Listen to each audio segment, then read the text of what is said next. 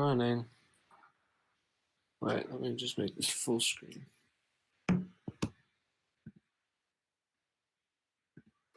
And should be able to exit this.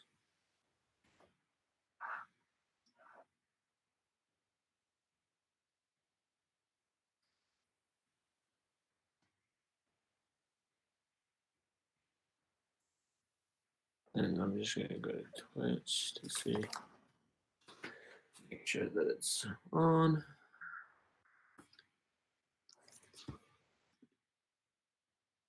Yep, it's streaming. Okay. Just let me log in real quick and just make sure that if we switch, tell me if it's working. I'm going to switch to my profile. You may have to switch back to yours. Okay. Baker? Okay. Does this have to be full screen? Yeah. Or does it broadcast your screen? Okay. Yes, and it's doing my microphone, the inbuilt microphone as well. It's streaming right now. Okay. Yes, and it's doing my microphone, the inbuilt microphone as well. It's streaming right now. Yes, and it's doing my microphone, the inbuilt microphone as well. It's streaming right now. So I can't switch back. It's doing my microphone, the inbuilt microphone as well. Does it only do the screen? What does it do? I can't switch back. Is it streaming the whole screen? Yeah. Does it only so I can't switch back. Is it streaming the whole screen? Yeah. Does it only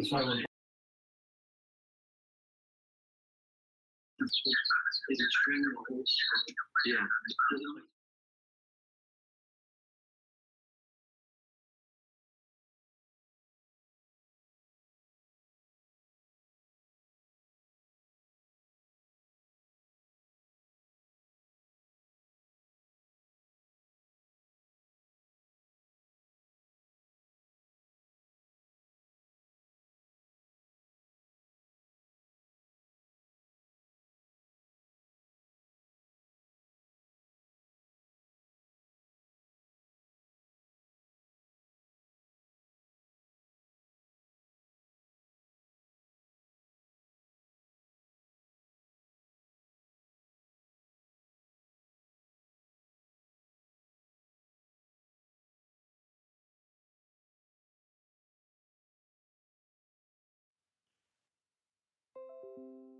Just till 9 p.m. And you have to stream it the whole day? Yeah. Why? Just till 9 p.m. Because that's what, And you have to stream it the whole day? Yeah. Because this is where we get most of our work done. Just till 9 p.m. Because that's what, because it makes it transparent versus the thing. Because this is where we get most of our work done. Just till 9 p.m. Because it's annoying. This is where we get most of our work done, and it makes our entire process transparent. And we can say that we did these 12-hour hacking sessions, and people will be able to believe us.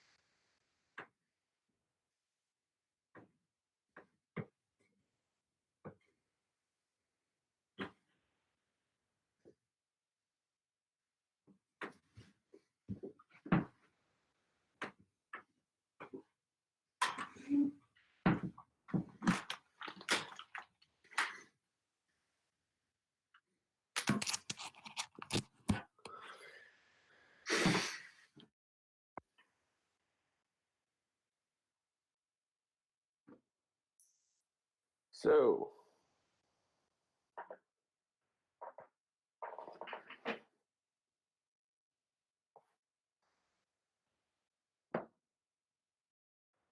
This is our 10th Twitch stream. Our 10th 12-hour, oh, it's not a 10th Twitch stream. It's our 10th 12-hour stream. And we are live now. I'm going to just text the group. They're going to be getting on a little longer, probably around 10 p.m., 10:30. But we're starting now, going until 9 p.m. Gonna be fun. It will going to be fun. All right. And I'll share my screen in a moment. Got a couple side projects going on. I gotta close everything.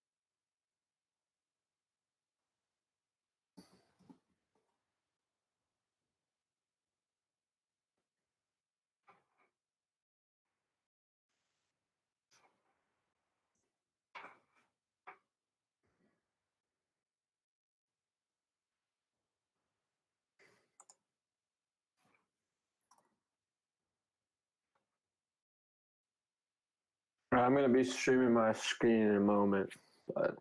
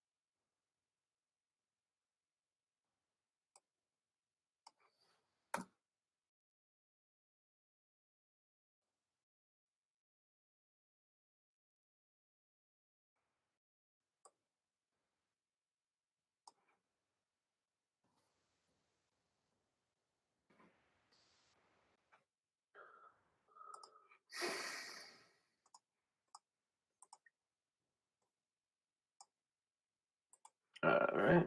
Let's just see what screens I have open. This will open. I don't need to show all this. Desktop. And Honestvote. Does this have a link to it? Nope. Blah, blah, blah, blah, blah. Excuse me. CSC.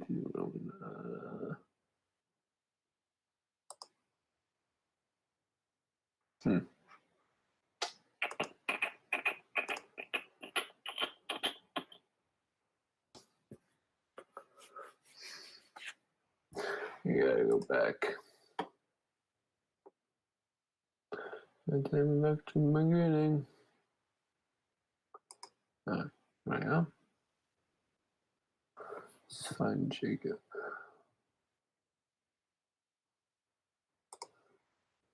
Users. Jacob. Ooh. Source Gab. Genie Bomb. Honestvote. Here we go. Bam. Let's just pull, make sure we're in the latest version. I'm pretty certain we are. And present.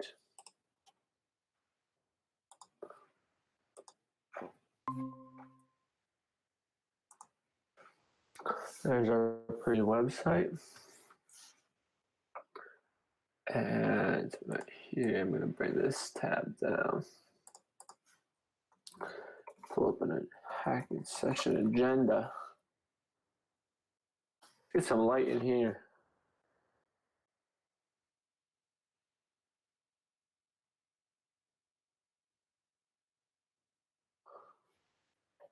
So Matt's going to be on 10:30, he says.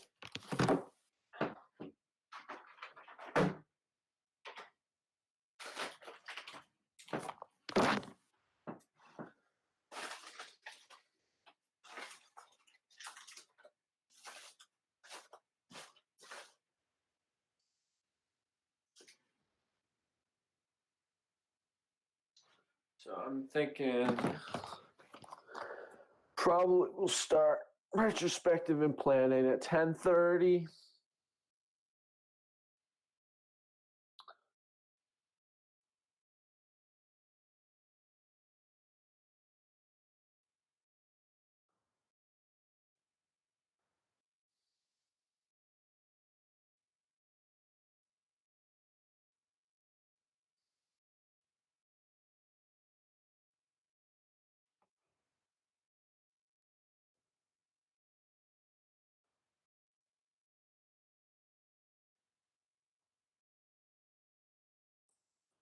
Put this up here.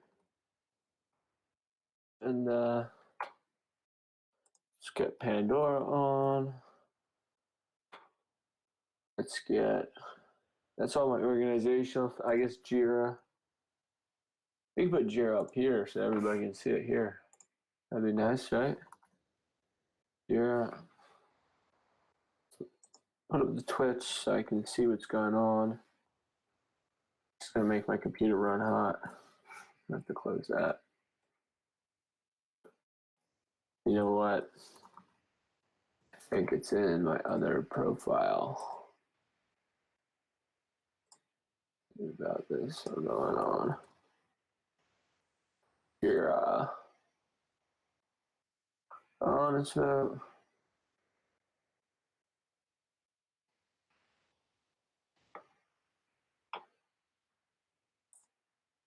I already know what I'm working on.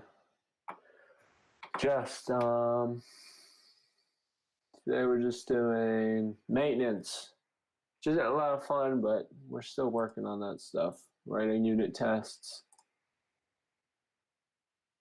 because we didn't do it before. We were in such a rush to get this thing done. We don't have all the unit tests. Yeah, we have like no unit tests.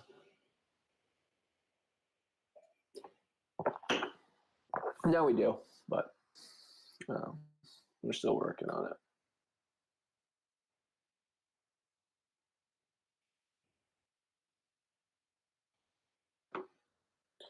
Cool.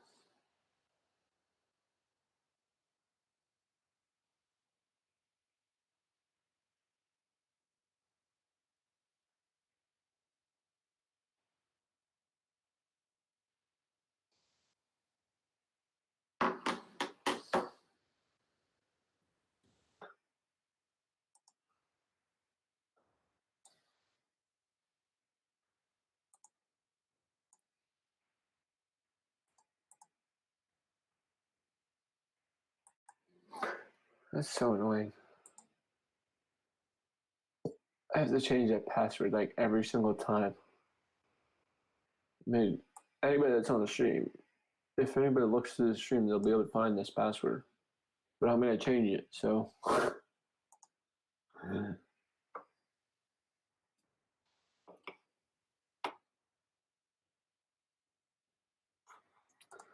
All right, let's. Quick refresher. Been doing a lot of marketing lately, so I haven't been active in this repo.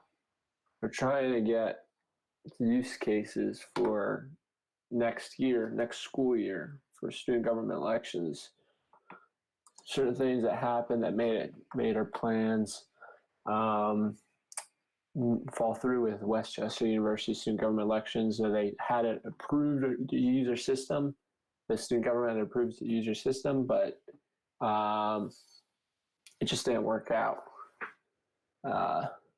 because of IT. They hadn't had time to review our system. There was not clear transparency that we didn't really know that the IT team was supposed to. So we thought that the student government already had the authority to do it, to approve it, but apparently they did not. So this year we're going to be marketing a lot earlier in hopes that we'll be able to get big use case. Our system is built on trust, so we need to have a solid product first of all, but we also need to have it out in the market. So we've been spending a lot of time on marketing recently, Matt and I.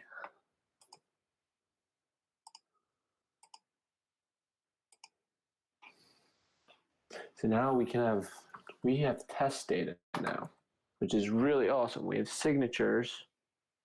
Last time, Simeon and I made the signatures consistent between the front end and the back end.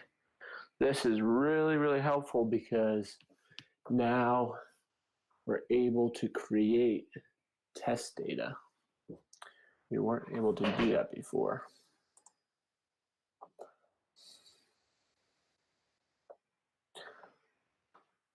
I'm going to be quiet because I've got music playing. Probably. I can't commit to that.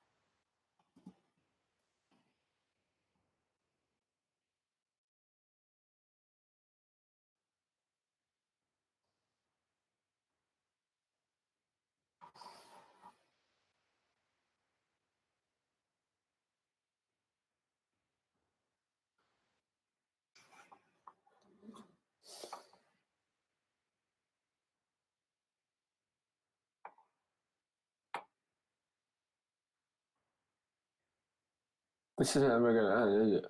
Oh, you know what? Yeah, it's not gonna. That should throw an error.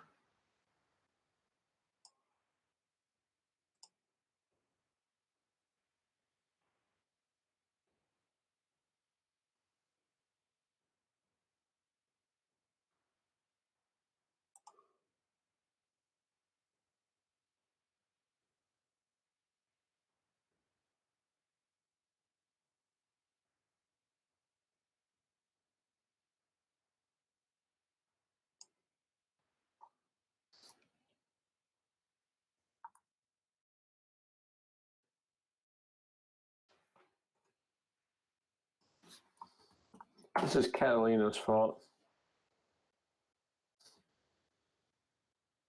Freaking hated it. Broke everything when they updated Catalina.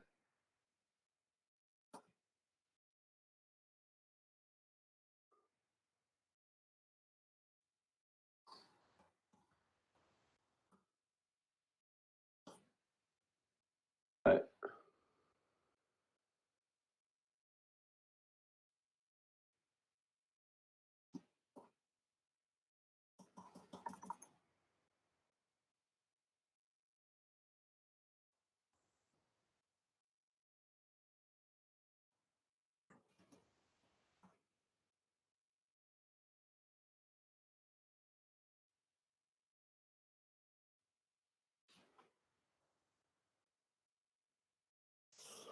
this one should be a lot faster now.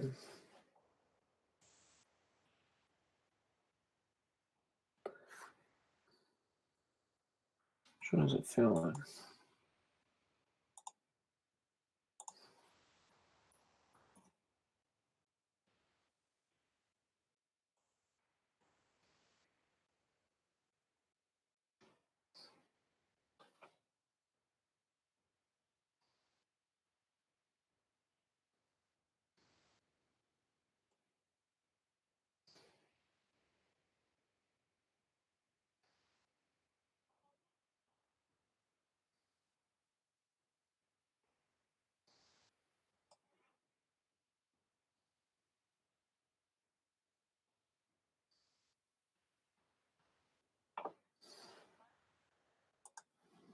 I don't know if I necessarily want this.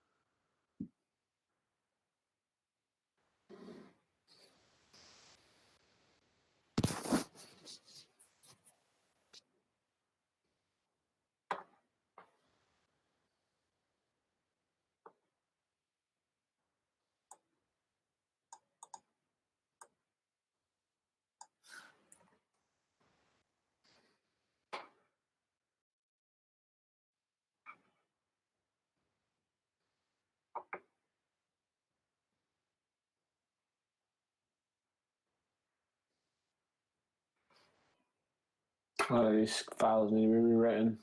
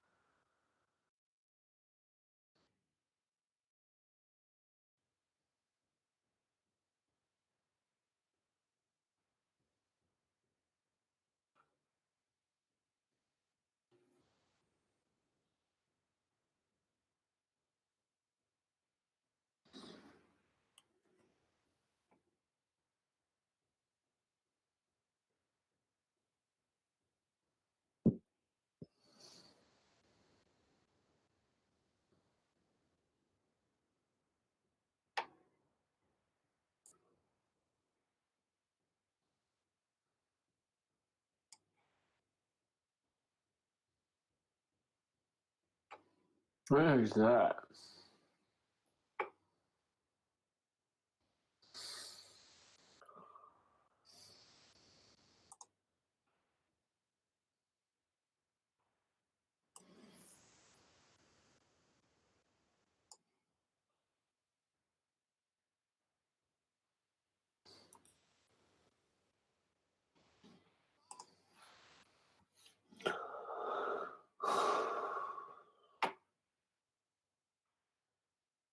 We have most of these actually. They're not perfect, but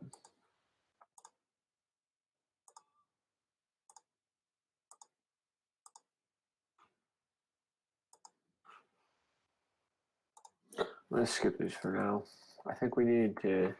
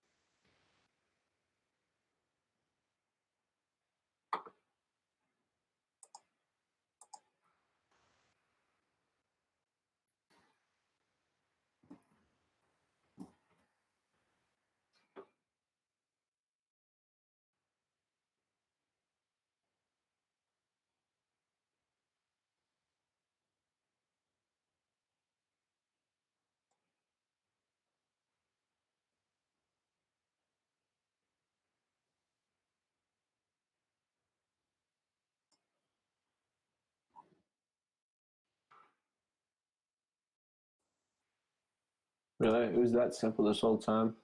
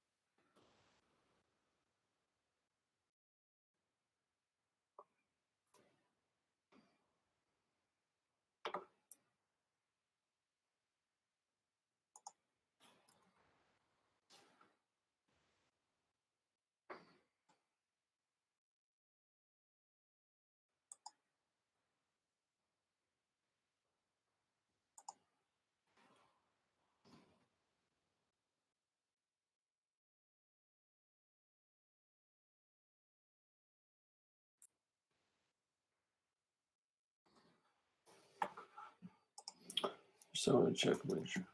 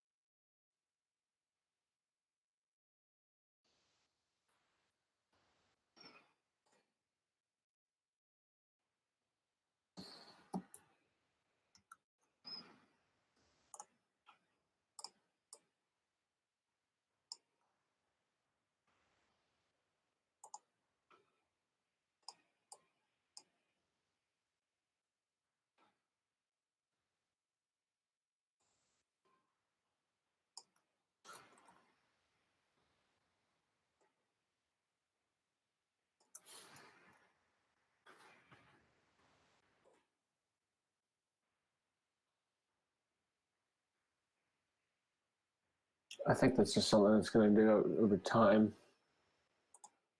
by convention. There are a lot of spots I need to fix that.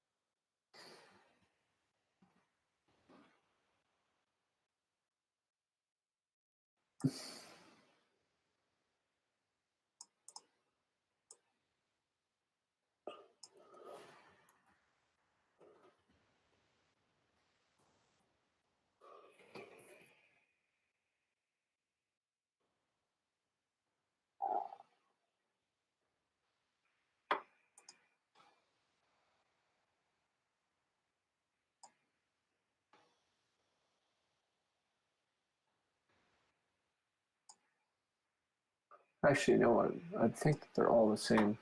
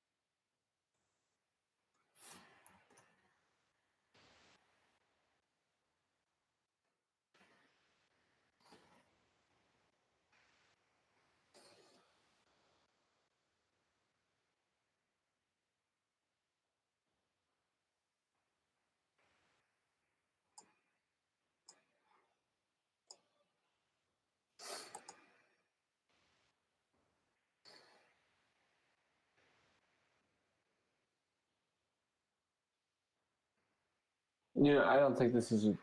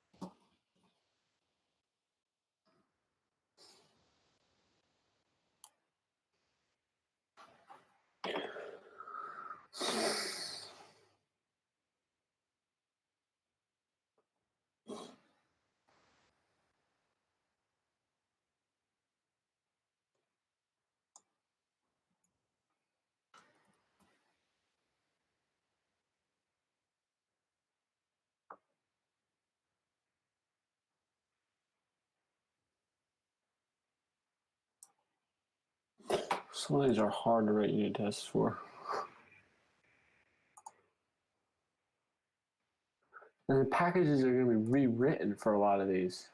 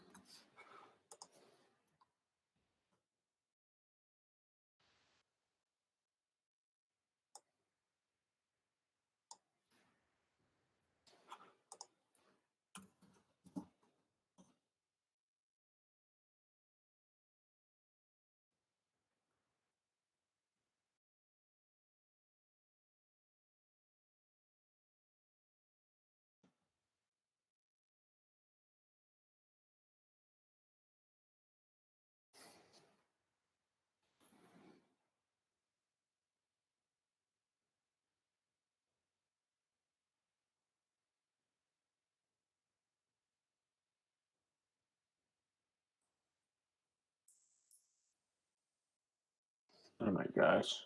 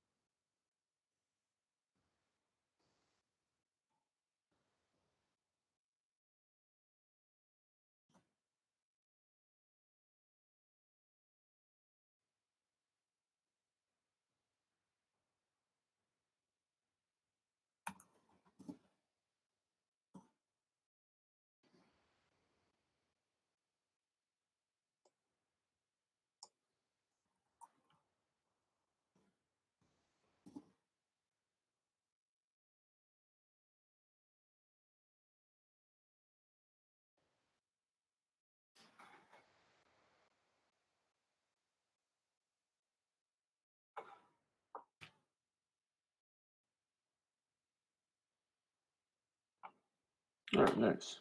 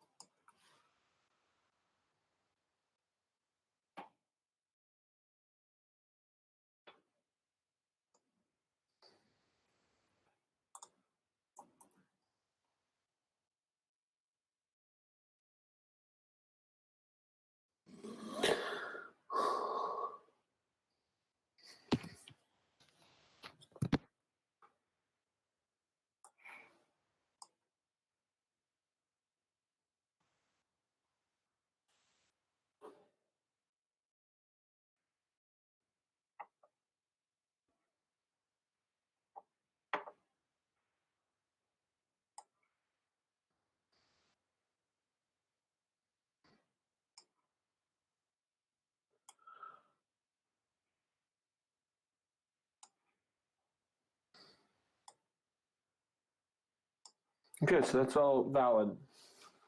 So I know that this is generating stuff correctly.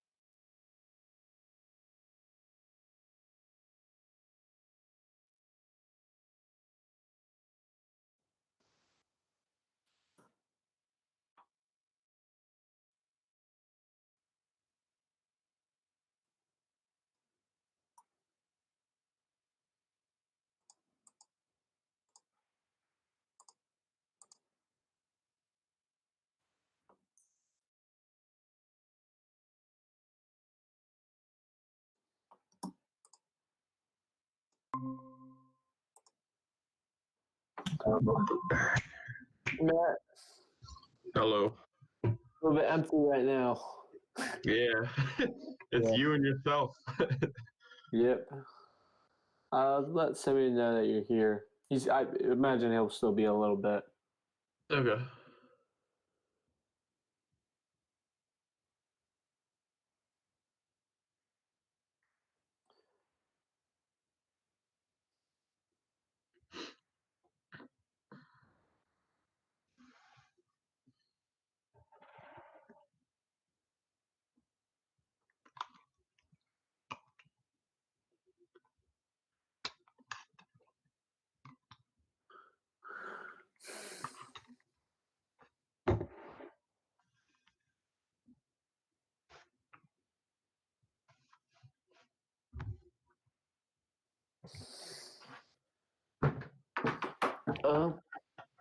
I'm not sure.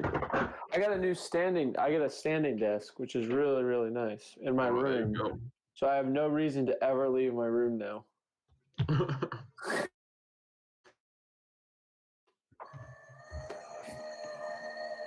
that what I'm hearing right now? Yep. Yeah. Yes, this is our 10th stream, which is really cool. There you go. Or not 10th Is stream, that our 10th 12-hour hacking session. Mm.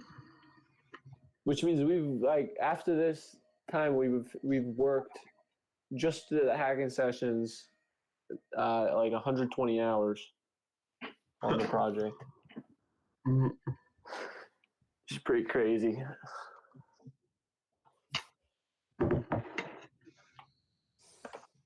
Our CRM looks pretty good. I can show that. I can show that to you now. Right now, I'm just Yeah, working on the unit tests Okay. and all that stuff. I'm actually working on creating the script that generates the mock data because we can do that now. Okay. So I'm going to generate the mock data and come up with some kind of structure for how to implement that mock data in. So in the database, we can compare the mock data to because before you were using the existing data in the database, Yeah. but that data is subject to change.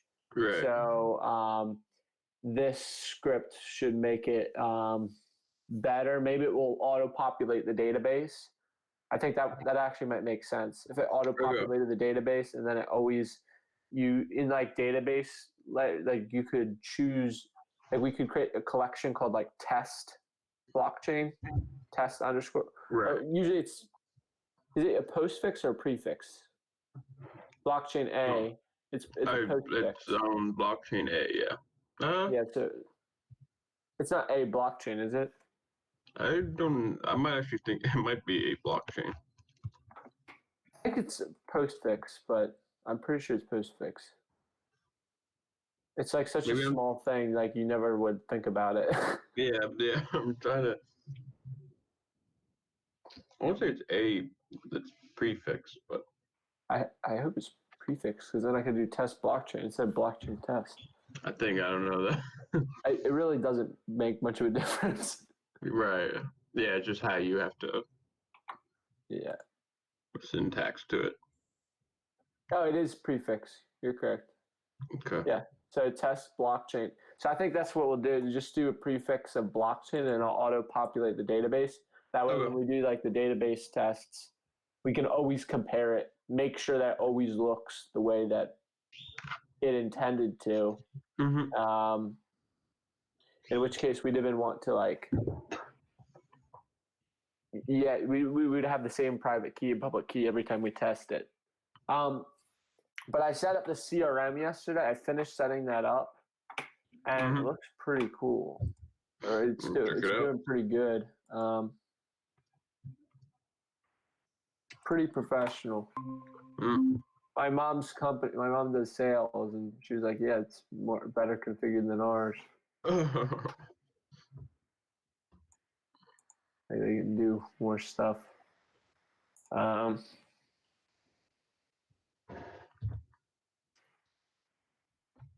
Let me pull one of these tabs.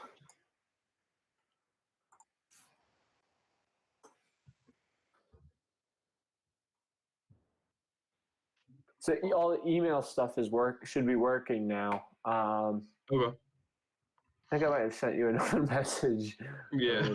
Did you get it? The tests. Yeah, I got those tests one. Um, I don't know about the other. If you sent anything else, though. so the thing is, it's all coming from the same email. I created a new email.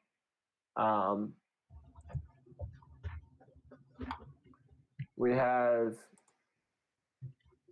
catch-all at Honestvote.io. It's like this Okay. special thing that So everyone gets it, kind of thing. basically all emails are sent and received from catch-all at Honestvote.io. But Okay. when you get it, like, It writes whatever email you're using, right?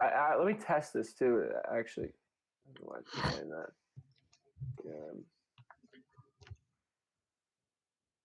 Hold on. I don't know why it's going to be an error. That's depressing. Swipe is not a function. I've never had that error before. It's just when I'm showing it to somebody else. Yeah, right. That's how it. So test opportunity. We're just testing this right now. Matt, Spencer. I think this is to your normal email address. So you can do expected revenue, but right now it's student count. Right, in case we do have. Thing. So 5,000 students, Matt Spencer. It's not showing money anymore, and it's like I got a lot of students under me. Yeah, you have a lot of students. Yeah. You're a sought after professor. Yeah, man. Okay, so it's doing with no revenue, unfortunately. just students. So if I send you a message, I think this is Jacob at Honestvote.io. So hello there. And we can change our signatures too. Okay. So when we log a note, it will only send to the internal people. When we send a message, it sends to the client too. So if they like marketing people, they want to ask us a technical question or something, or like get an response on something, then they can log a note. And those all should deliver via email. So you should probably check your school email, and you should have gotten it. When they respond, it should come up into the CRM, and it would takes like a minute because it has to do run a script to fetch the emails, but it should populate in the same spot that it was sent. Let me know how that looks.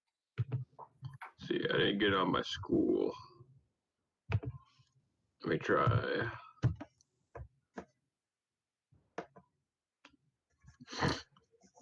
I did not get it. You didn't get it yet? No.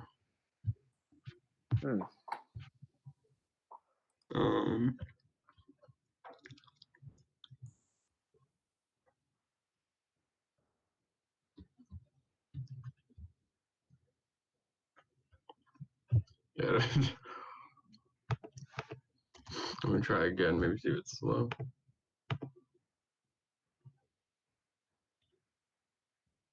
Yeah, no. Yeah, not in junk either. Maybe I need to do more testing on this. I don't know. It never works when you actually want to show it to someone else.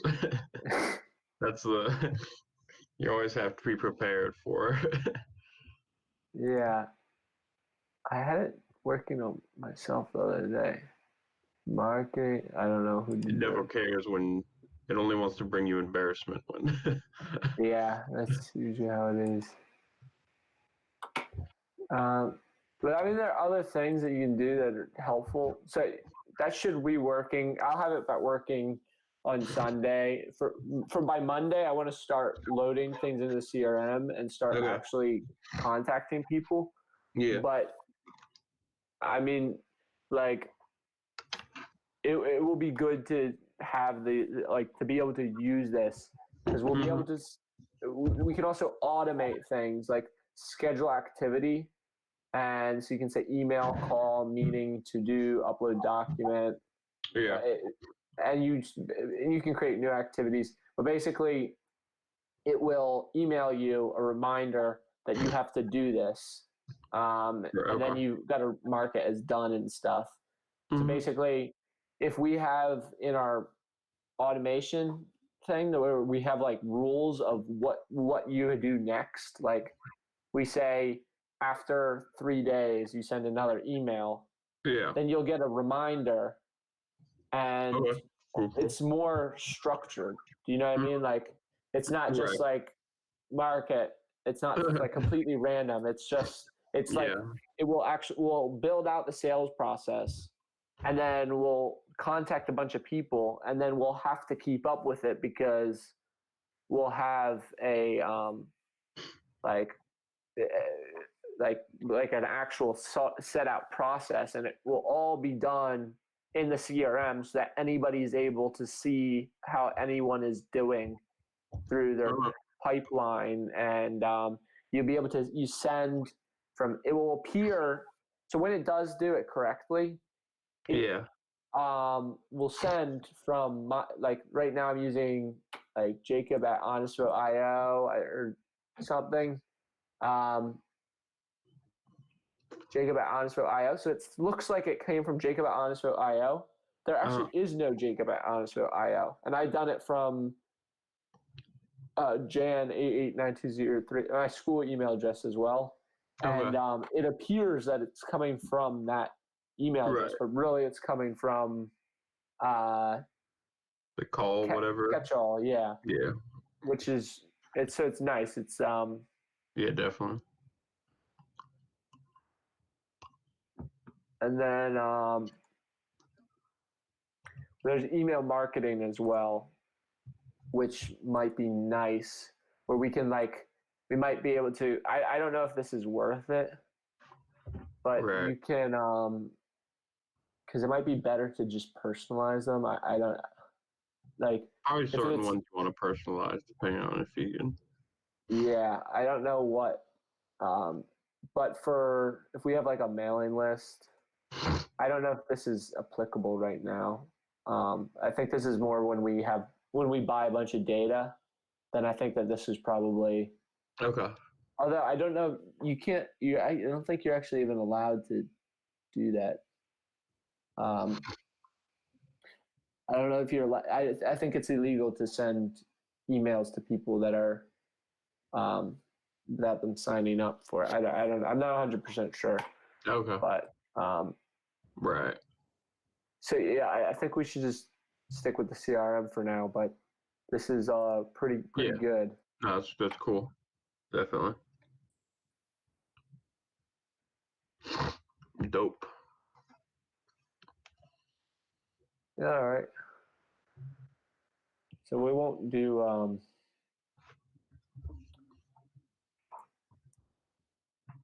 planning and stuff yet until I hear something back from Simi. I assume he's getting on. We talked on Scrum on Thursday. He said he was going to be on, so.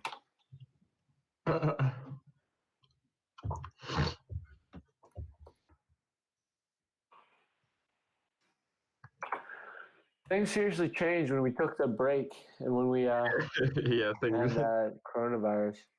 Mm-hmm. But I'd probably just wait and see for when school's over, because I'd say I'm pretty busy and I'm not working like they are. So yeah, I really want to they're working and stuff, but I mean, and I'm trying to think about what I'm trying to say. It feels like the project is, or the project is not as we're not as committed to it, and it's in some ways it's breaking apart.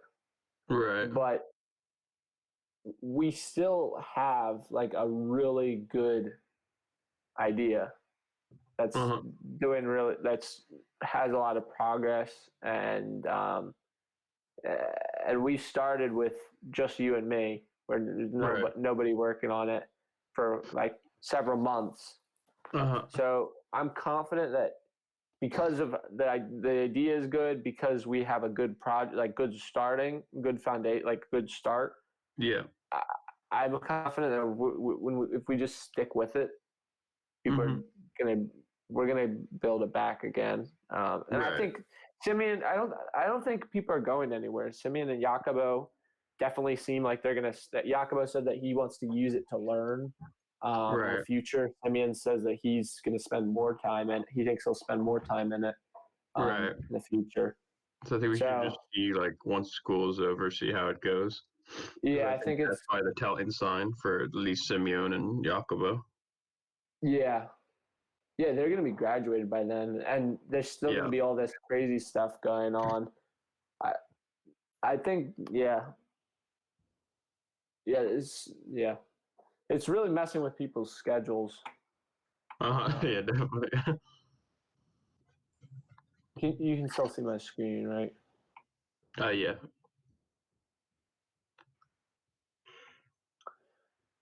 Okay.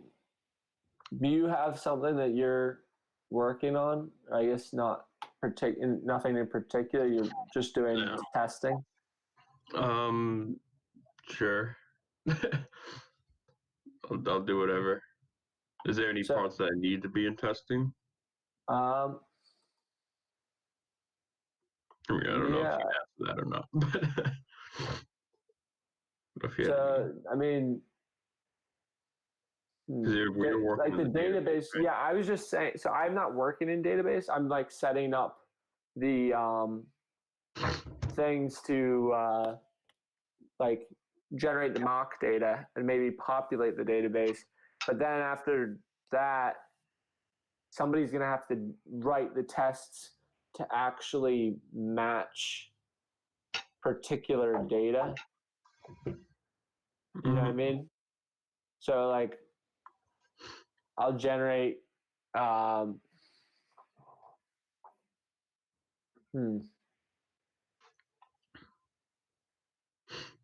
don't know. I'll generate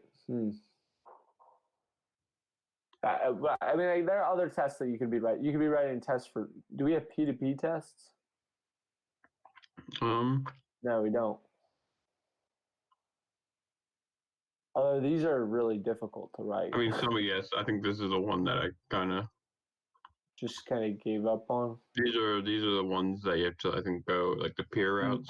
You need data. Like, this is what Simeon was talking about, comprehension testing. There's a lot of stuff that needs cleaning up in our code, like a ton. Simeon was showing me this thing, or we found this. He found something called init. Okay. You could do this. There's an init function. No, I have not. I did not. This is like really, really nice. I think there's certain things in our So what does that do for you? Just keep. So this is the stuff that before we were doing this stuff in like main.go, some of this stuff. Oh, okay. Or we're storing stuff in like, you know what's really bad practice is in P2P we have like these memory stores. These kind of drive me nuts. I don't think that this is 100% correct. Okay.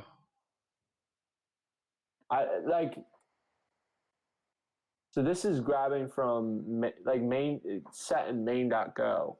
I don't. Right. Okay.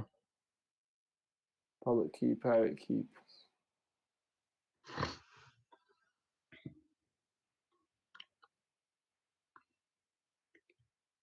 Yeah, like these are set in main.go. I think it would be better if these were initialized from a file. If that makes sense. Okay. So maybe they are initialized from a file in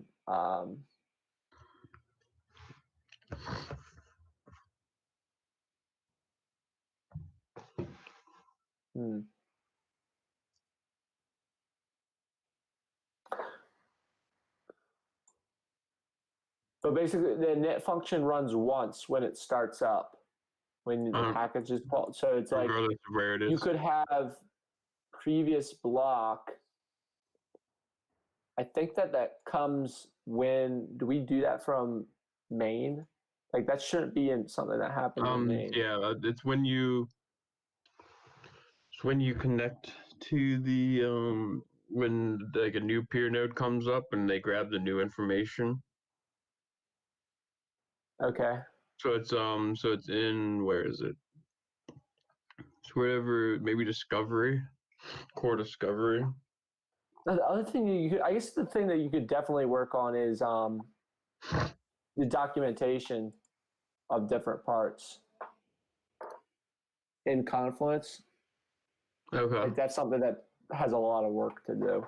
We don't have Right. any documentation until I have the mock data in. Right. So do you think you could do the what do we have so far in Confluence?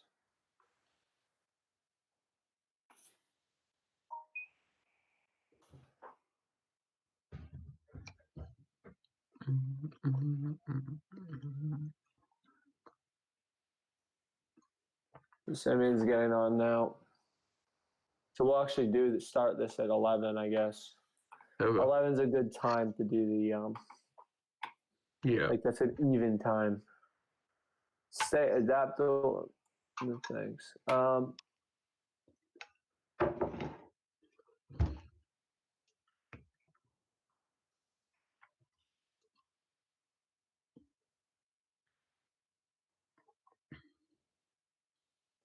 This is really bad.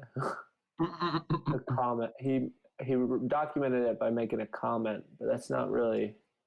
I'll see. Interesting call. Yeah. So this is all needs to be made. Explaining how this stuff works. Database structure. You made this last time, right? I think Or so. no? Did I? I No, don't I know. don't think. No, I think this was in the. I did get starting. I think you started. I don't know how much I just kind of took some of the.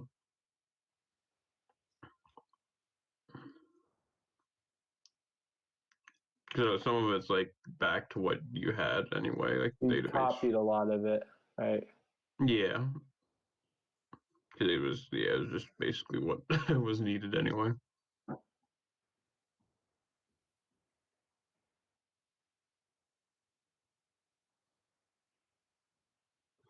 And I think I did this.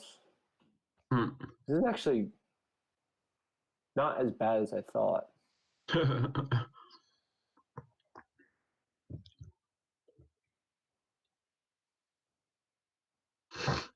Right? I mean, like this is a lot of the code. Consensus. This is not correct. Yeah, now I think it's incorrect at the time.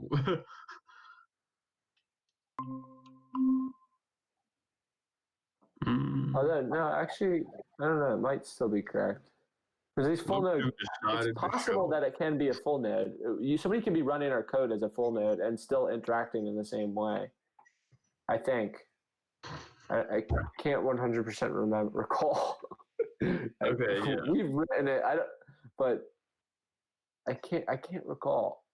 I think they just wouldn't be able to do transactions. Actually, that is incorrect because we don't have the verification sent back. Correct. The registration. No, the block verification at first that doesn't get sent back. So between the nodes, that's WCU, UPenn, the purple stuff. Yeah. That there's no send back, right? they just verify, and if it's verified, they put it in the Yeah, system. that part is definitely incorrect. But I think the full node stuff is actually correct Mhm. because a client can send stuff. It proxies Yeah, I think there's successfully. still that makes sense. So we're going through conflict. We're going to start actual thing at 11 because it's a good number. But like the retro, You can start on at 12. we could do that, but that would be kind of boring for an hour just watching me like going through this. That sounds really exciting, honestly. I'll just go get coffee and never come back. Yes, that was actually my plan. Uh, The only I need wrinkle a in that Mike's plan Hard is I already Lemonade. have coffee. I need a Mike's Hard Lemonade. That's what I need. Drink Yeah. away my sorrows. Yeah. Or mix it with my coffee. That would also be a call. Some Mike's I Hard think that's Lemonade. actually Mix it in with. What just happened? There was a network error. Huh. I errored your network. Uh-oh. Whoa. I need to get on this thing real fast. You guys froze for a second. I don't know what you guys just said. Did I freeze? Nothing important. I make a habit of freezing. No, it's all on you. It's all on you. You're the worst. You're the fail point. I see you're sitting next to a door. I would never. Outside that door. No, that's actually a dog. That's a dog? Yeah, it's a dog. That's a dog. It's Is that a dog. wrinkly dog? No, it's a dog. It's a chicken. Let me see this dog. It's a chicken. Oh, it's it's the fur. I thought that was rolls of fat. I was like, that's a fat head. I thought it was like a bunch of rolls on his head. Dog is wearing a hoodie. Chicken wearing a hoodie. What I was looking at. I was confused. I was like, that's got a lot of rolls on his face. It's all good. Okay. I was afraid that something had happened to the stream, but the stream's good. I'll make sure something happens to the stream. Yeah, because at first I thought it was like a French bulldog with all the rolls on it. From Chinese crested. Yes. Yes. That make it Chinese crested. That's why she's wearing clothes. The other thing that I'm realizing when I guess this is retrospective. We should just talk until 11. I'm being annoying. I'm being Busy Life LLC. I'm getting coffee. I'll be back. Busy Life LLC, you guys. Busy. Maybe I'll be back. Maybe I won't. Maybe I'll just leave forever. They're not all for you, obviously. Well, then why are they all for me? They're here for me. Some of it's. They're not, and you know it. But why are they all for me then? They're all on the same plate because you and I share. Can I have one? Yeah, can I have one? You can have one. What am I looking at? No, it's all of mine. chorizo. I will fight. A what? It's chorizo. Sure. It's sausage of some sort. That's sausage? Uh, That looks like jam on it. Speaking layman's terms to me here, I can't get. Is there Is it just? Think of it as pepperoni, even though that's not true. It's pepperoni. Ew. And then is that cream cheese? Pepperoni for breakfast. They're like Spanish pepperoni. It's Spanish pepperoni. Spanish pepperoni. That's my favorite kind of pepperoni. Mm-hmm. Is there some cream cheese under that? Although I realized when I was putting on, I was like, I could have used just regular pepperoni, and that would have been really good too. But like, no, Yeah, I haven't gotten you guys bagels for any of these hacking sessions. Come to my house with the bagels now. She didn't some of it. Yeah, you're getting outdone right now. She brought Spanish. When we go back, I don't know if there are going to be any bagel stores left. Mm-hmm. I'll be gone. I'm going to get my coffee. No, don't do it. Or there will be new bagel stores. Honestly, like think about a bagel store. Bagel store can't. They're not doing delivery. If they are, they're not doing it as much as before. Or they're not having as much sales as before. Mm-hmm. Hey, if you want to do the bagel delivery for each of us, I would have no problem with that. I haven't had a fresh Zero bagel problem. in a long time. Mm-hmm.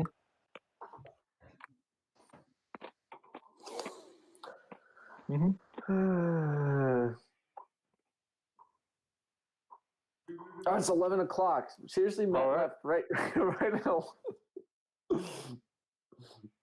much noise going on over there.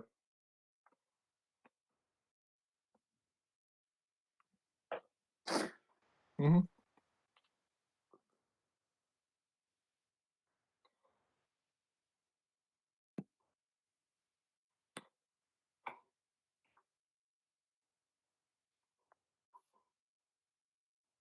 All right.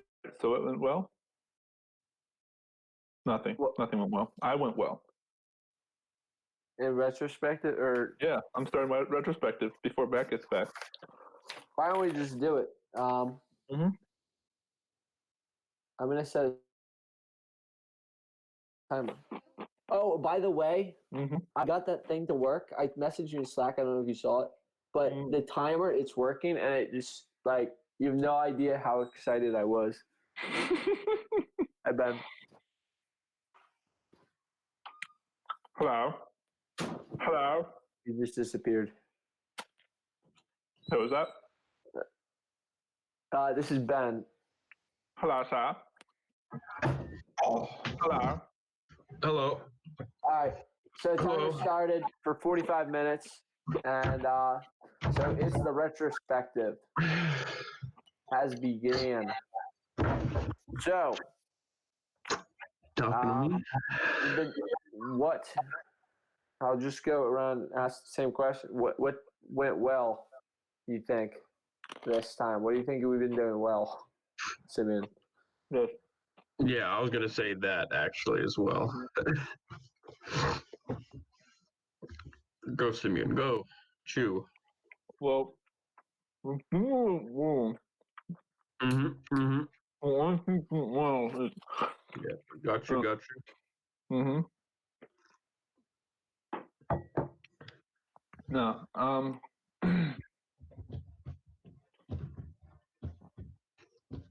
Honestly, and, No, you didn't. Don't lie. there hasn't been a lot of change in status since last retrospective on that front. A lot of stuff has just been in the way, and it's hard to think of anything that would fix that, because everything that could fix that is literally just more things that I need to do, like be clear on what I need to work on, which I've actually did a lot of yesterday. And also we had done that. I just have never gotten around to it. So honestly, I don't have much to say on that front. So he just said we're all stupid and terrible people. That's Yep. what I heard. Especially you. Mm. So is that something you don't think that is something that we can necessarily like fix? You think that it's like On that just front, I don't think so. Besides, be better motivated. Just be better. we were really motivated before. So like what do you think the main difference? Do you think it's just the same thing that we talked about last time? Yeah. Where it's like there's no immediate need to get it done, and no Well, incentive. we got a lot of the main functionality to a point, and now it's just pushing that point to be more refined. And I feel like that's not super exciting to work on, but it's stuff that needs to be done. Mm-hmm. Yeah, I'm not super duper excited on working on documentation, but whenever I realized that I could implement rules that other developers had to follow for the linting stuff, that actually made me super excited. So I'm actually right back on board now. So it needs to be like that's not even sarcasm. That was actually pretty fun. Creating those linting rules. And then now I'm going to be writing up the documentation on how to do Redux and stuff. That's actually going to be pretty fun. Yeah, that's exciting. Yeah. Righty. So, anything that you think is going poorly that could be anything going poorly that you don't like about this new setup, or you think that we could be doing better? Not honestly, nothing that comes to mind. We might need like a. I guess we do have pretty good documentation on what the product is. So like at the end of the semester, whenever we need to return stuff in, maybe we can all work on a report together that says like this is it in paper form. So like a white paper or whatever type of paper you. Yeah, sort of. A white paper would be really nice. I mean, we need to have a white paper Yeah. eventually. But like that's not really a thing that we didn't do well. It's mostly just another thing to add to the list, I guess. Yeah. But I think in terms of things that we could improve is the no, not really, because we are doing pretty well on like explaining the product since you had to do all the advertising stuff. And so I feel like we can use a lot of that for the report, at least for the what we turn in at the end. But so yeah, I think that's it. Nothing really. Matt, what about you? Is there anything that you think that we've done well, or that you feel like you've been like that has encouraged you to work on the project during this time, like gotten like it's piqued your interest? And So it's recently, I don't know if this is probably for, I guess it's whatever. So I've been, right now I wouldn't say autopilot per se, which I think this is something everyone can feel right now, is that not much is going on. And like I guess you mostly did the like speech and stuff, but we've been doing the competitions and doing those meetings. So I think that's really the only connection right now that I have with the project. So like I enjoy the competitions besides the buffalo sauce, but the buffalo sauce.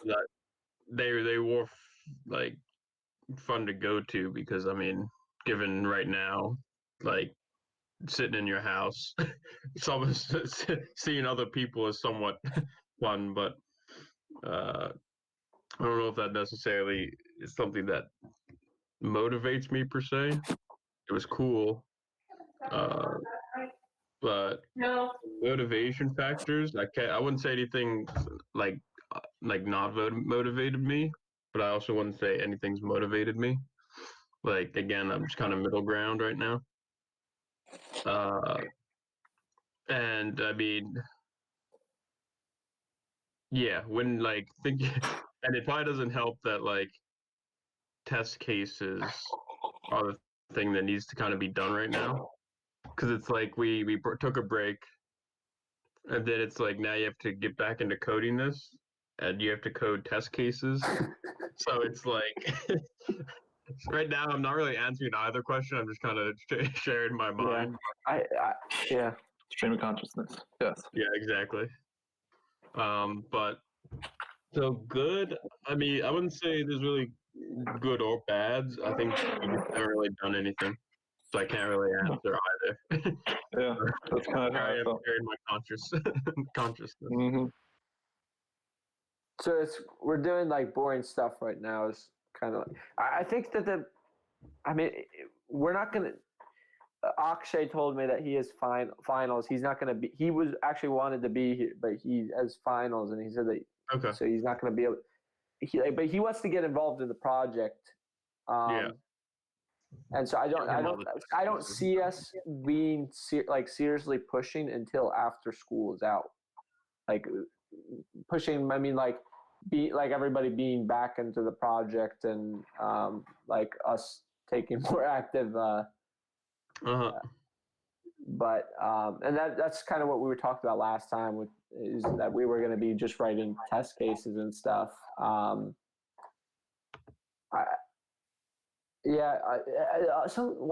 thing, as I was going through the code today, and thinking about the test cases and how we're spending dedicated time to writing just the test cases for the entire thing, I'm thinking more like our code, the blockchain code, really it's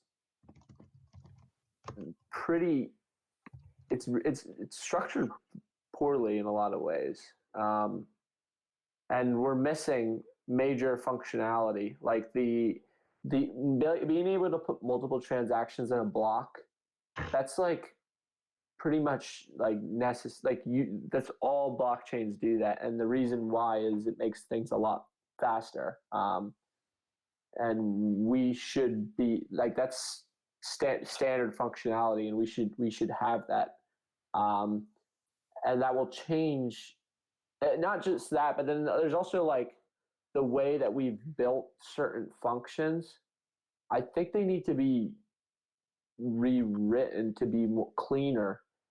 In which case, if we write if we spent all this time, dedicated time to writing test cases, that's boring, and we're not building new stuff, and we're kind of like getting like less focused on the project. I feel like it might be wasted time almost. I don't know, Simon, what are your thoughts on that? I mean, you're not Wasted that time involved in the blockchain, but so you wasted don't time really. on the test cases. Yeah, like because I feel like we might have to rewrite every single one. Well, ideally, you'd be writing test cases immediately after or even before you write the code itself, which means that a lot of times that takes people by surprise and they're like, what? Writing it before you even write the code? That doesn't even make any sense. The thing is, the way that you design the test cases should actually be, this is kind of the shadow of what we need, and this is what I expect the actual thing to do. And then whenever you create the thing, it'll satisfy those. It'll just kind of slot right in place. Which, if that doesn't make sense with how you're doing test cases right now, at least for unit tests, the answer a lot of times is you need to write better unit tests. It's easy to say. I don't know how y'all are doing it. A lot of times, like you should have tests that should test functionality in such a way that would say, okay, well, whether you have multiple transactions on a block, then the test case should be able to be satisfied regardless of whether it's one or multiple. And that once you implement the multiple one, then the same test will pass. You know what I mean? Like what you're saying is that this is what these are the list of things that I am committing to the block or whatever, or to the blockchain. And then after they're committed, then this is what the blockchain should look like, right? And so whether it's one or multiple, that test should be satisfied before and after you implement multiple blocks. It's just that before you implement multiple blocks, the test case will fail for doing multiple blocks, and afterwards you just it'll satisfy more test cases, right? To your specific question of like, is this a waste of time doing tests right now? It depends on whether the multiple blocks on a block or multiple transactions on a blockchain is like priority. If it's not priority, then test cases might make sense to do in a way that would still apply afterwards. That you wouldn't be throwing it out. You'd be modifying or maybe enhancing it, but you wouldn't be throwing it out. Yeah, so I think what you're saying, like the test cases should be in like we should be writing functions that are small and very small and don't have a ton of functionality, so that we can write test cases that will test that stuff, and then those things will still apply in future versions. So the way that I have been the way that it's been explained to me oftentimes is that test cases are the reason for. So basically, test cases are modeled after the acceptance criteria, and the acceptance criteria are obviously it's literally what's being asked for. This is part of a thing that the product needs, something very specific to the product. And so you should never need to get rid of a test case unless you're getting rid of a feature. And so that test case should test it as the requirement states, meaning that you're not testing the way that the code works internally. You're not testing the way that you have it particularly set up.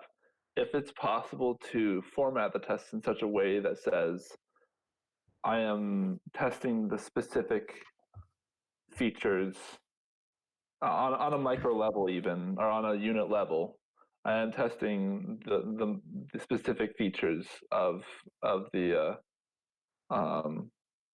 thing that you're working on. Do you have it? What's that? Do you have a unit test that you can show us from your? Let's see. I do have. Let's see if I can pull something up. I still personally need to work on my unit tests, obviously. So this is sort of, I'm not going to say hypocritical. It's aspirational. But let's see if I can get even just a single. Okay, this is very, very, very unit level. But I guess that might be what you're looking for. I don't know how much it really applies to this case, but Like the button press ones. I don't know if they're as yeah. So this right here, a button by definition needs to be able to be pressed, right? And whenever it's pressed, some action needs to occur, and so that is part of. It's not literally a reflection of a single test scenario, but or a single acceptance criteria, but it's definitely a part of the expectation of what the product does. So in our case, needs to render without errors, right? So it needs to just show without doing runtime errors, because JavaScript is sort of known for the fact that runtime errors happen a lot. So this is just very basic level. And then this is saying, okay, well, create a fake function, or create a mock function, render the button, find the button in that, click it, and then expect the onPress to be called. It's very simple. It's saying, okay, the callback needs to be called, but it's testing the basic functionality. Another test that could be done is above this could be to say, okay, well, find by text button, and if it doesn't exist, then it's an error. If it does exist, then it passes, and that's closer to a snapshot test, which is another thing we can do on the front end, but not really on the back end. But it's literally like it's testing the things that are to be expected, and it doesn't matter the implementation in here. It doesn't matter how they decide to do the button. There could be a whole bunch of different like divs within divs within divs within whatever you want to do. So long as it has the text button, and then when that text is clicked, then the onPress callback is called. This is satisfied. Does that make sense? So I could change what button the button looks like. I can change what the way which callbacks it uses to do on press, so long as whenever the click is activated, then it does the on press. Yeah. Some people do say, part of my acceptance criteria is how it looks, and so a full snapshot of like giving everything what it looks like is part of the test, and it needs to satisfy. It needs to look exactly like the style guide, but we don't really have that kind of granularity. And so we don't have that as a test. So, I'm just trying to think how we would, because the UI, it seems like it sounds like it's more straightforward. It is straightforward. Like we button click, like it, but within the back end, like we have, how do you check whether or not the database is returning something correctly? I mean, you compare a struct to whenever it comes to reaching outside to the database and stuff. That is an important test, but that's not an important test for a unit test. Does that make sense? So unit test, you're not testing whether the database works correctly. What you're testing is the logic that says, okay, once we got the data from the database, what are we doing with that data? We're doing this, this, this, and this. Test that functionality. And so for instance, more of what you'd be doing is what I was saying is you'd have a function that says, take this data, do some sort of, like, for instance, if you're to test the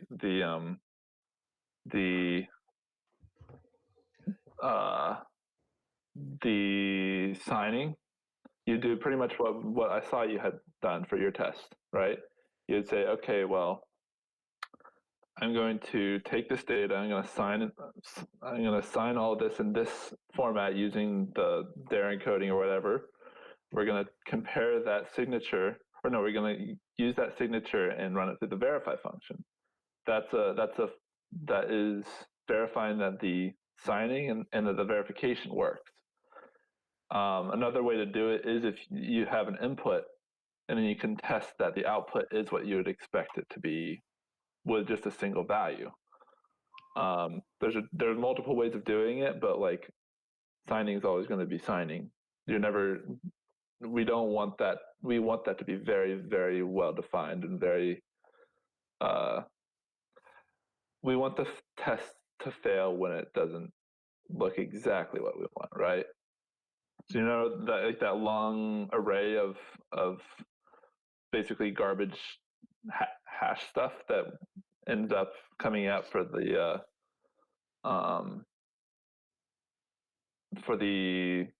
signature. It's not a hash, but still. So whenever we sign something, that the signature comes out and is a big ugly piece of stuff. Mm-hmm. One test could be, okay, we have this block of data. We have this, say just a string. We have the string. We pass it through into the sign, and then we expect that to look exactly like this big piece of garbage. And so that would be a decent test because that's testing to make sure that it complies with our signature algorithm. And so if somewhere in there something messes up, maybe a line of code changes without people realizing, and it doesn't create an error, then that test will fail, and we'll know that our signature algorithm is not consistent any longer. Just to say, when we're we would test that by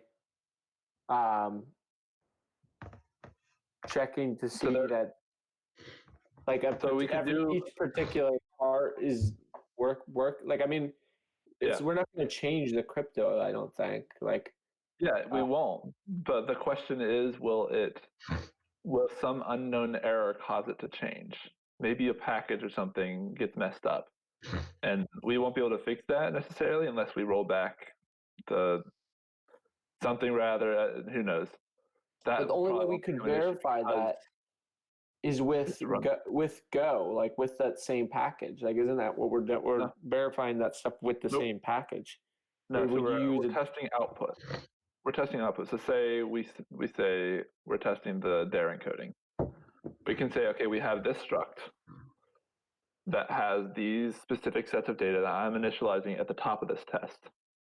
We're going to take this, we're going to marshal that data into the bytes. Now, once we marshal it into the bytes, this string of bytes should look exactly like this. It should have, the first byte should be 0x something something, the second one should be 0x something something, the third one should be 0x something something. Okay. And if it's anything different than that, then something's wrong. That Now, makes sense. will that happen? Probably not, but it's a test. Or you're doing the same thing for everything. So if any single small thing happens, you know exactly where to look. Okay, so these tests should be pretty small. So Yeah. For unit tests, go, it's very small. yeah. So okay. So could there be multiple unit tests for a single function?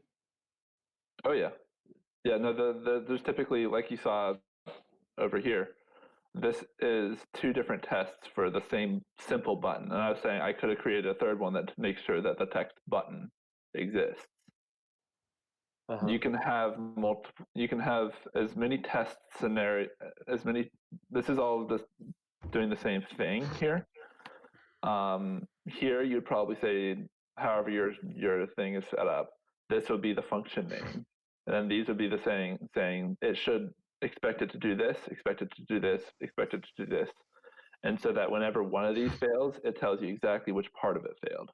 Mm-hmm. And so uh, the signing, it would probably be a lot more simpler, or a lot more simple. Well, no, you'd probably have two tests. You'd have maybe three. You'd say signing nothing gives me this output. Signing this kind of data gives me exactly this output.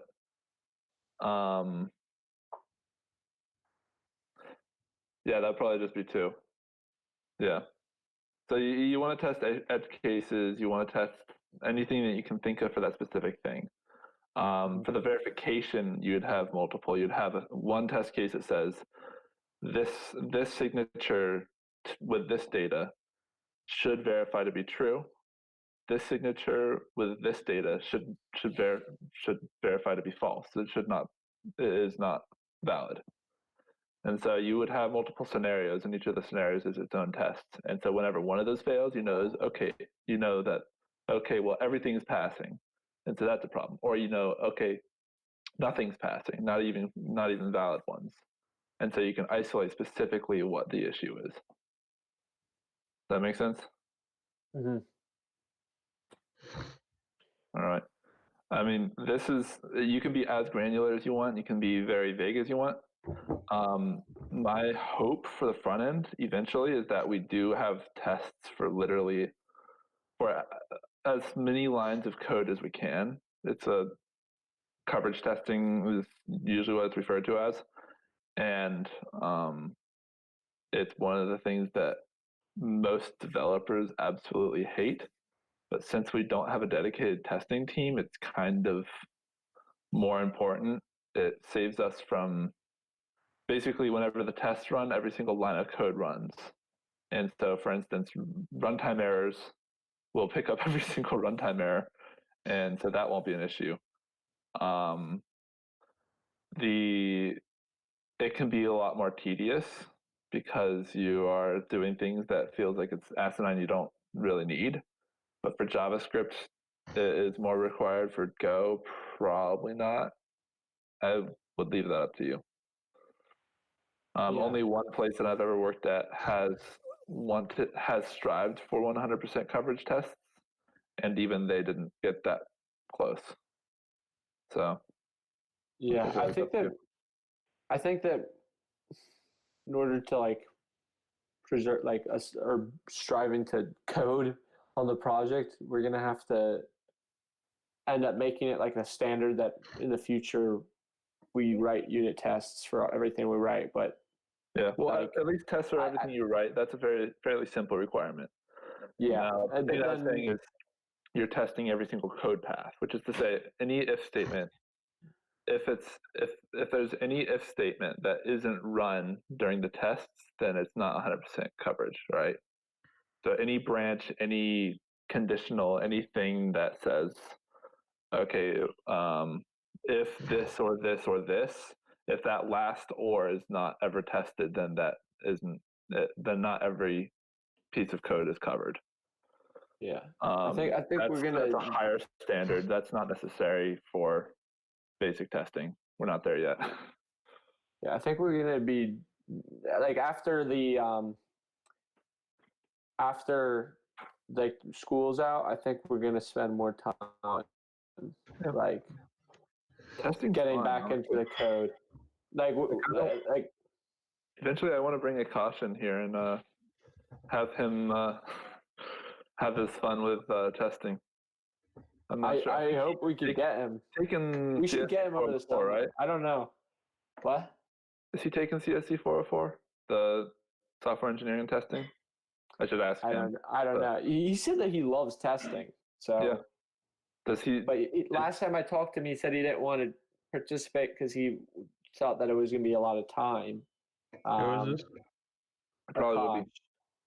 It Yeah. probably would be, but I think that there's still a lot of things that, like the things that I think really important, that I think that are big things for us, that is we still know vulnerabilities in our system that we should, like that, to me, that vulnerability, like the replay attack, to me that's a bigger security risk than not having unit tests. Oh yeah, most certainly. And the replay attack. The fact that we have that means that there's some test that's not written that needs to be written, but since we already know about it, it doesn't need to be written until after it's fixed. So we need to fix that. I mean, we'd like to, like, ring signatures is actually a pretty big thing. Like, we talk about how we have ring signatures, but we don't actually have them. It's just in the works to have them. And and election options and making this system deployable to other to like multiple data sources. That's something that's like core functionality. Like, in order to get people to use it, we've got to be able to connect it to multiple data sources and be able to deploy it easily from like a single like a place where people can easily deploy it. Those are things that need to be done. Yeah. And so they're really, really, really important. And unit, so I think we should be writing unit tests while we do this. But after, we don't want to fall behind more than we this, are with unit tests, but that doesn't mean that we have to backfill all the ones that we've. Yeah, because I feel Matt and I on the back end we have not been that productive. We've been pretty much doing, like, we haven't had a commit since last hacking session. We have been spending all of our time on marketing, but like Matt said, I don't think either of us are really that motivated to get into the project and just write some unit tests, where we don't even fully understand the like, you have a better understanding because you've done it professionally, and but we don't. It is whatever that word is that you use. We don't like we're not sure that we're writing them in a way that's actually going to be helping us. For us, it just feels like busy work. What do you mean? Yeah. That's what it feels like even for me.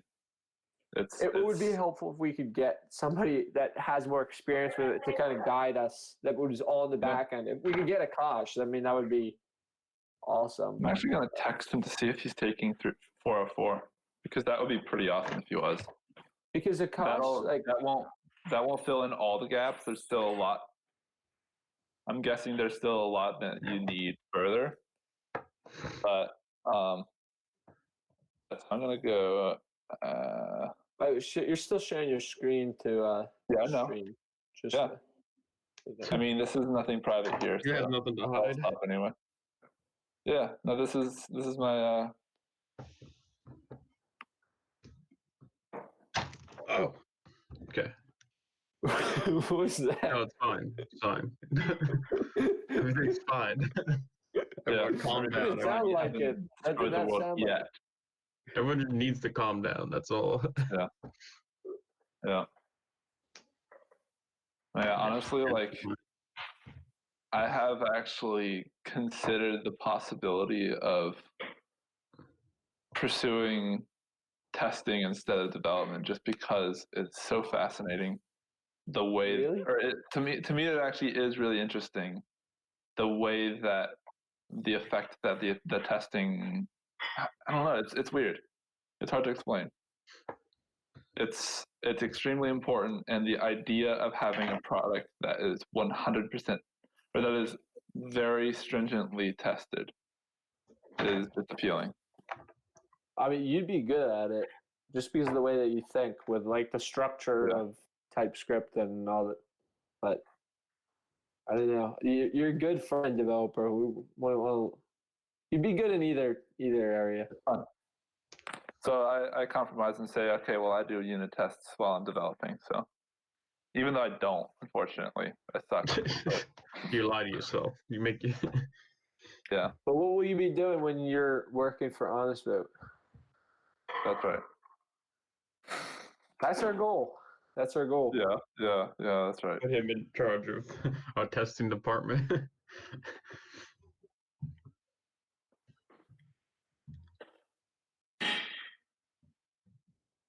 It really should be our goal. I mean, like, if it's not our goal, then we're really wasting our time. If our goal is not to be able to make a living off of this project, then in a way, we're wasting our time. Because if we're not able to make a living off the project, that means that's not actually achieving what it's supposed to do. It's just a hobby project. But like to build something that can be done as a hobby, but also has real world implication that it can actually improve the world. And I think that our system really can.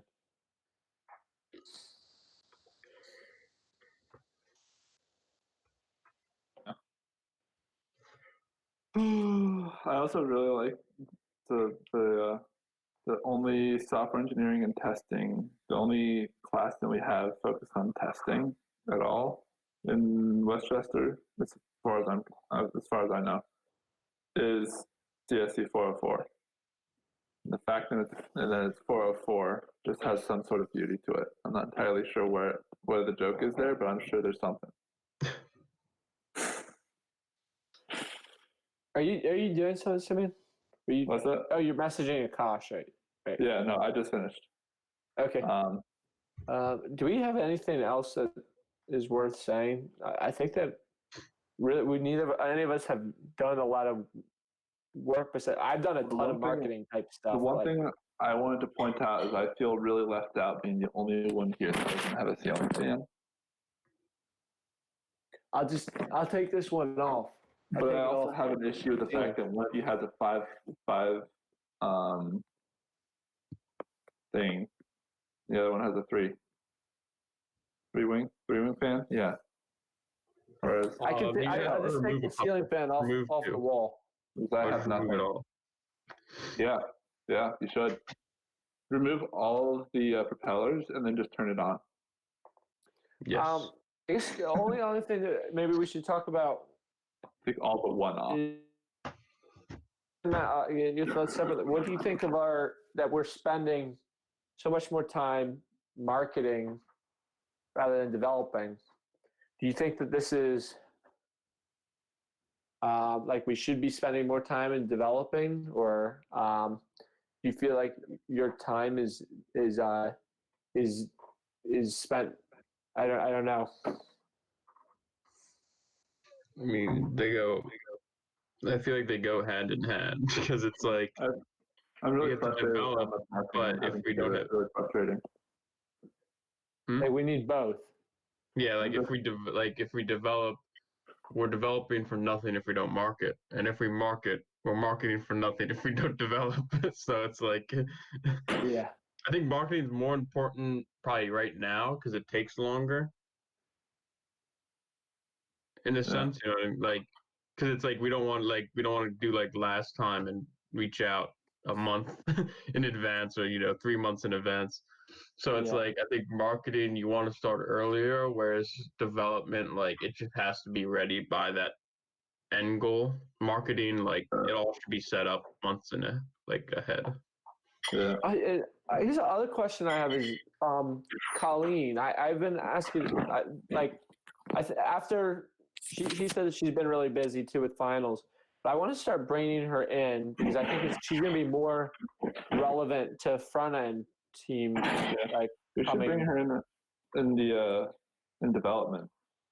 Bring her on as a developer. Well, yep, she can do unit tests. To Scrum and stuff.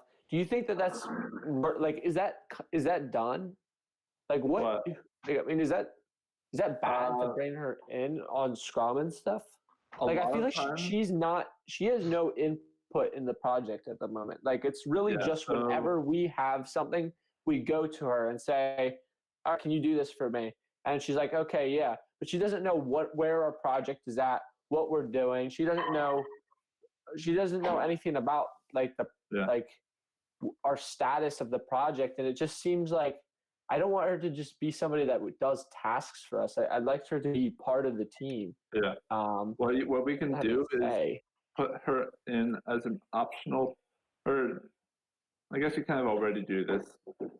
Most places that I'm familiar with, they have the things like designers and stuff like that. They're there as optional participants in the scrum.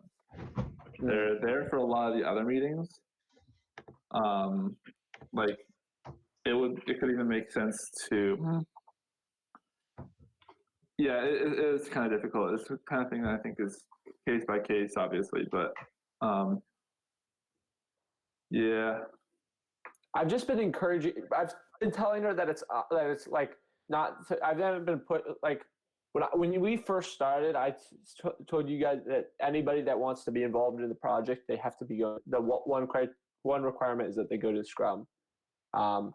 It is, but with Colleen, I mean, they kind of just like.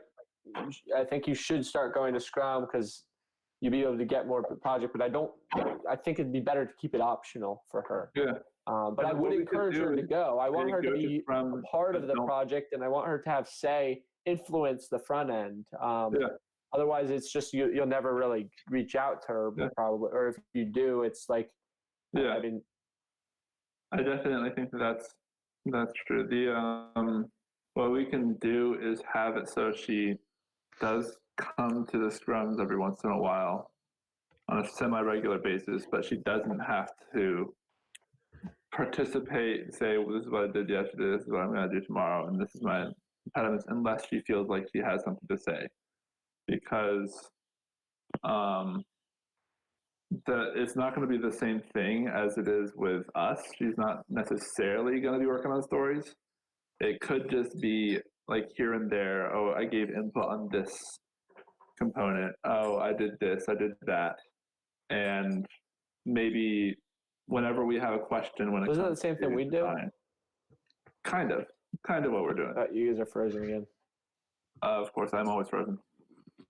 Not frozen anymore.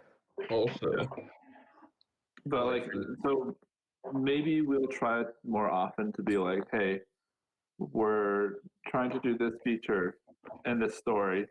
Can you give input on how this looks to you? And maybe she'll have some opinions, and maybe she won't. Maybe she'll just say that's fine. We're not doing a lot of new UI yet. It's been pretty stagnant on that front, so that isn't as much of an issue at this point. But with a lot of your like the marketing stuff that she's been helping with, but yeah, that's exactly what you're doing, right? She's just giving input. I don't think there's too much that.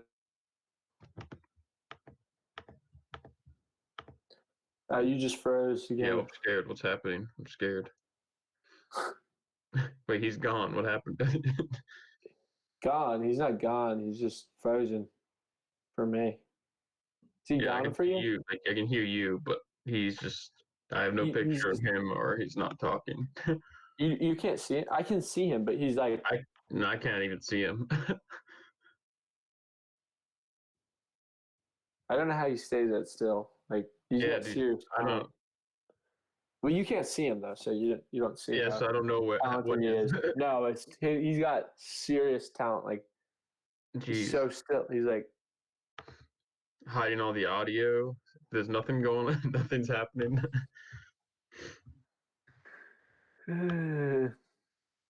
all right. So we're just finishing this up. The now he left. I think he's rejoining, but we're finishing up, and then we'll do the planning. I think the planning is probably going to run shorter. We'll do Okay. like a 5 minute recess.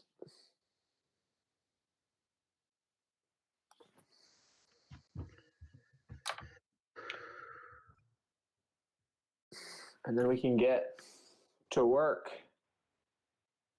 on unit tests and documentation. Whoa. So, Yeah. Honestly. So the internet went out here because it's fun. So I'm on my hotspot right now. really, the internet's completely out. This is my internet right now. Is that that's for real? Wow. Yeah, that's just a thing. Do you think it's going to be like that this whole time? Who knows? Let's just hope I don't need to. Let's put it this way: I probably won't be in here while I'm working because Probably I'll not. use up my bandwidth. Yeah, that's completely understandable. So I need to squeeze the bandwidth of less wideness.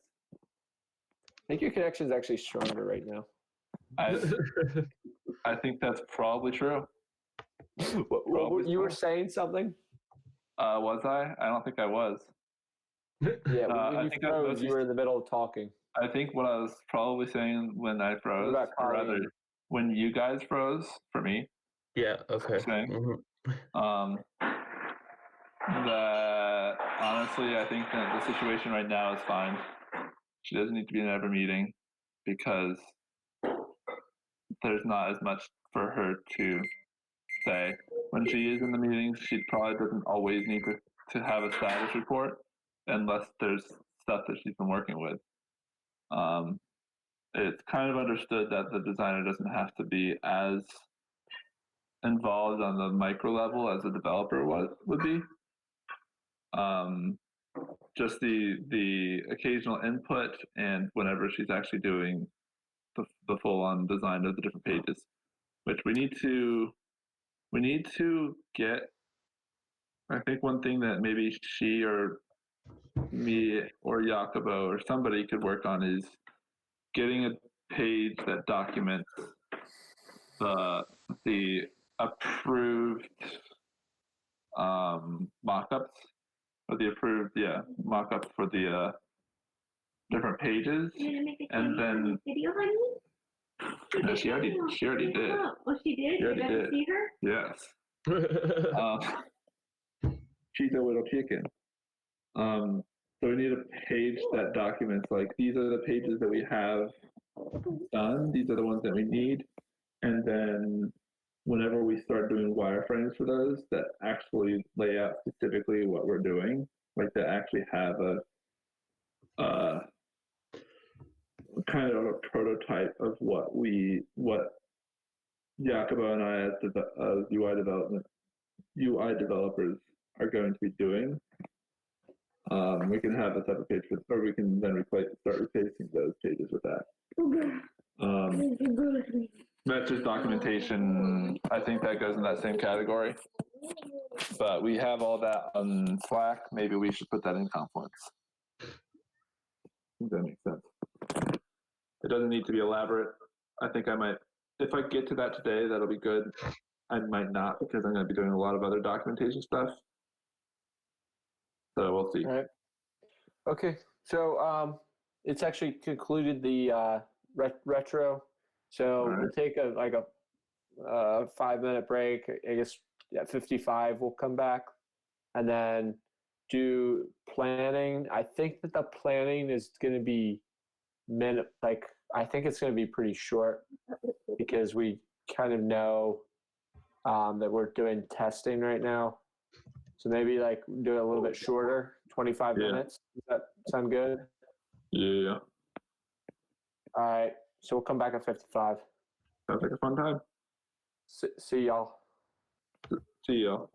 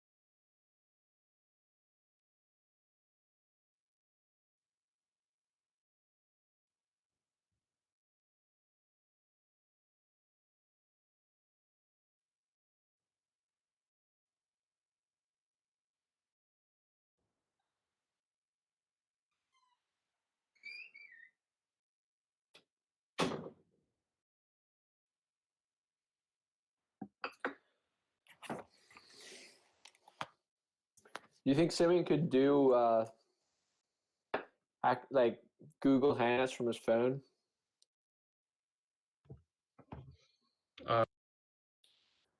Did I just turn my microphone off? His tiny Maybe. little phone. Yeah, his little. Oh yeah, I forgot he has that little. Yeah, Yeah, like, picture like the whole hangouts. Like, would that have been scaled to his phone? I've.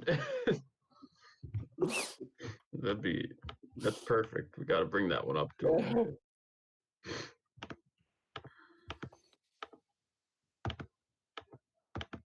It's so funny because he's such a big guy. Yeah, that he's got that. It's like a mouse phone.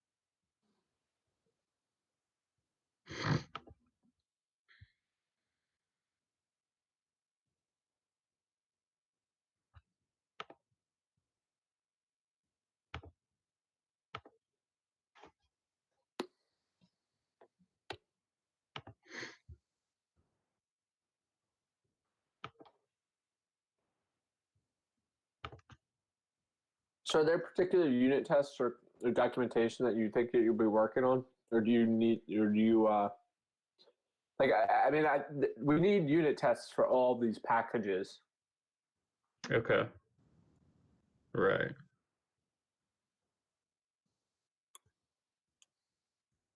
You can pull also, I committed earlier today. Oh, right. Yeah, I think I saw that. Yeah, I should pull. So by the way, Logger should be everywhere. Pretty much, like, that's something that you could do as well. Putting Logger pretty much everywhere. It accepts an interface now, so you have to specify file name, function name, and and then just say the error. But it will accept an interface, which is really nice. The other thing is about that Logger that I was thinking of doing that would be nice if you wanted to tackle if you're putting Logger like that would be a good thing. I think that's, to me, like, that's the most helpful thing for me, is being able to see that logging. Okay. You know what I mean? Like, if it describes where it's at in the, like, I use that all the time, that Logger. Yeah. It's gotten improved. Like, before, it was giving too much information, but there are different modes now where you can say like debug, or like there are 3 different modes, so it doesn't give you all the extra information. Sometimes it will only print out the necessary information, like FMT print line. But by convention, I think it would be better if, instead of specifying the file and function, if we specify, like, if we create a variable at the top, like a string that says the function, says the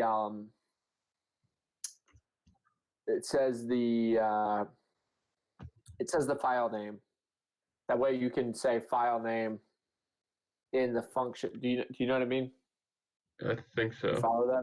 It's just that if we ever change the name of a file, Yeah.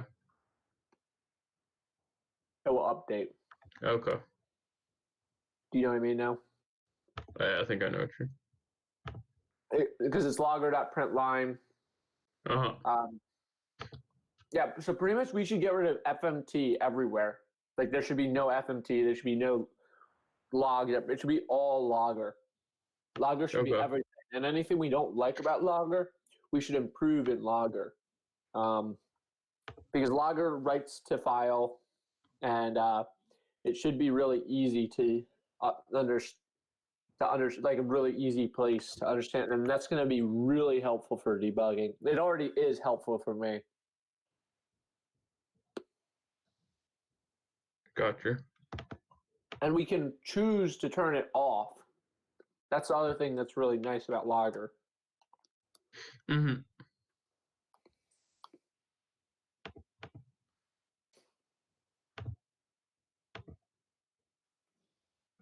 With FMT and log, they're always running. Right.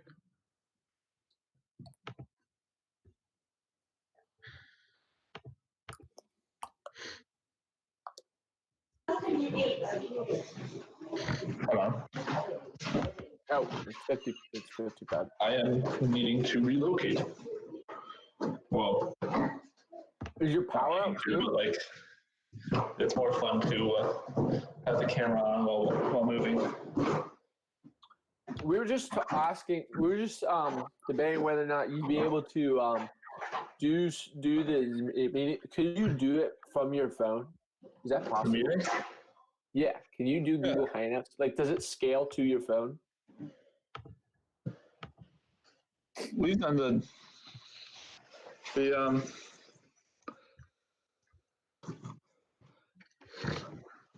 Would mean it for work? the The little phone. This one. This big. No, yeah, I did that the other day. You did?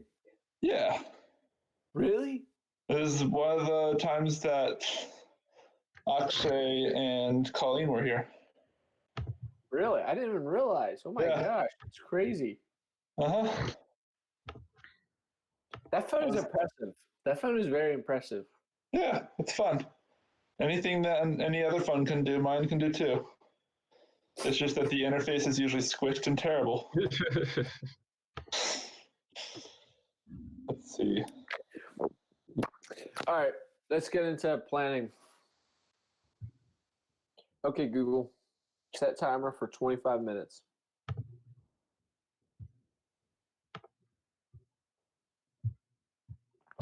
So, I mean, is there any, like, I don't know if we have stories for this stuff.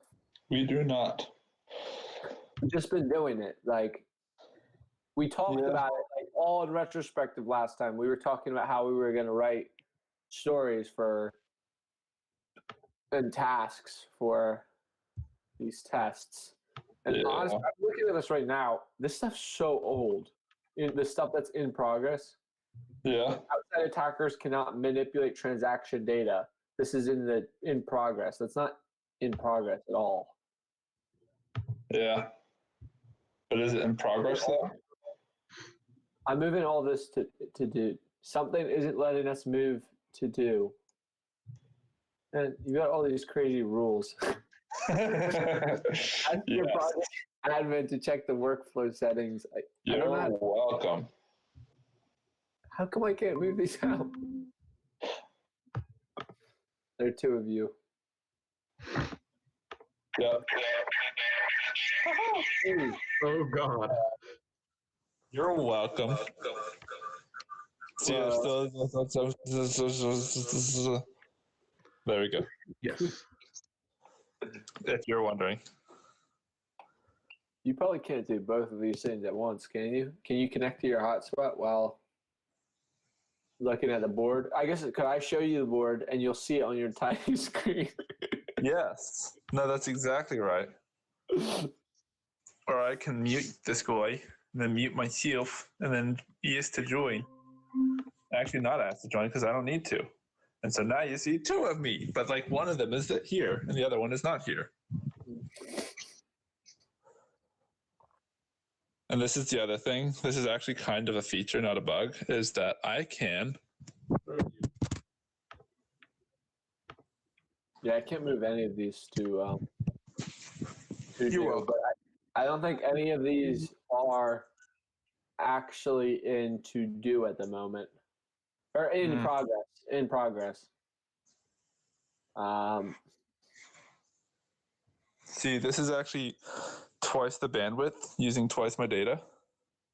So I just love this situation. It's my favorite. You have unlimited data? Nope, most certainly not. No. You like? Is this bad that you're like? Will you go over your plan? I'm fine. I'll survive. All right. But I don't need to do it, so. This message just has a demonstration. Morgan. Hello. Yeah, so I think we just need to Good plan morning. it. Right now, I don't think it's going to be that productive for us to go through these right now because I don't know how I can't move these out of in progress and like You know why? the task. Why? Because only the person who owns the story can move it. I don't own this. I'm the assignee and the reporter. Okay, then you can move it. Only the movements that it allows. Here, try and drag it. You can move it to. Hold on. To review, but not click into it. Click into it. Click into it. Just drop down. Drop it down. Up there. Up there. The top. That in progress. No, that other one. Click the in progress guy. No, the thing that you just clicked on. You can transition to close and then reopen it.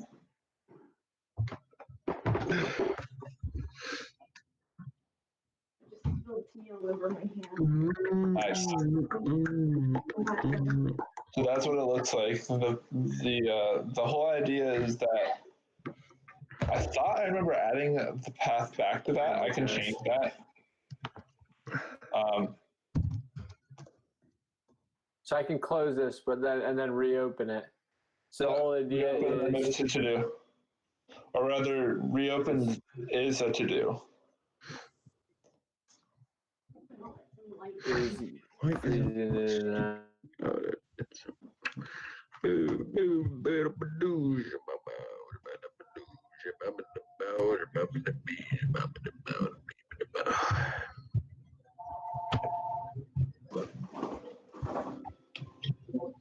What's happening? I'm scared.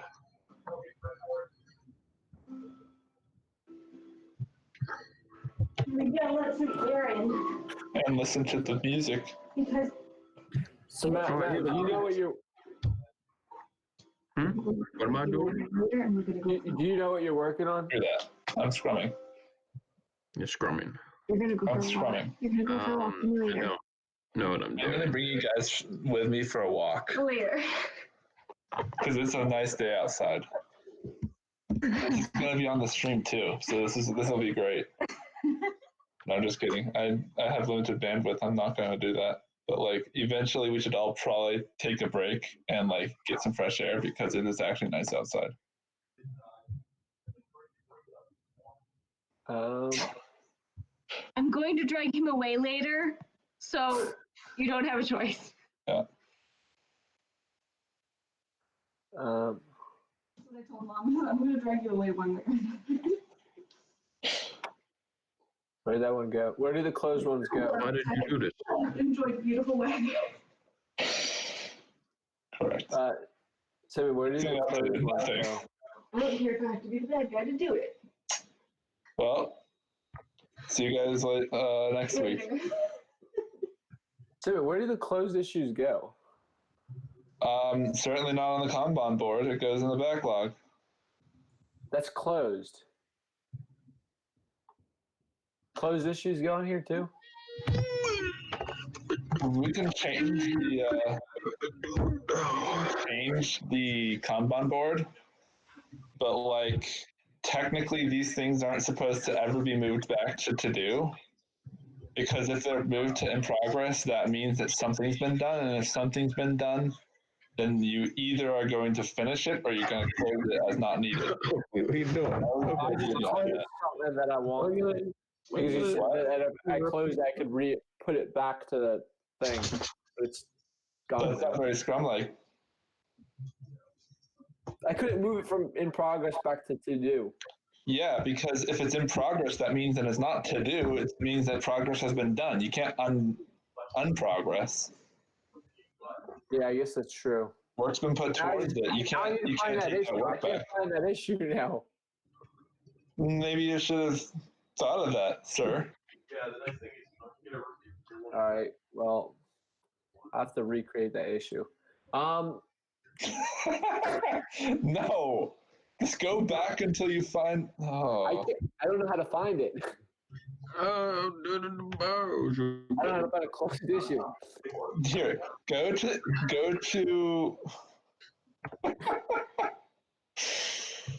Click on any issue. Oh no, it's new issues and filters below releases. Issues and filters. Go to stuff that's assigned by me, or filter by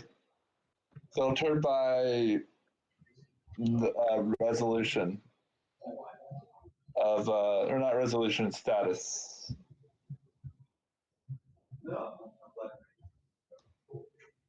And find wherever it says closed. To close you boys.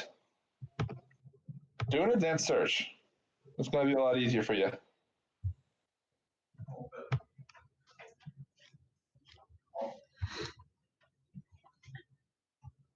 Say, yeah, look at the status. See what the status drop down is. Ah, Yeah, and just click the closed. We can actually filter it so that the done column has everything that's been closed too. It just only have means one that issue. statistics. Yeah. So reopen, that's now in to do.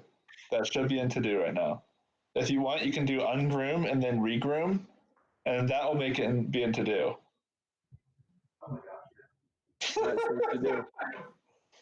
See, All right, cool. Yay, we got it. I got it where I wanted it. Yay. I like the fact that it takes so much work to do that because it should. You should never be doing that. Yeah. Okay. As long as I know how to do it, though. But you're going to do it with everything. I'm going to make your life I'm so not much supposed harder. to do it. I understand. I'm not supposed to do it. I'm going to make your life so hard if you want to do that. All right, we all know. I know what I'm doing. Simeon, you know what, Matt? There's like you could work on the logger. You said that you don't really know what the logger that needs to be done throughout the entire thing, and then unit tests, and they still need to be done, and Confluence. I'm going to be working on getting the data, like generating mock data, and then figuring out how to kind of integrate it with the database tests and what am I doing? What am I doing? Well, the logger is the one thing that's important. Making logger throughout the whole thing. You could do a search in Visual Studio Code and make sure that there's no FMT or log.print. Replace it all with logger so that we can choose the level. Keep track of things. For me, that's something that I can immediately see value in more than the unit tests. The unit tests that we should be writing, and I'll let you know when I get done the like the mock data stuff where it's generating that, and I figure out how to integrate that. Cool. Do you guys want to meet back in like 45-minute intervals with like 10-minute breaks? 5-minute breaks? 5-minute breaks? Sure, but like I'm not going to be here, so like you can't be 100% sure whether or not I'm actually working those 45 minutes. So I could just be taking 45-minute breaks and working for 5 minutes. That's fine. I mean, like there's 45 minutes. You should be able to do whatever you want. As long as just those 5-minute things, it would be preferred that I will just start in those 5-minute things, even if you aren't there. I know that and if you want to do something with Blair, I mean, like. No, I think that'll be a very deliberate thing. Whenever we go for lunch, I'll just like take a break because Okay. it makes a lot more sense. Yeah, just let us know. I would encourage all you guys to do the same. Yeah, I'll probably go outside at some point. Yeah. Work I on my know it's gym. contrary to our whole developer aspect, but like, or affect. But like, eventually you should probably maybe put on some sunscreen first, because like I don't want you guys to die. Sunscreen. It's not that warm. That's dramatic. Okay. We still have 12 minutes left, but honestly, I can't think of anything else. Does anybody else have anything that they think that we should do right now? I mean, in the planning. Maybe we should plan. Oh yeah, definitely, totally. Yeah, do that. It's just we're doing tests until No, school's out.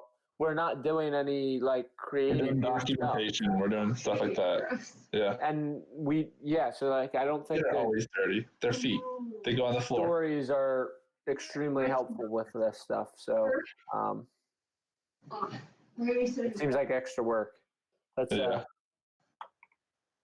just sign out and then meet again and like I don't know if you're gonna. I'm about to get out of this one. Okay, because I'm gonna put on videos. at 1 o'clock. That's like 45 minutes. Well, I mean, I guess this doesn't give us our break too. 1:05 we'll meet at. All right. Sounds good. See you guys. Bye.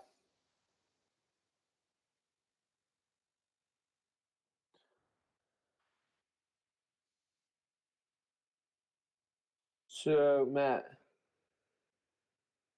you're muted. So you're gonna work on the logger, and then the you should be able to find other stuff to document. There's a lot of stuff document and write tests for.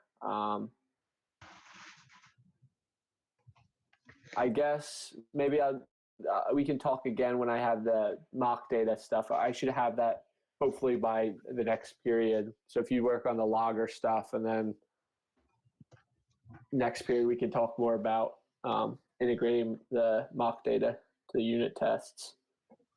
Okay.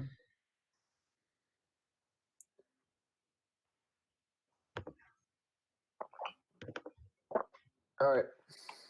I'll see you. Alrighty. I'll see you. I'm gonna mute myself.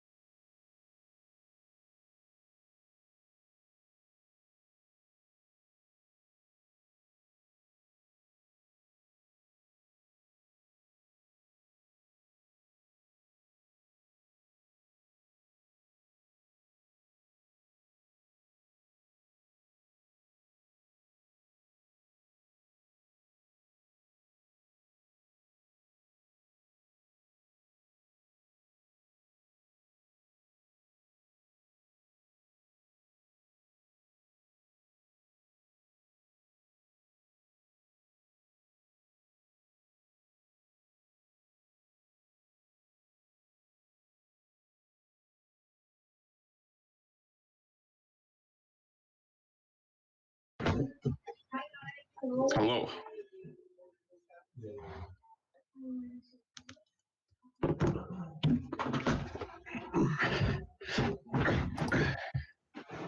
Hey, Yo. so I think you said at 105. It was a weird number, but Oh, okay. No. I'll get some things done, so I'll probably do one more round. So we convene, and then I'll do one more thing, and then this week's gonna be hell. But like finals and stuff. mostly I'm doing the software engineering class. Yeah. I've seen whatever. So he has you like doing all these, like the final essay and all that stuff. And then what's something else I gotta? I have to write like a film paper that's like 6 pages. It's a whole You just bunch of papers. froze. Huh? I froze. I don't know if you can hear me. I can hear you. Yeah. Can you hear me? Yeah, I can hear you. I can Oh, hear you can. now. Okay. Yeah. You froze, but I can hear you. Yeah. You. No, really. So just a lot of like, essays. it's just closing up and stuff. So it's just busy. Exactly. I just a Right. bunch of essays are due this week. You froze again. I had like one, but most classes kind of just took away tests, so I didn't have them to begin with. So I got lucky there, but.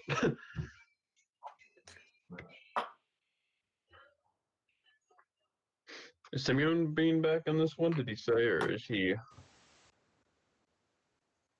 just doing his own thing? What's that? Is Simeon coming back for this, or is he just doing his own thing? I remember him saying something like. Yeah, I don't really know. I think we're just gonna wait until 105, and then if he doesn't Okay. show up, then we start. Either way. Yeah.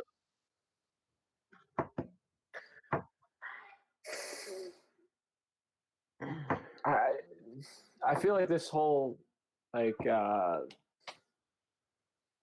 testing stuff, like we have no direction really. Yeah. You know what I mean? Yeah. No. I mean, I've never really done tests to begin with, and I think this is kind of complicated. I do see that there's like, I don't know, just I think we've got to seriously refactor our code, but Well, if we're gonna refactor, then why are we? that's what I was saying before, but not at the same time. I don't know. Wouldn't that just make it obsolete if we refactor? P2P is, I think P2P is the one that really needs work. Which is because it's the main like. Like the peer routes, I'm really not sure that we the best way possible. Okay. I don't better way of doing it is, but we could look up, we could research. Yeah, and I'm a better way to handle. I keep finding things about like Go, like the memory stores is one thing I talked about. Data exchange. How do we do grab documents? That's we're sending that via JSON now? JSON? What was that? Are we sending it? Just via JSON. I'm trying to refresh my memory on some of this stuff. It's setting as JSON now. Yeah, I think some of it. It's setting as JSON still. I don't know if it still is, but I didn't change. Because I was talking about doing like individual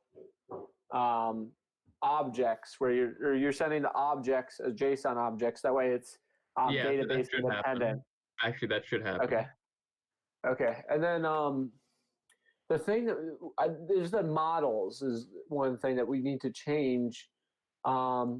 Not just different like way they're set up, but like transactions. We have this thing called type that specifies different like election versus. Right.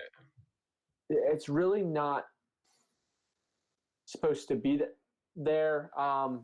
Like we're supposed to have it. We should end up having it in separate collections, right? Those are the big things. Okay. The separate collections.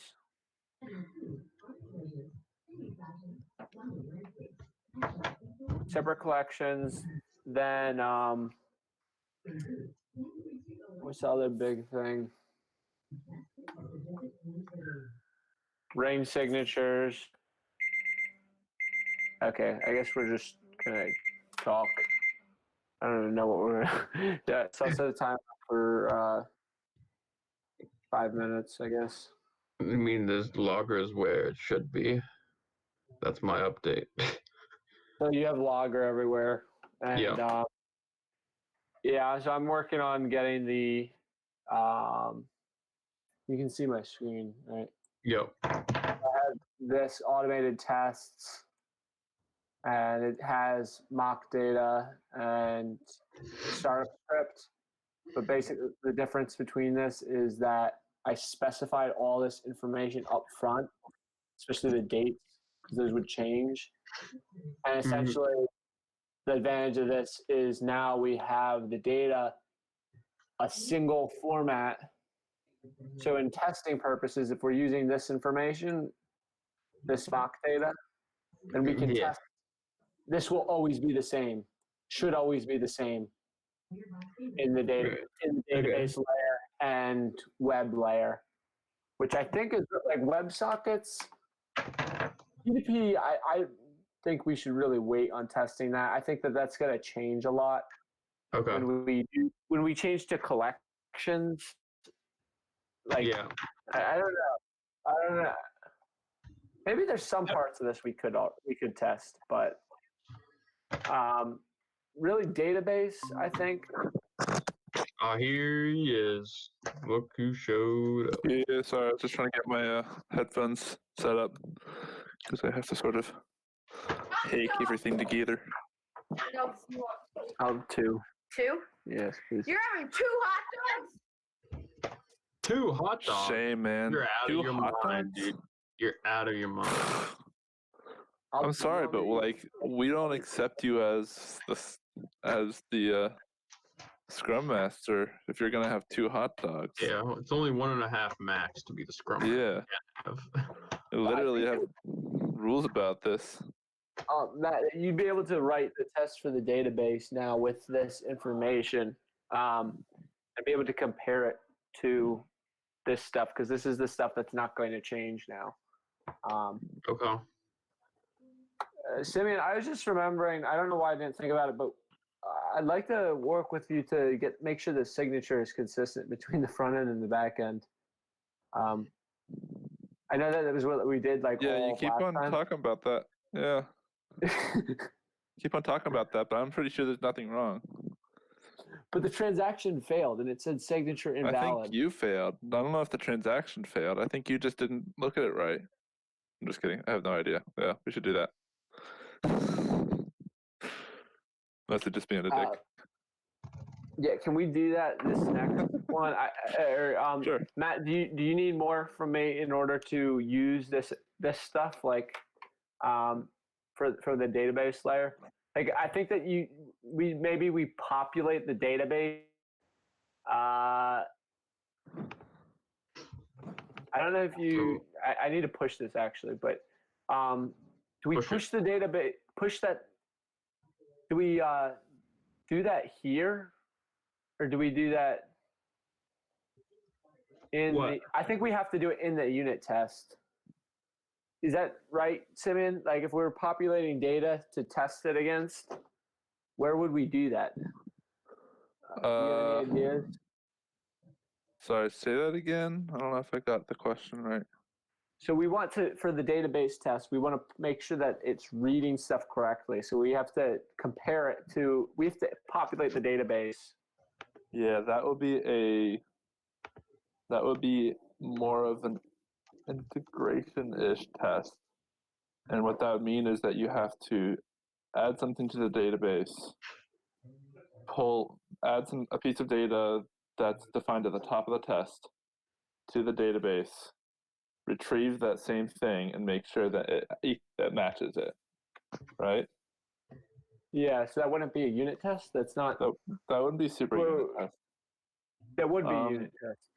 You So like, let could, me just sort show of. you. These You're are, you can testing see the my screen, right? integration. This is Really what you're doing is testing the integration of Golang and your database system. So is this code, all you're really testing, honestly, is just configuration.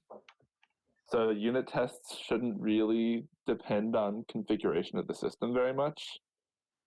With a unit test, it shouldn't be broken by the fact that you don't have the database up, for instance, because otherwise that's not very unit, right? so. So if it's, a unit test would be more like if you're mocking the database and you had like a database mock thing, and so that it wasn't actually going into a database, right?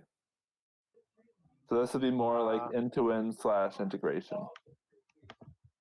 So like this, this. That There's right this one there, function of get yeah. election. This is a That right database there, function, not a that web function. Yes, but that right there, that requires Mongo Connect. It requires you to connect to an external database that has nothing to do with your code. And so if that was being run somewhere that didn't have that database, then it would fail. And so that's testing stuff outside of this code. Because we're testing MongoDB, we're not testing our code. So that's, yeah. So is this wasted work? No, it is just not a unit test. Okay. But that's fine. You're not specifying that these are only unit tests. But if you wanted to say that we're doing very specifically, we're doing unit tests here, then that technically isn't unit test, I think. Okay. All right. Well, but still, it's a useful test. It's a thing that you need to test to make sure that everything works. And those will all be running at the same time, though. Just yeah. I mean, that's fine. Later on, you can. So it is a useful test. So just don't call it unit test. But so as far as when we put the stuff in, we could put that in here, right? That wouldn't be wrong to populate the database here. To populate the database there, what do you mean? So in like web, this is database. So database web test. It says test get elections. So places where you're actually manipulating the database. What I would suggest is you have some sort of mock for the database, and so it doesn't actually require that DB to exist. Look into mocking. Look into MongoDB or Mongo mocking. There should be a way that you can, instead of pushing it into a database, it just pushes it into this object, and then when you get it back, it's just the same object. Things that you'd be testing is not whether it's storing it correctly, because that's actually done by that should be covered in Mongo Connect tests, because they would have their own tests. Whether you want to retest it, you could consider that integration, but that would be separate from the unit tests. Okay. Matt, will you look into getting that data into whatever Simeon's talking about? Yeah. What was that? What? So Simeon's saying that there's a way in Mongo testing data without actually populating it in the database. Okay. Yeah, so basically the thing you're looking for there is mocking. It's okay. Typically for that type of thing, there's a way to make it so it'll mock the particular components leading up to the database. And so it just won't throw an error there. There are different levels of that you can do.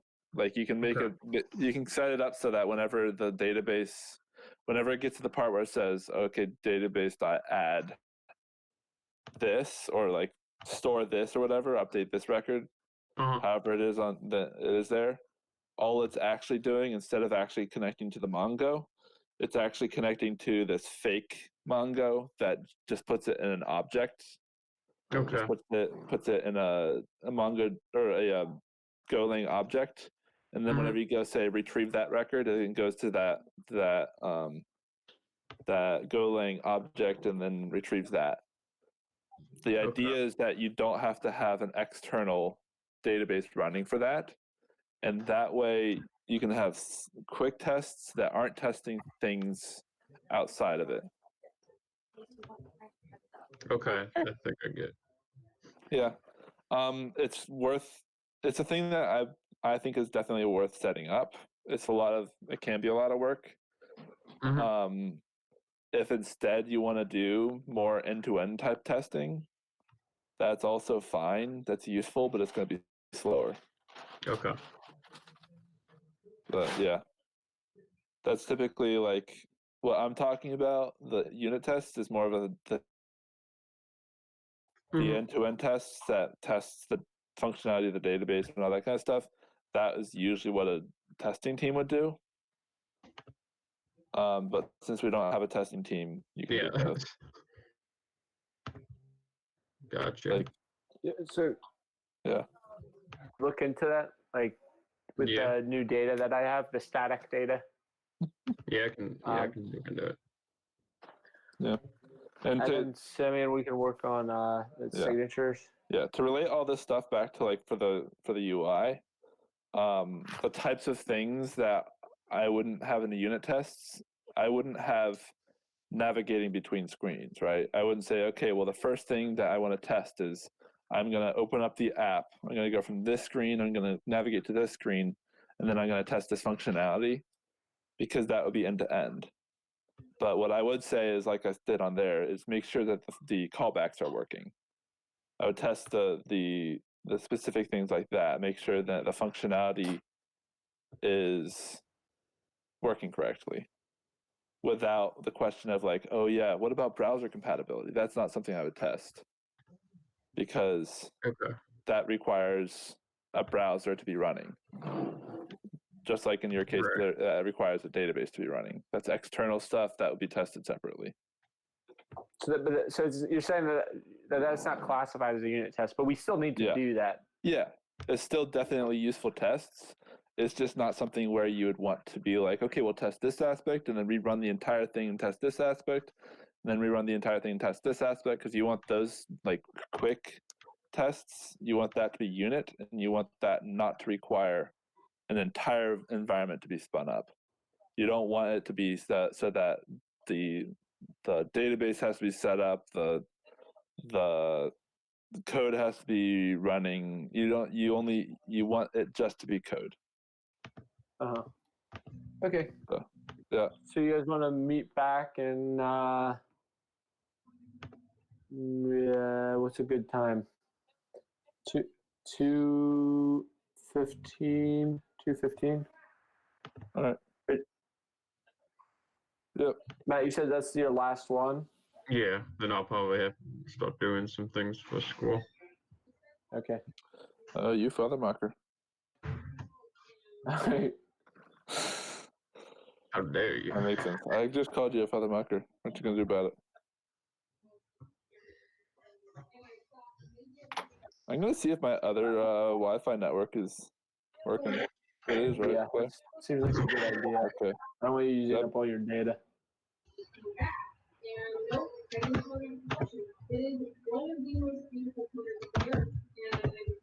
All right. Fancy.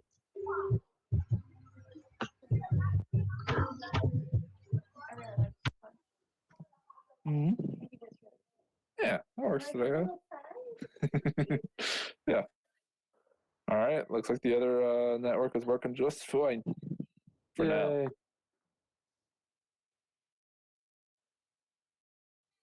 Okay, cool. Do you see this, Simeon? What's that? Your local changes will be overwritten by merge. I don't want that. Do The only thing I changed is like the endpoints. get status. So localhost, I need to run HTTP, not HTTPS. You know, what I mean? Yeah. I guess I could do HTTPS, right? Do There's no reason just What? get diff right now. Do get diff right now. I am getting rid of this. It does not What have you changed, sir?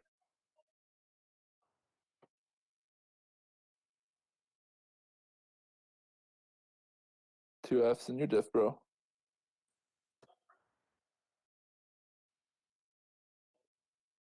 It's just this stuff. Yeah. So that's I changed everything to. Okay, well, you'll want to commit that or stash it. These are changes you want to be committed, right? It's really just so I can test it locally. Okay, then git stash. Just do git stash. We'd be in a different room as No, I want to annoy Matt as much as possible. Matt. git stash. Matt. Okay, now git pull Yeah, at npm run web. yeah, and then if you want to Stashing. restore those, do git stash apply. To reapply those changes, so that just stashed them away and then created a patch file for it. If you want to reapply it, do git stash apply. Do you have any idea what the statuses of the election creation screen? I do not. Mr. What's his face? Mr. Jacobo has not really been getting back to me, or he's been out because, like he said, he would be. Yeah, but I mean that's going to be probably the more you work on it, it's going to be probably more difficult to just changes. Correct or no? I mean it's component based, but yeah. Yeah. I mean, he's working in his own little fluffy corner, so it's not going to be the worst. Because it's but components, so it's... Yeah, he hasn't really been doing like overlapping work. All right. That's good to know. Yeah. I'm going to see if I can integrate what he's done so far, because I think I have all of his changes. He hasn't been able to tie it all together because I haven't provided key components for him. Yeah. Because we can get the election transaction working, and like that would be awesome if we could do that. Theoretically, yeah. That would be so cool. Yeah. npm run web. Okay. Did you get stash apply? Yeah. Okay. You can't see this, can you? I can see your screen, bro. I've got two screens. Yeah, they're all fake. Oh, that's fancy. Yeah. Let's take a look at. You like our CRM? Congratulations, your inbox is empty. Look, 5,000 students. See, look at that. Isn't that fancy? Ooh, fancy. That's 5,000 students, don't you know? I customized this for us. To Mr. Matt Spencer, man. Person. And then I can't remember what I was getting. That's so annoying. Oh, I do know. I was getting Mongo Atlas.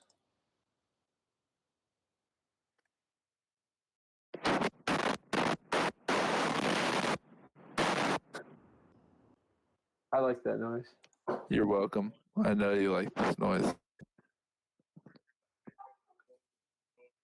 This is mostly just for the benefit of Matt. And I keep on just like talking and then doing this. He probably has his everything muted. Can you mute a tab? Didn't you say that you can do that? You can super mute a tab. And you can also just normal mute a tab. Actually, you can't super mute a tab. You can just mute a tab. Okay, Actually, so I'm going let's to go ahead drop and do that. this. Mute site. I can't hear you. Uh-huh. Uh-huh. though. You know, honestly. You can also mute people.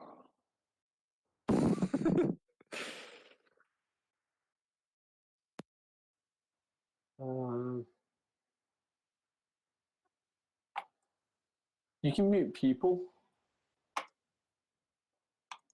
For real, for real.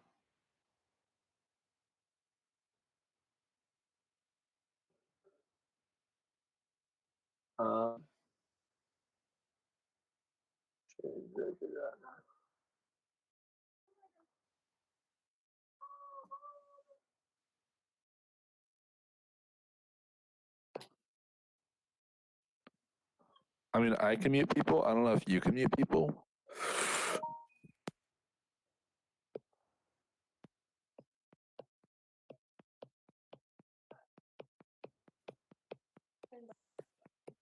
I know. What is this? Not enough arguments in call to generate data. You've not successfully generated mock data. Yeah, it's because I updated this thing. Yeah, you failed at mock data. File name, script name. The data that you mocked was very offended that you mocked it. Oh, description right here. Description. Agreed. There. Description. I did change this because I agree. because you know, you just had to. Yeah. Hello. Oh, this. Yeah, it's a blazer. Mm-hmm.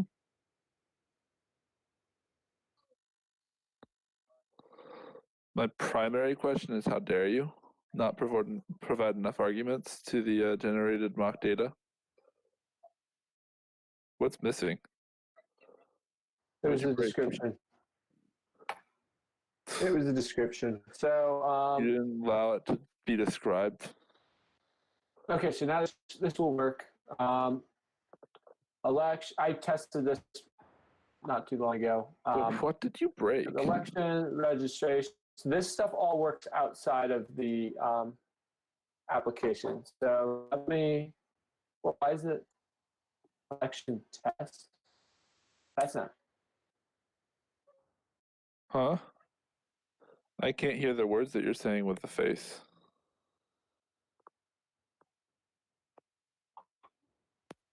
This is not right, is it?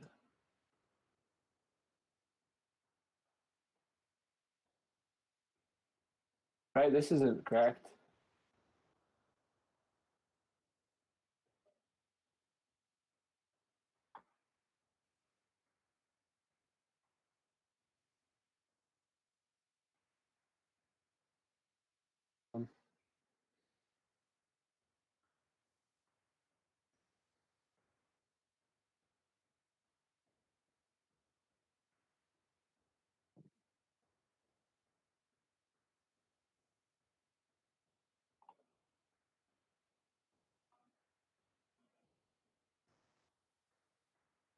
I might have to get back to you. I don't. There's something. You can't figure out what you broke? What's going on? Well, I changed the mock data a little bit because for testing purposes, the way that it's generated, and this isn't right. Like this shouldn't be test. That should be the election, the public key, right? It should be this. Yeah, but if the election key is test, then that's what it is. Does it? No, that's impossible. It never should be, because that no longer is specified by us. But there's no reason. There's no technical reason on my end why that couldn't be that way. But if there is on your end, then yeah, that would be weird. Because you're not sending it like this. Most certainly am not. I think I accidentally muted myself at the last bit. But it is failing. It says that the transaction is failing. I think I might need to get back to you and like debug this a little bit.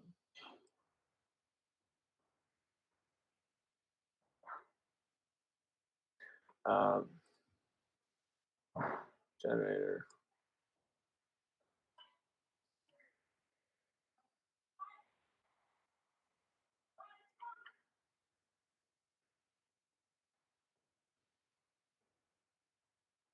Oh, right here, but I don't know why it's.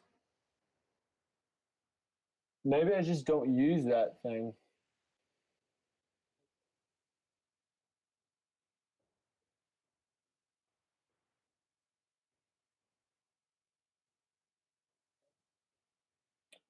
I probably don't. I probably don't use it.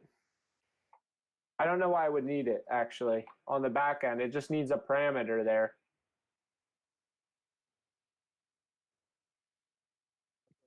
Let me just get to the. Man, I hate these calls. I'm so terrible on. Election. Let's just see if it shows up in the application. Nope, of course not, because I didn't start it. I'm a mess. Lock data for local change.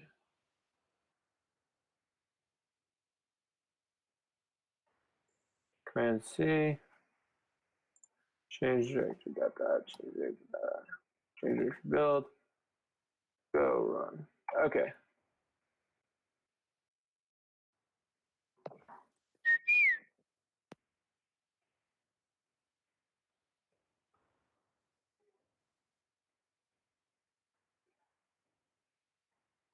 All right.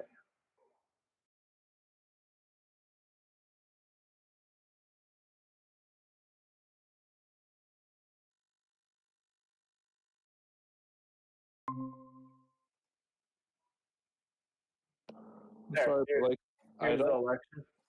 I can't see what you're showing. So like, Oh. I refreshed the wrong you just screen. So this is the election that I just declared.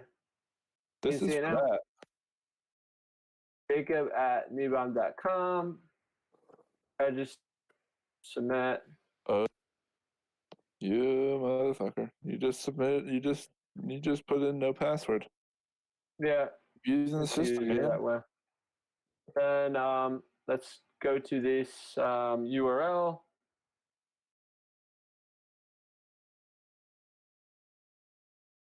HTTP localhost 7003, which would work if it were you've registered successfully. Go back to that to vote. That's all working, but that's no transaction here yet. Ready? Beverly's birthdays are to recycle. Submit. Submit. And 0. Let's go back to the back end. It's better that way. And it says vote transaction contains invalid signature, invalid transaction fails. And it sends it twice, of course, because why wouldn't it? That's on our end though. Like, do you remember that thing I was telling you where like if you put it in the browser, it does twice? Yeah, radio. It's because the friend hasn't been deployed with the new stuff, right? Or is that with your stuff? This is with my stuff.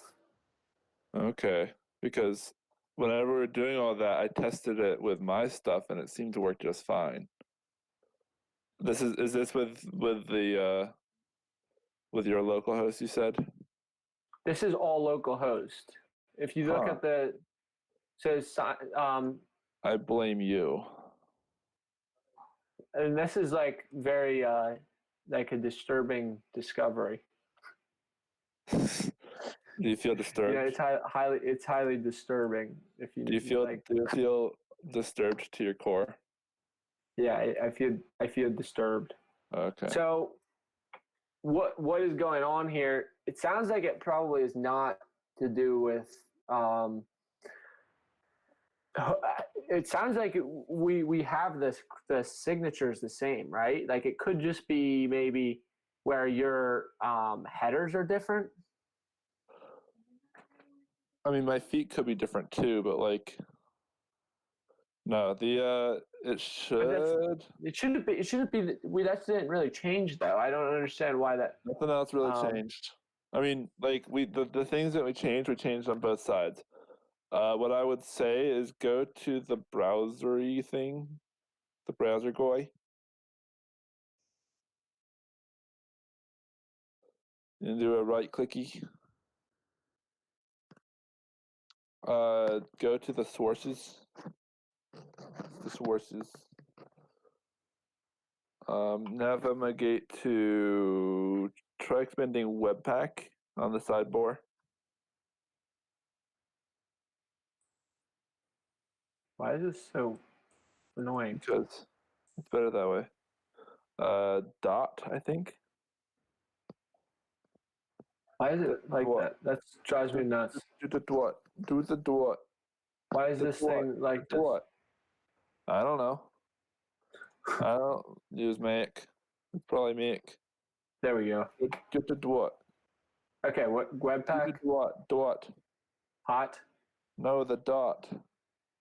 Dot. App. Encryption.ts.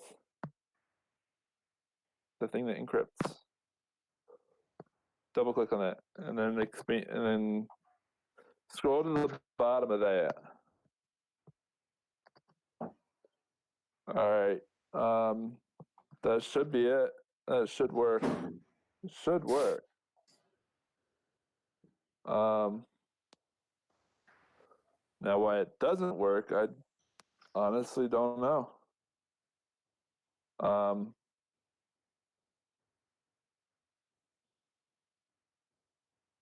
Doesn't make sense. Oh, have you cleared the history or cleared the key guy? Go to application tab. Because that was you typing in the password, not creating a new one. You need to clear that. I have done this before, but yes, but not just now.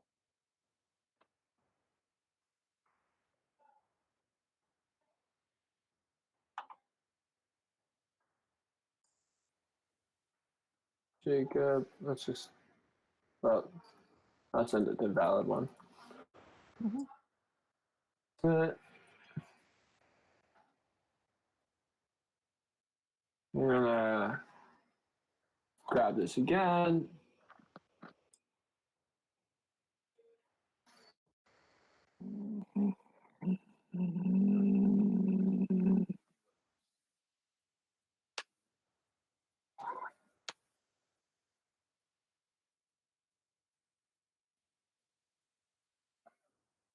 Then should work. Safe harbor, Chester County. Submit. And nothing happens. Well, both. Invalid transaction fails. This is what it looks like. Message. What did you break, sir? Function name, post vote handler, message, election, signature. Bam. So what did So you want to go to validate vote is probably where you want me to go. Well, what does? Hold on. So the sender. This is what we're saying before, though.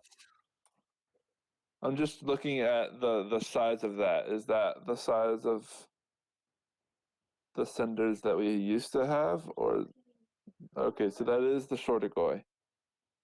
Yeah, these are shorter, and mine are a lot shorter as well.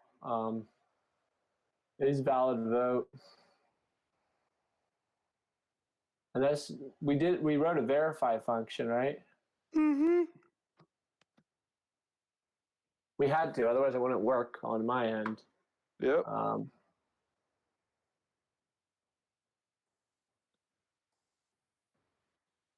Yeah, so this is the vote headers are.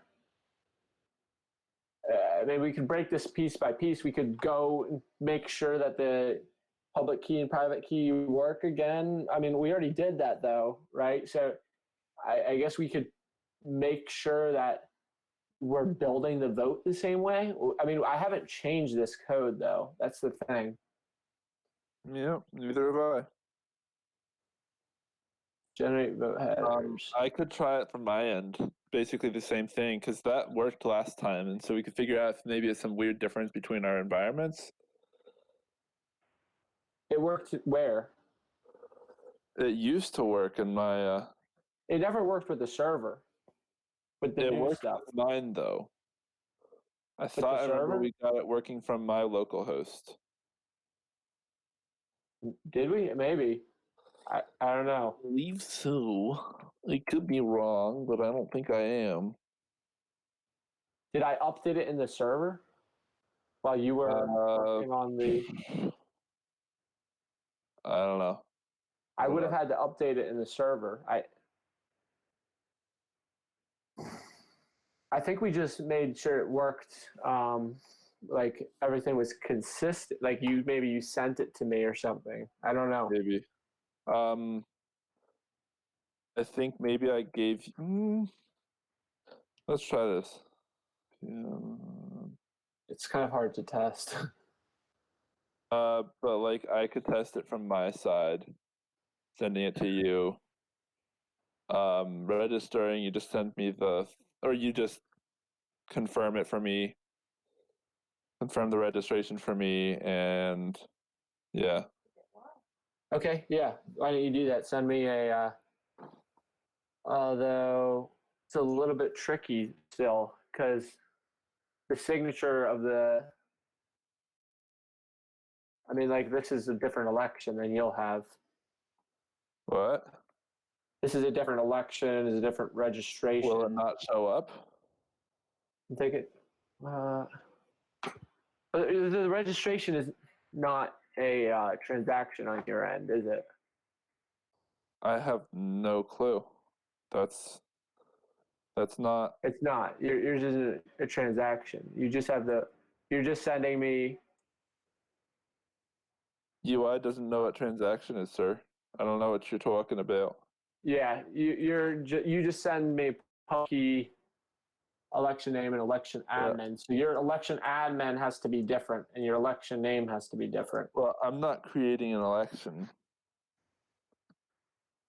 So is election admin something that is? Yeah. You're gonna have to send me your public key. That's what I need. I'm trying to remember if election admin is a thing that I populate. I can create this if you just send me your public key, and then can you create a vote like this? Can you create this except with your own I believe sender and signature? So yeah, this is what I need to do to register you, and then you just send me the vote that you've created. Okay. Does that make sense? Suppose so. After this stuff is being zip.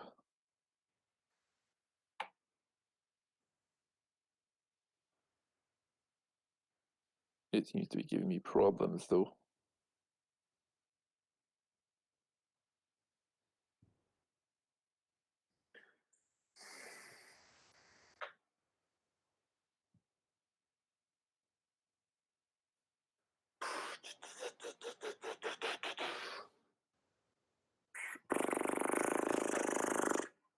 Pew pew pew.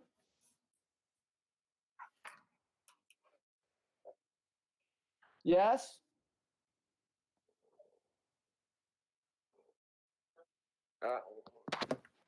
Can I just bring it up?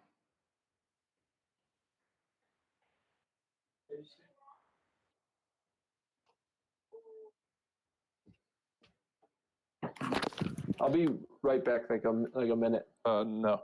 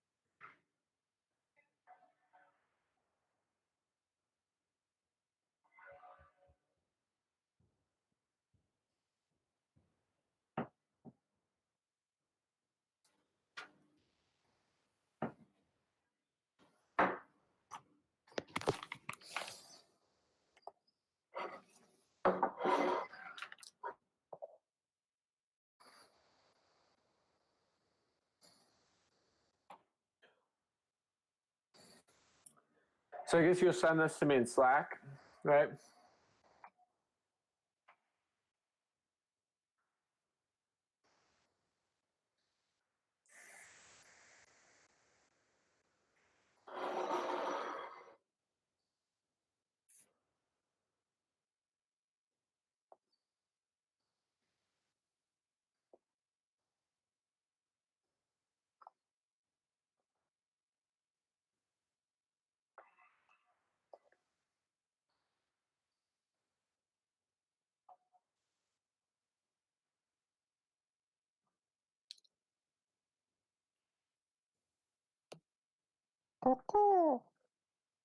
Hello?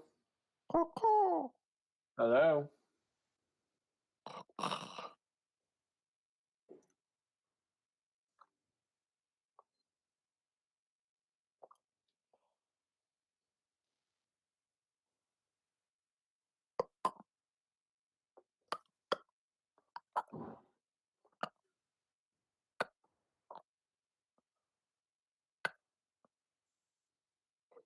Are you still trying to produce this? Nope. I'm just delaying to waste time. Oh. Yeah. Well, where are you at? Like, what are you doing? And then use the public key. Or rather, already sent it to you. Waiting for you to okay. recognize when I sent it to you. Okay. Crying a little bit that you haven't noticed.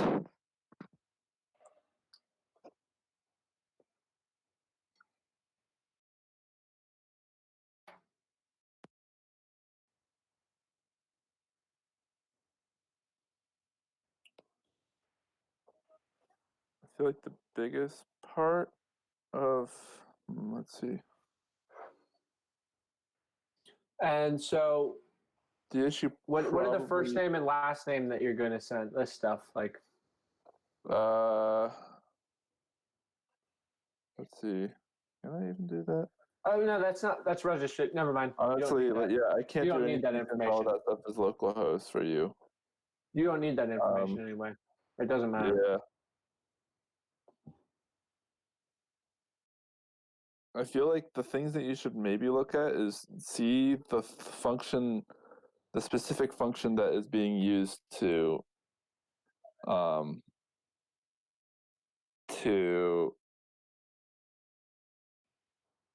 process the information incoming, and make sure that every step along the way it's not using some function, some separate function like we had it set up before, like how we had it with like raw, verify raw or whatever. I'm pretty sure Those are the only ways that, and make sure that that one test that we had done still works, to make sure that we hadn't left something out. decompress point, compress point. We use that stuff in. That's only in key generation. Where did we use compress point and decompress? We should have only. I guess you can't check the usages of those because Golang's tools are not nearly as nice as TypeScript's.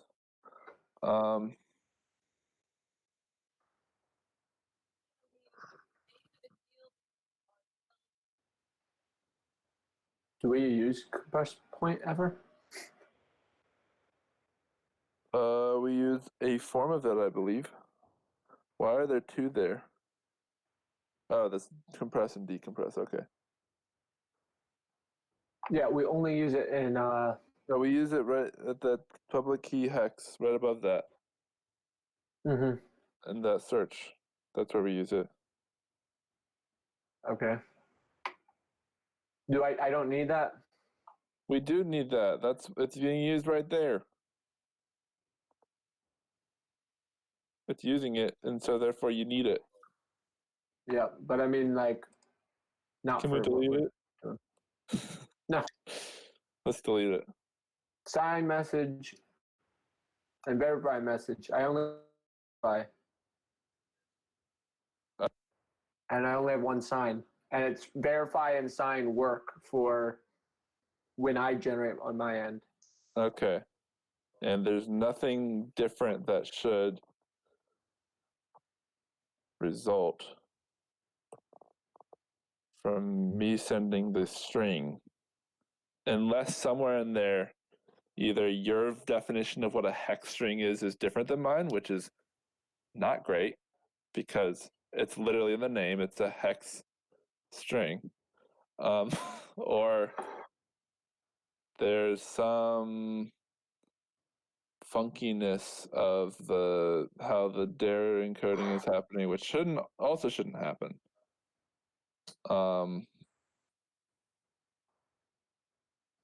So what we could do is I could stick a little. Oh wait, no, I can't since my stuff isn't hooked up.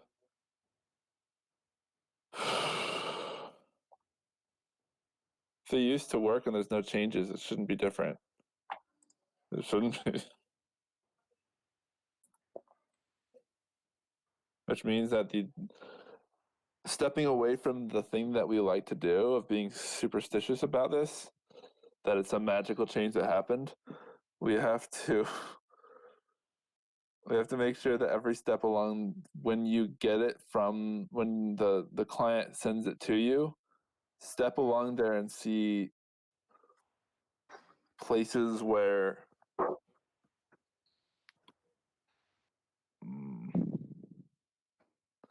is it possible that it's failing because did you reset the databases before you or after you made that change? Yeah. Okay. So that couldn't be it either. Yep. And there's no extra function for verify.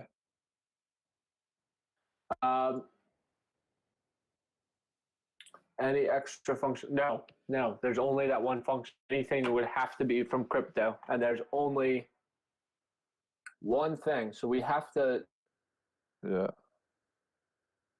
code this is where it's different. Like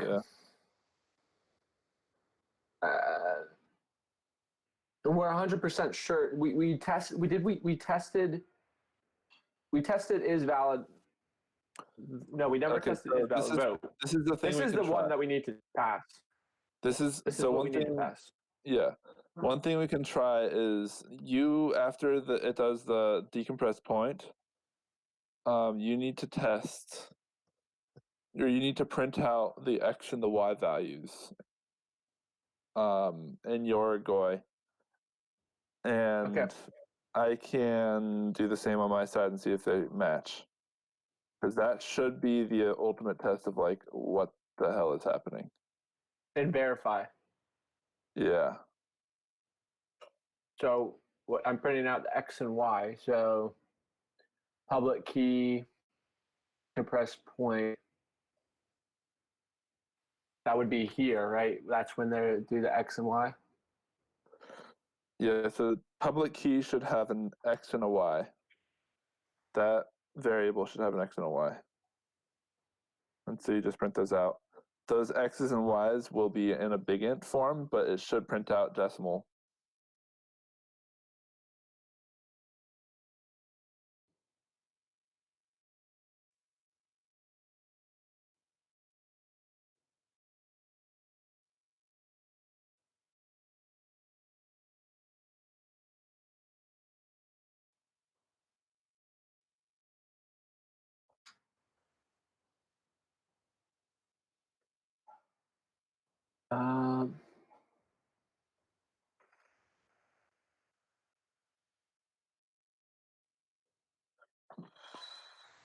This thing prints out interfaces now, and I'm so glad. Yeah. That's always fun. It was such an easy thing. I don't know why I hadn't done it earlier. But now, am I using that same information that you just sent me, right? Yeah. Hold on, I think so. I might have to get you to do a different GUI.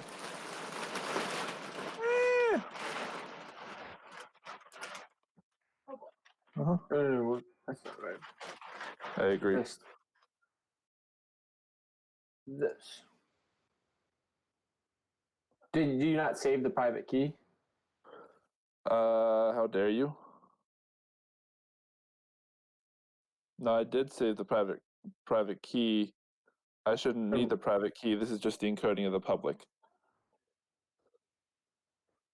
I just sent the registration transaction with your public key. All right, hold on.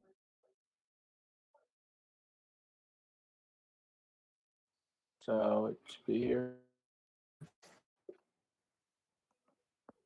Barkity bark.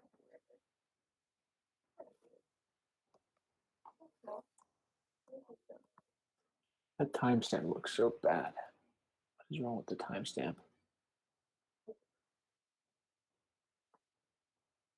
Is there something wrong with the timestamp?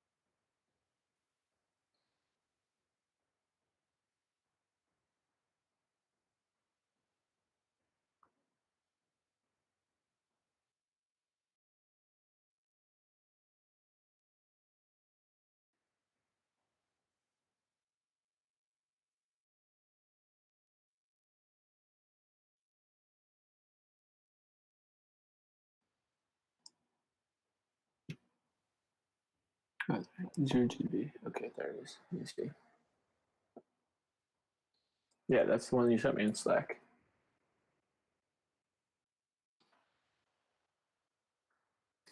I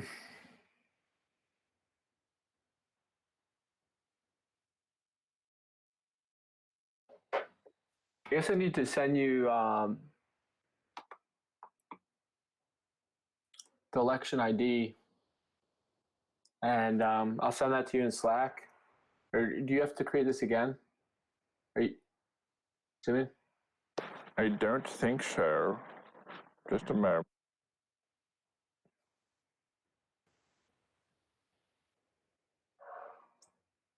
I do have to send you the election ID, I believe.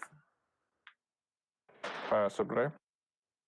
Because if you look right here, I probably include that in the signature. And if you did, I'm going to send it to you.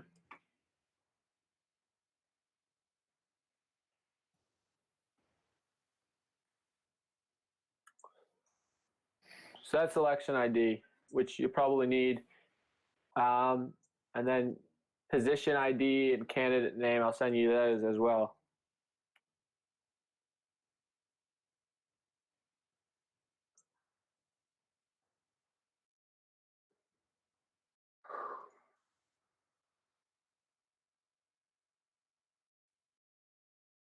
The other thing is, I haven't sent a vote transaction from the back end in a long time. Does this format, is this the same that you're sending? Oh, this one is. What's that? Oh, this Is this the same format that you're sending a vote, but minus this thing? It should be.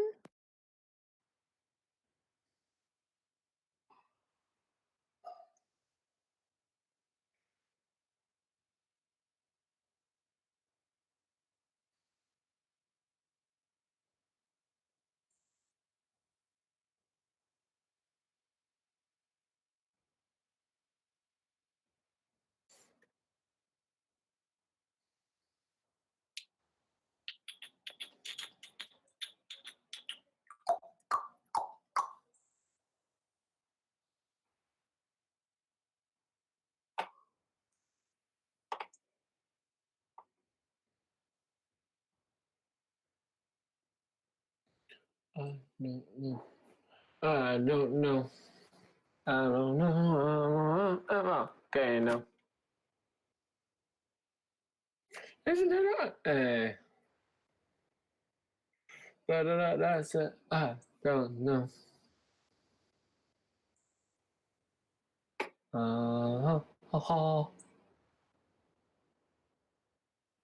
We wish you a Merry Christmas. We wish you a Merry Christmas.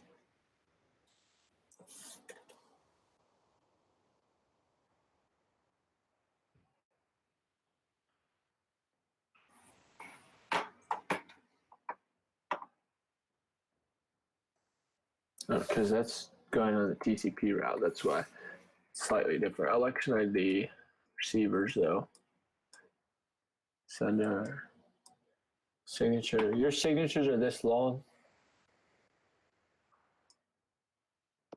I believe so. I think the signatures are just Darren coded regardless. That's automatic. That's not changing. The length of the signatures is consistent.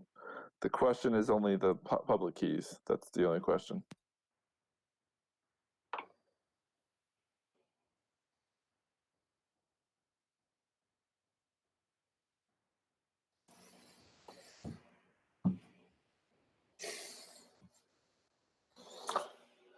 Do you like peanut coladas? I'm partial to peanut coladas. I don't think I've ever had one. Yeah.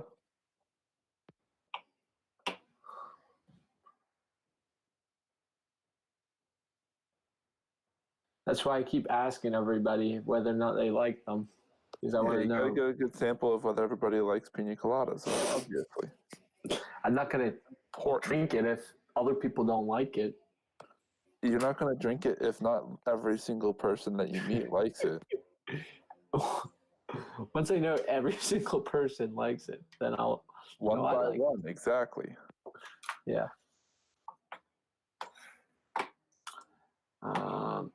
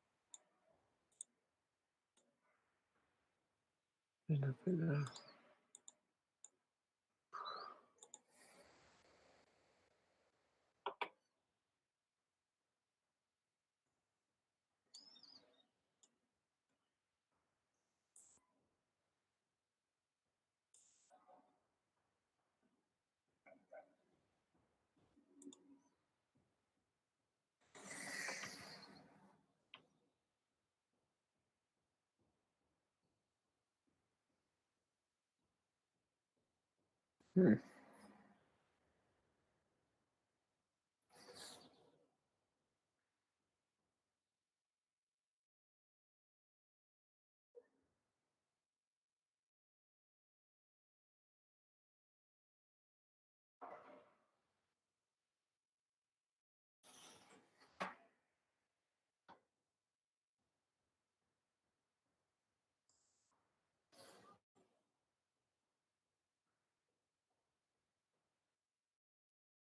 right, so I figured out the way to get the X and Y of that.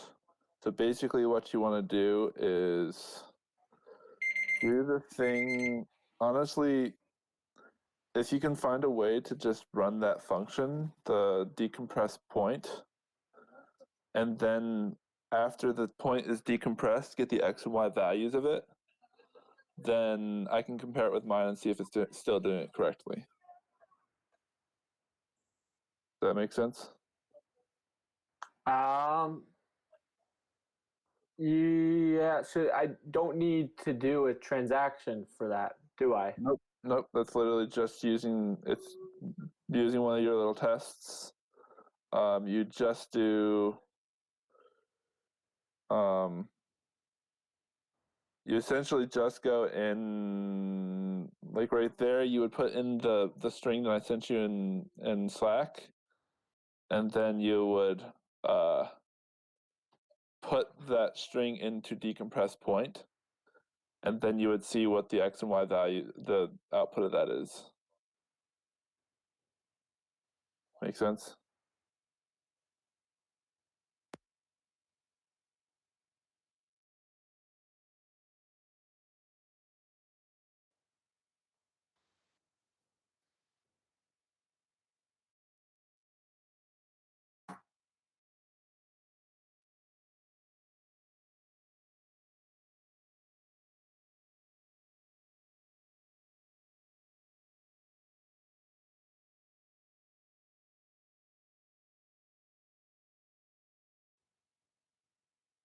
Oh yeah, you need to marshal it or whatever.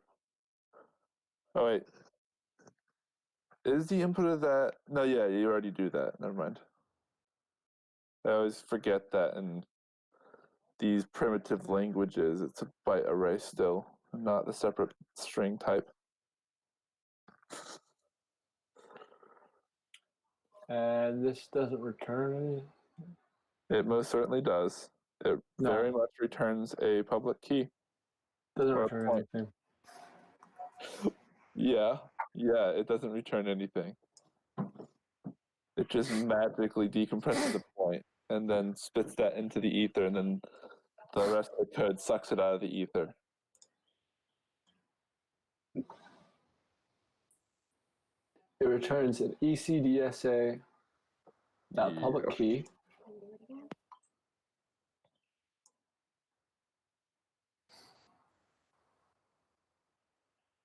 Basically, you're just going to say key, yeah, and then you're just going to print that. Or are you going to print key.x, comma, key.y?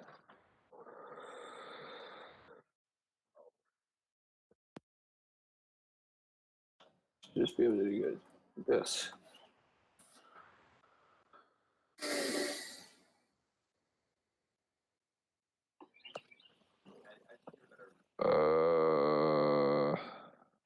This is not the same as you?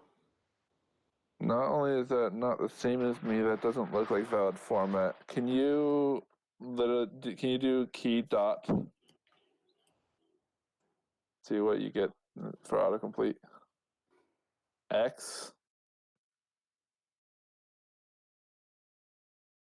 comma, yeah, key dot capital X, comma, key dot capital Y.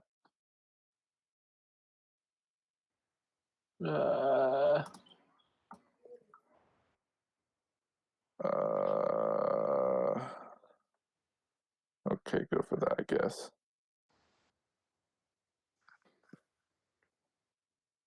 So it's going to be difficult to concatenate a big int with a string in that language. Yeah, well, the thing is, I don't take in a this is too many arguments. That fails. Okay. You could just try FUMPT. I have to do an array of interfaces, don't I? I think so. Or The way you we'll cast be able the- to cast take the in like string. I could just do FMT. .2. I think big ints have .2 string or something. I don't know. I should be able to do it like this though. Yeah, But I still would want to put a an empty interface thing. Right. the new line. I don't know what you're doing. Yeah, there's a way to do an indefinite number of arguments for that function, but if Yeah, that's right. I think you'd have to do it an array of interfaces. That's what I'm saying. Weird. Maybe. I don't know. It might be something else. There might be some simpler answer. Okay, this is the X. This is the Y. Yeah, that's super not right. What? That's super duper not right. No. Well, how? I thought that we did this. And it was working. We most certainly did do this. What did you do? No, Sir. like this stuff passes though still. Yeah, I know. What did you do? This stuff passes. It's just that it's in a different format than you. Yeah. What did you do? Okay, go into decompress. See, it says it's verified. What I assume is somewhere here you left out the fact that you never. Okay, so go into decompress point function. I think I know what it is. So compressed bytes. You are not. Okay, that makes a lot of sense. You are not pulling in a hex string. You're pulling in an array of bytes. It just so happens that a hex string is an array of bytes, but it's not it's an array of bytes, but it's not a byte array. If that makes no sense, make any sense the way I explained it. I think is Matt. All right, Matt. See you never. You left the computer on though, so I don't know what he's doing. See you never, Matt. Okay, so you're gonna have to unmarshal that shit. Unmarshal. So you know the thing that.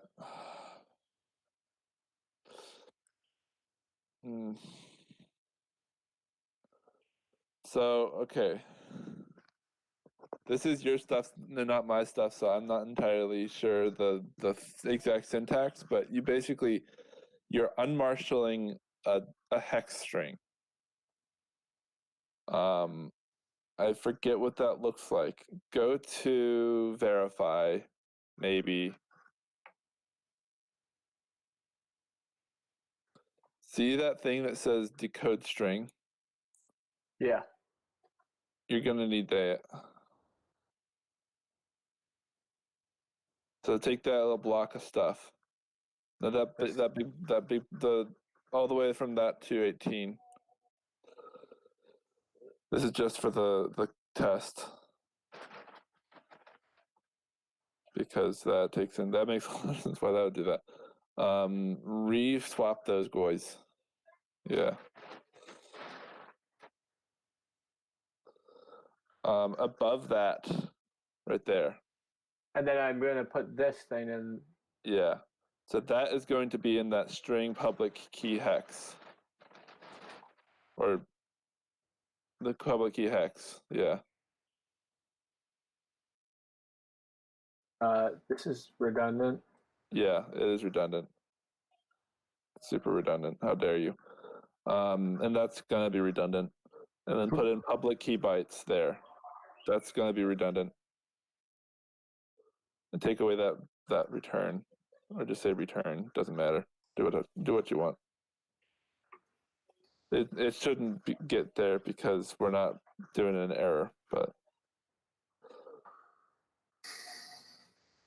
All right, so that looks 269, 269 They're the same length in that one. 9988.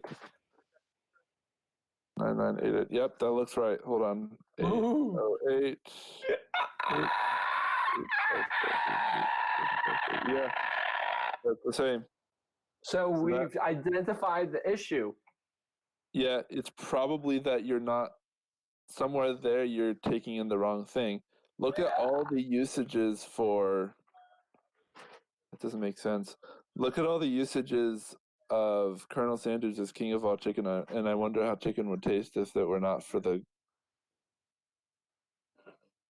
Colonel Sanders, not I didn't know what you were talking about, and then I realized Yeah. I wrote that. Like, I was like, you're crazy. I was like, you're crazy. And then I was like, Yeah. wait a second, I wrote that. Colonel Sanders is king of all chicken, and I wonder how chicken would taste if it were not for the gravy. Great KFC Lord. That too. Great KFC Lord. I was going to say, because you would have had to misspell gravy. Yeah. Then there would be some serious issues. Like, Yeah, wait. that would be serious. They should immediately fail the test if that were the case. Okay, so Hey, I'm going to Matthew, how look you doing, for... Matthew? How you doing?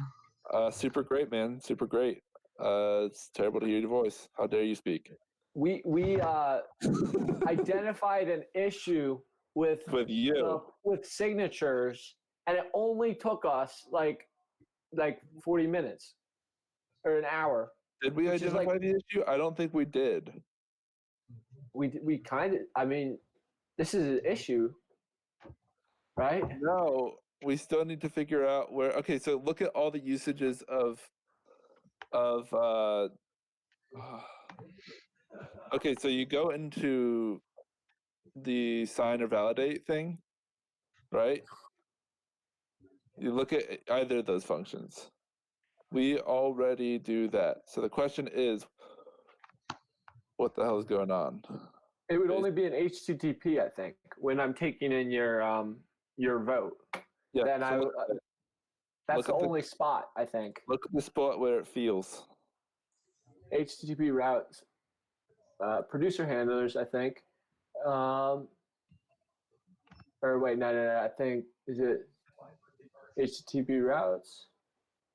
Okay, let's just look here. Vote. Let's see a vote. Post vote handler. That is where? Producer handler. Post vote handler. Client handlers. Post vote handler. P2P received transaction. Vote the. Basically, right here. This is where sender. Yeah. And where is specifically the usage of the function verify? Verify. That marshals the vote. That decodes the thing. Yeah. It decodes. Yeah. But so if we change the vote right here, if we change the sender right here, to receive transaction. If we say v.sender is whatever we change vSender. No. Here. I refuse. No, you want that to be a string. You want that to be an encoded string because that's where it is everywhere. It only gets encoded whenever being verified or signed. And in signing, it doesn't even need it because. But you're sending it to me. Private. You're sending it to me. You're sending it to. Yeah. What did you get, Matt? Were you able to get anything else done, or like were you able to research? I was looking at what you asked me to look at, and I have not finished that. Looks like I'm just gonna leave then. Shame. I see my presence is not wanted. Well, you disappointed us. Matt, on Monday, I hear that a lot, though, so don't worry. By Monday, I'll have the CRM, I'll have that one issue with the emails fixed, and then we can start loading stuff in to the CRM, and then we're gonna start being aggressive. We're gonna I'll go to their homes. I'll knock on their door. We're gonna market hard. All the marketings. We're gonna You're do it speaking my hard. kind of language. Wait, I'm gonna go guerrilla. I'm gonna go guerrilla warfare on these. And we're gonna have to start going to all the schools that are like marketing to all the schools and following the IT departments that are there. They're really busy, and get in touch with Westchester's department. But all of it has to be tracked in the CRM, and we'll send all of our emails in the CRM, and then we'll be able to see the back. Like when they send us a response, it will go load into the CRM, so we'll be able to see the entire history of our conversations with them, which will be really nice. Perfect. Okay. All right.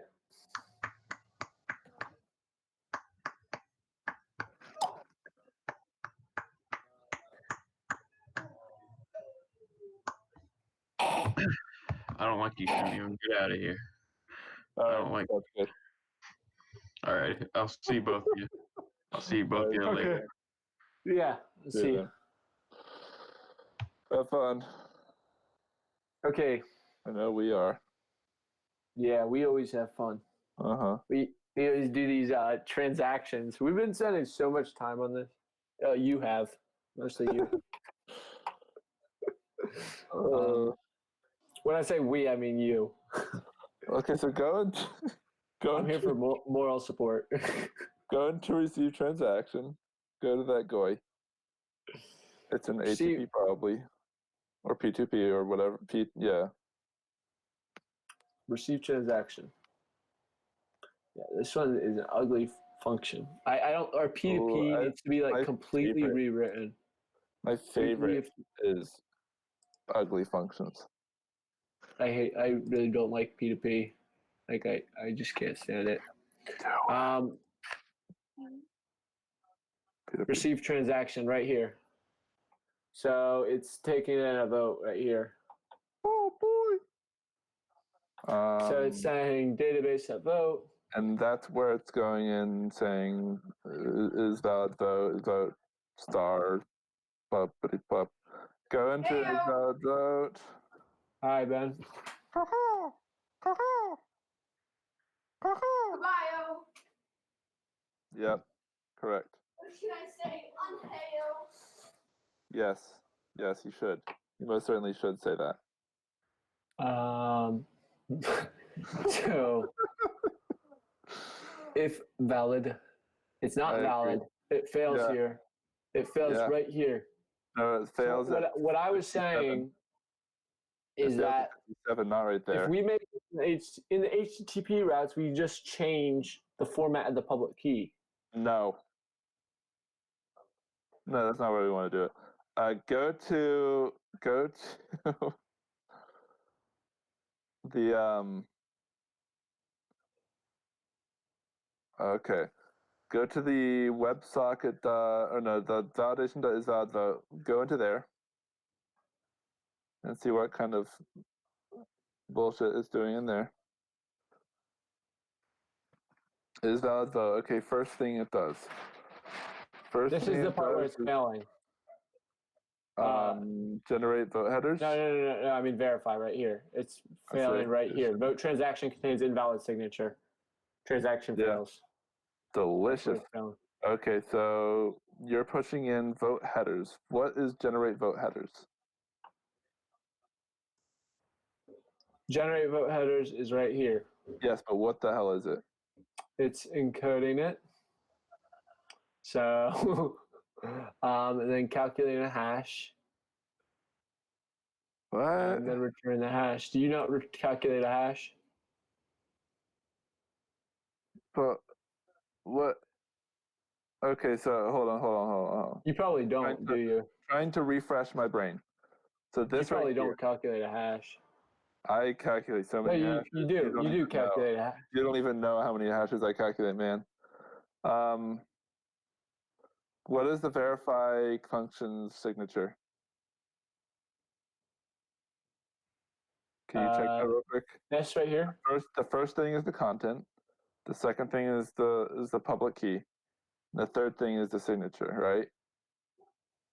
Let's verify that real quick because that could be one place where it's fucking up. Crypto.verify? Yeah. This? Yeah. So verify, the first is the hash. Second is a public key and hex. The third is a signature and hex. Okay. That looks like it should work. It goes in there.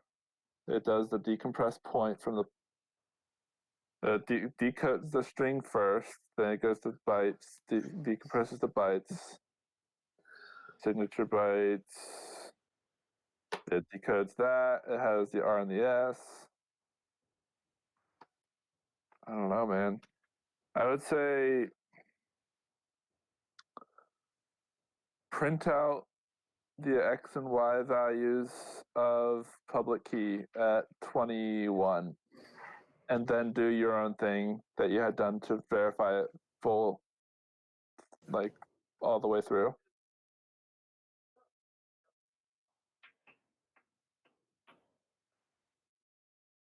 Yeah. No, I don't want to do that. Just do do 2 lines. No. It doesn't matter. Whatever works. No.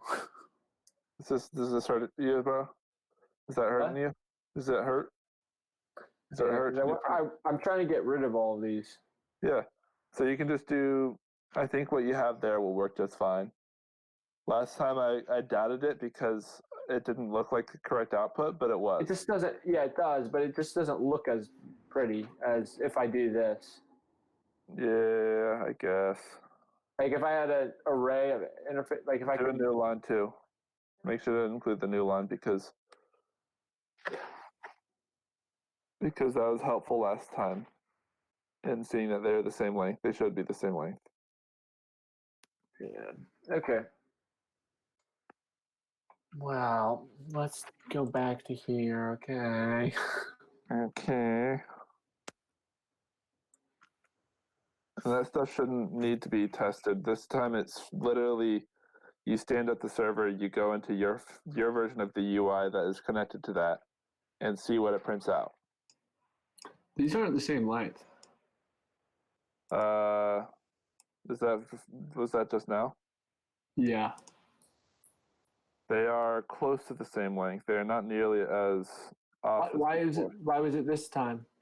It's a new key that you're generating. They could be off by a digit because instead of a 1 at the front, it's a 0. The difference in 1 digit isn't super duper significant. Do print it out in the sign as well. The sign? Yeah, so sign you have the private key. No, that doesn't matter. Oh fuck, I don't know. Unless there's something about it literally makes no fucking sense, man.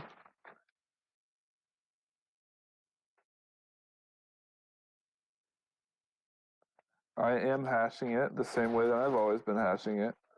The signature is Darren coded just like it's always been. I don't know, man. I'm gonna double check that the Darren coding aspect of this. I'm gonna run to the bathroom real fast. All right, I'm gonna blow up the entire world real quick. Okay.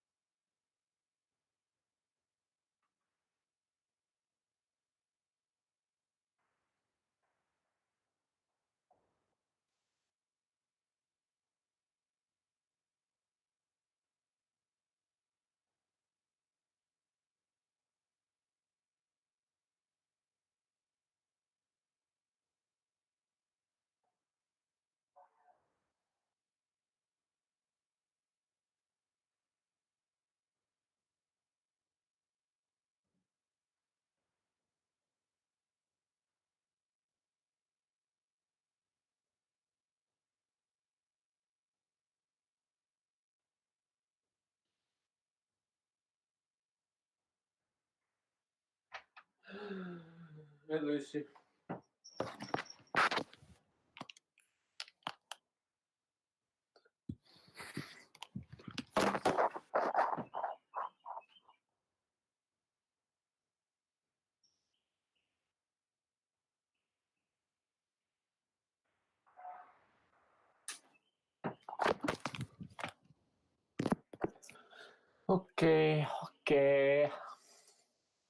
Okay.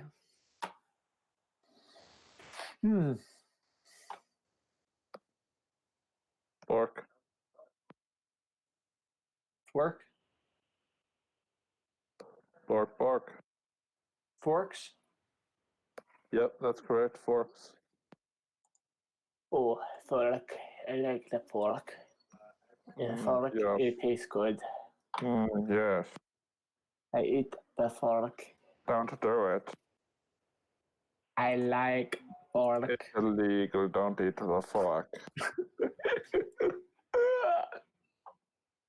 That was terrifying. I will eat the fork. Correct.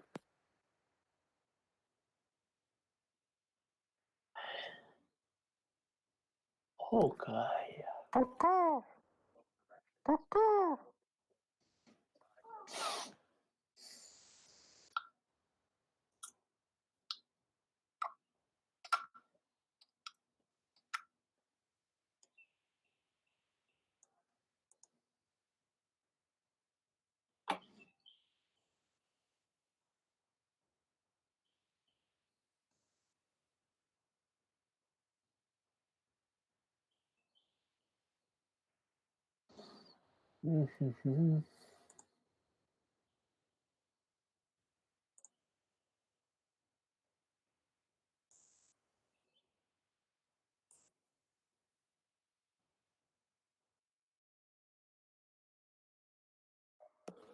So I am getting the hash.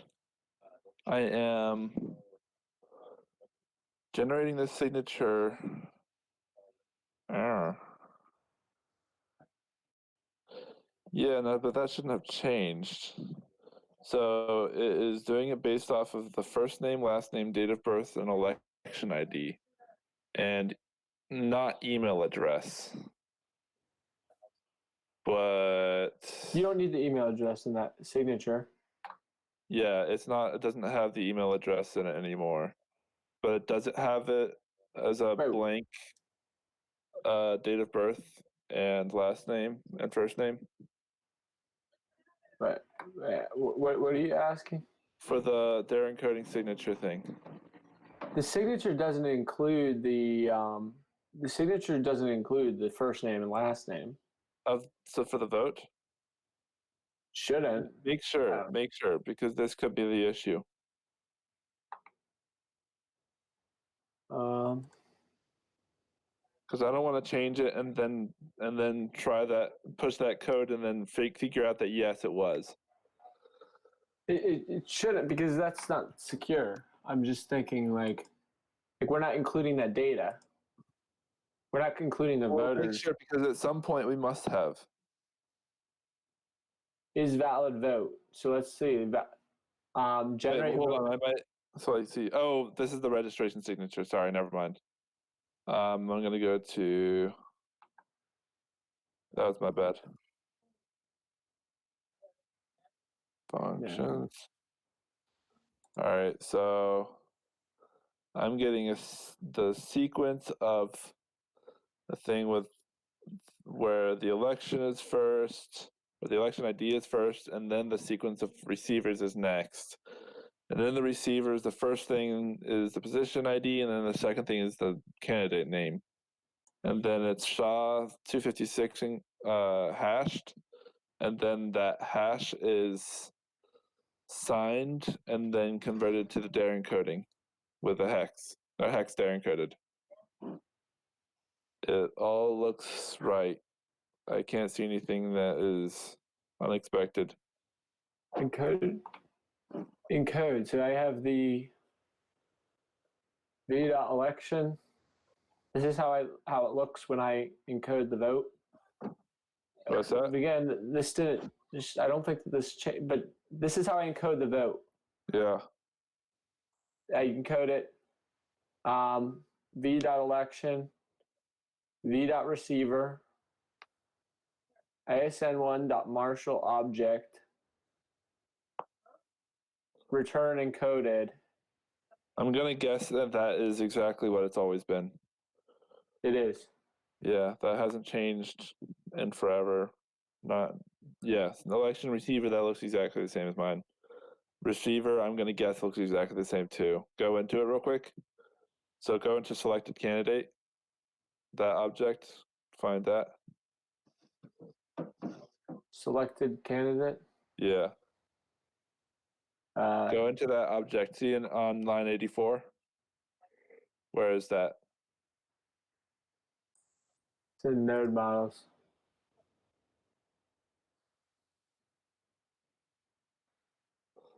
Position ID, candidate name. Position ID, candidate name. Yeah, that's all good.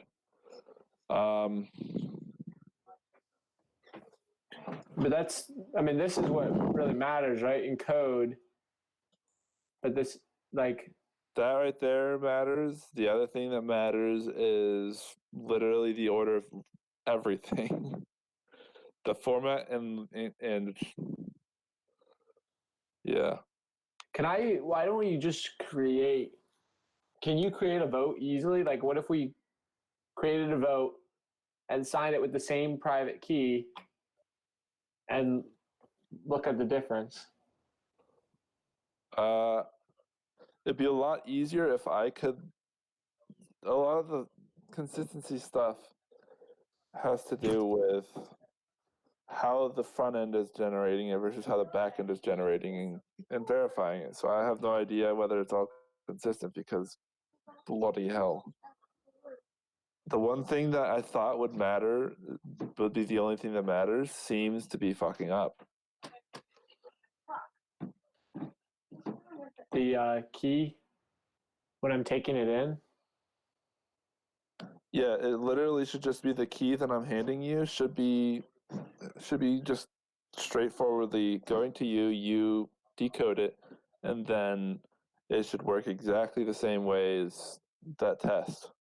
So what's wrong with me doing it on the HTTP like route? Because it's not consistent? Um, What I was suggesting is that what we did in the test file, it wouldn't be consistent as far as I know, but so which would be an issue. But right here, not super surprisingly, the private key for the front end is never going to, it's never getting to you. The private key is never getting to you. So you have to literally dig in there and intercept it at the right place, which is made deliberately difficult. The private key is never getting to me? Yeah. Because that's on the front end. From the front end. From the front end, the private key is never going to you. Yeah, it's not supposed to. Key is, yes. Yes. And so making sure that if you just like pulling the generated public-private key pair and then putting it in the test like there, that's not really going to provide, or like you're not going to be able to do that very easily.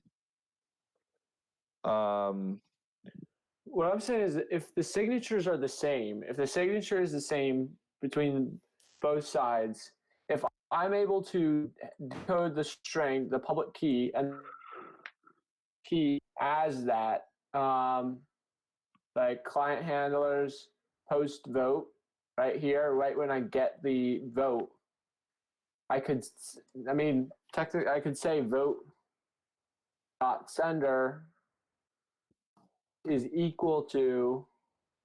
No, because we're already doing that in verify. We're already doing that decoding. That's not the issue.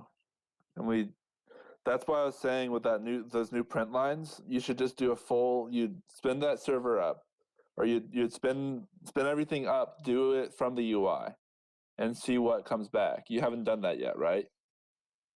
Spun what up from the UI? So that code, that the code changes that you made, the thing adding those print lines, that is in the files. You spin up the back end, you spin up the front end, do it through the UI like you did way earlier. That's a test we still Okay. haven't done. All right, I'll do that. All right. I do that. You have fun.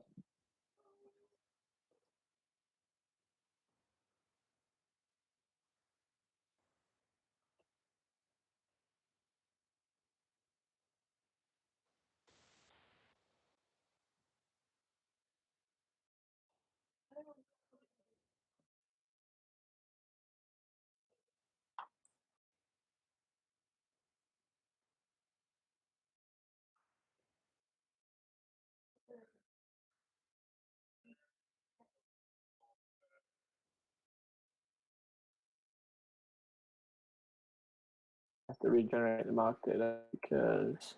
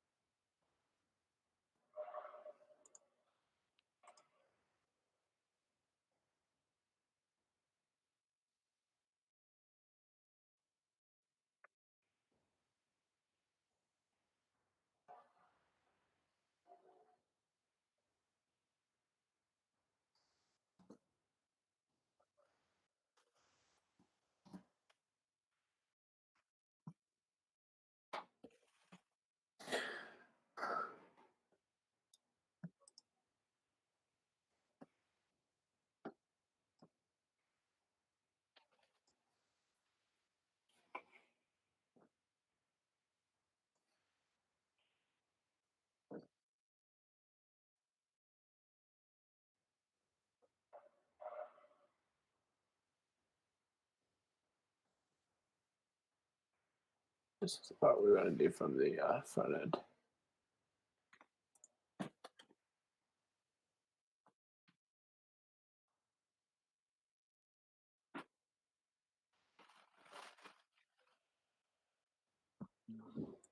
By the way, that 0.0.0.0 root doesn't work on Windows, so you fucked up that stuff for me. The what? The Oh. thing where, well, at least where it spins it up in the browser. Oh. That's fine. It was for the I think I changed that when I was deploying it to the Docker and Linux machines. Yeah. I think we just have to make it so whenever it does the browser, just spin it up with a Docker or with a localhost. But I really want to make these auto deploy to Docker. That would save so much time for me. yeah, And get the Docker like config separate from the container itself. That's another really, really annoying thing. So sometimes I'll accidentally send the like an email password inside the I'll create it in the Docker container, and then I have to change the email user the email password because I have it in the Docker container. And so technically somebody would be able to send and change emails. So not that it's likely somebody would do that, but it's just another security risk. I mean, I wouldn't say that it's unlikely that somebody would do that. No, but I mean, not many people. I mean, right now it's not really high risk. But for when we did our mock election, that was something I made sure to fix. And Yeah. anytime we're having an actual election, it's really, really important to fix that. But Yeah, theoretically. So, Theoretically, it's really, really, really important too. okay. Vote.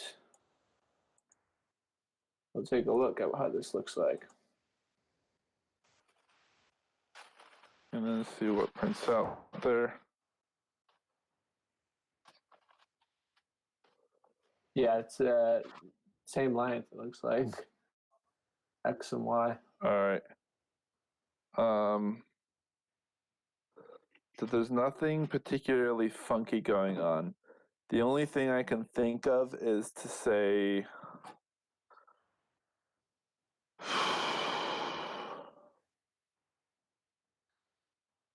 the go into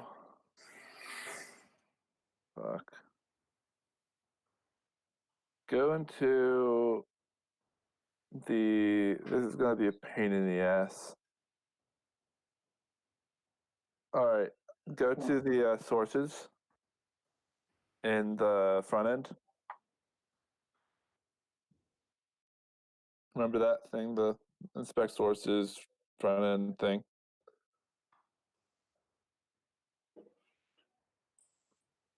Oh, yeah. Oh. Where's inspect sources? I love it when I accidentally push type errors to the front end. Yeah, the tab there, sources.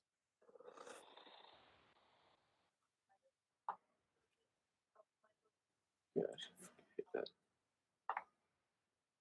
And then go into that whole thing, yeah.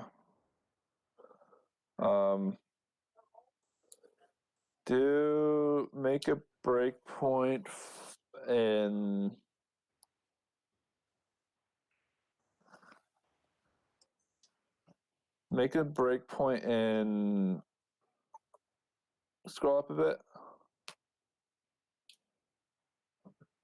Do it at go further. Oh wait, go back down, load public key. And 55. Down, yeah. Now reload the page.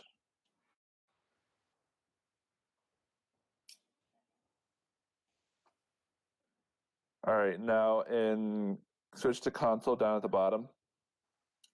Down at the bottom pane. No. Stay in there, but yeah. Do exports.ec.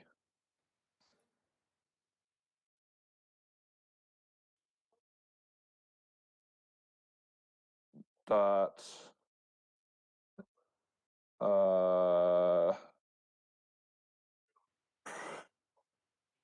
key pair by here, let's see what I had done.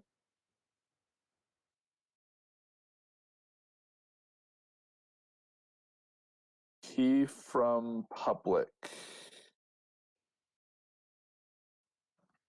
Lowercase k. And then yeah, from public. Oh wait, hold on. Dot constructor dot key from public. Wait, no. Key from public. No, that should work. Cannot read property key from public. Oh, lowercase ec. Lowercase ec. EC doesn't exist. That right there. Open bracket. The first parameter needs to be the public key. So go into memory, the tab at the top, or application, and select that whole thing and copy it in. Copy it in as a string for the first parameter. And then do comma, quote, hex. So hex in quotes. Yep, do that. All right. What you want to do is those will be unintelligible. Do right. So press up to redo that command. Yeah. I mean, you can just go to the click on the console part down there. Down. The input line. Press up. Now go to the beginning of that and say x equals that, or p equals that. Yeah.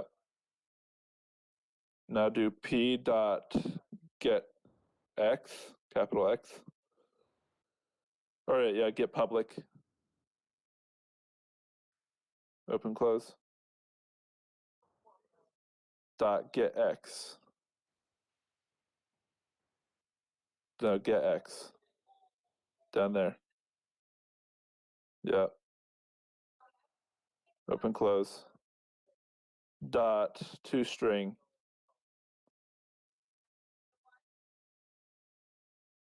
Open close. All right. Click enter. Now do the same but for Y. Get Y. Just press stop, but okay.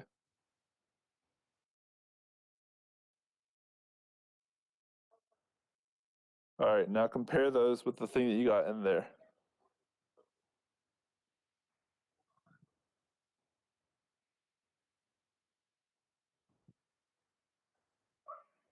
It looks the same.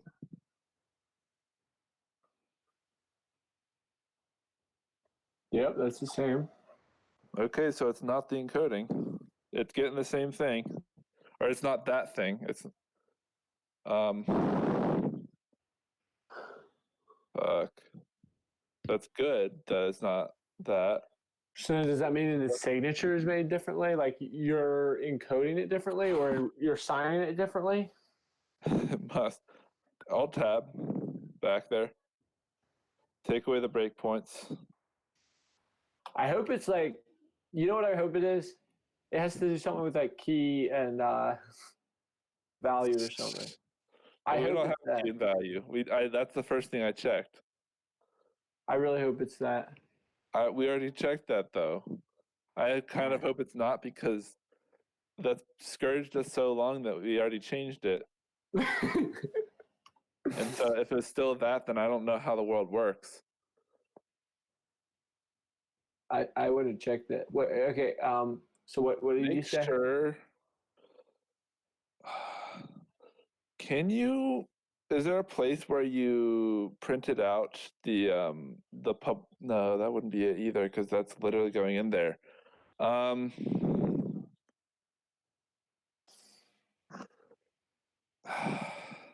really hope it's that. It's That'd not. be too perfect. It can't be. It can't be. Well, can't I compare the signature? Can't I create the signature from here? Like in sort of. Can I do that? You would have to. Not easily. No, it would be difficult to find it in here. Yeah, because the public key, the private key, is encrypted, and to decrypt it, it would be a pain in the ass. It's encrypted with nothing, though. Yeah, but okay, so is it still not plain text if anyone has nothing? Hold on. I guess it's still hashing it. No, hold on. I'm just looking. So AES, you need the key and you need the IV. The key is generated from fucking. Can I just disable the key gen and then try to? Okay, do security. Do exports dot load private key in that breakpointed thing. Yeah, load private key. Open bracket, and then an empty string in there. Close. Oh shit! Right. Do that. Dot then. Fuck. Do I equals. Do await before then. Do await. I've never figured this stuff out. The promises and stuff. Yeah, it's see if that works. It won't, but like just see if it does. Yeah. It's only valid in an async function. Yeah, we get it. Okay, so do press up twice. Dot then. You're just like Open taking bracket. wild guesses. A equals greater than. A space equals greater than. Arrow function. Yeah. Console.log A. Oh my gosh. Hey. Close. Enter.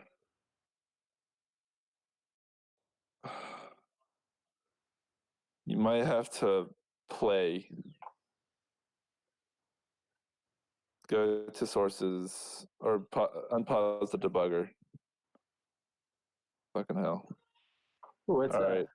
That's it. That's the public. That's the private key. That's the real private key. That should be, yeah. Okay. So now I can try to reproduce the signature. Yeah. Yeah, so that should do that. The signature should yeah. Would this be different? That's the hex private key. Which means that is the correct format right there. Okay, so then I just do this is completely me. Generate. Where's my generate thing? Because that would be really fast if I just steal it from here. Generator.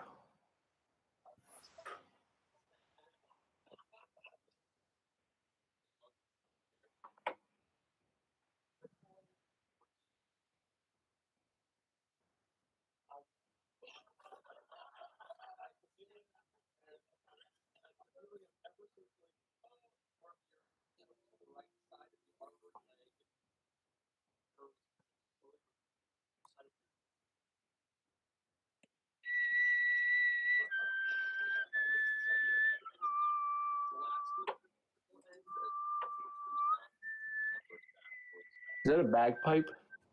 Nope. Do you have a bagpipe? Do you play the bagpipe? I am currently playing the bagpipe. I don't know how to. Can you imitate a bagpipe with your just your voice? No. No one can. It's impossible. It's physically impossible. I can. No, you can't. Just you can't tell over. It has a very distinctive sound, and it won't carry very well over Google Hangouts. The only way you can hear it is in person, and I have to spend an entire day like clearing my lungs. Sure. It's true. The bag for the bagpipe is your lungs. Okay, election signature. Let's grab the election signature. Is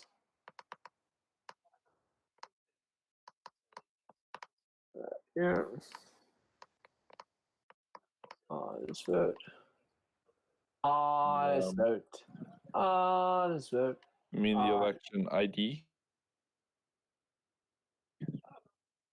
You need to be clear about what you mean by that. I need this. Yeah, I do need this. It will be one of the fields in the vote. I mean, the other thing is all the other stuff that you probably need. What's this then? That's what you're using as the.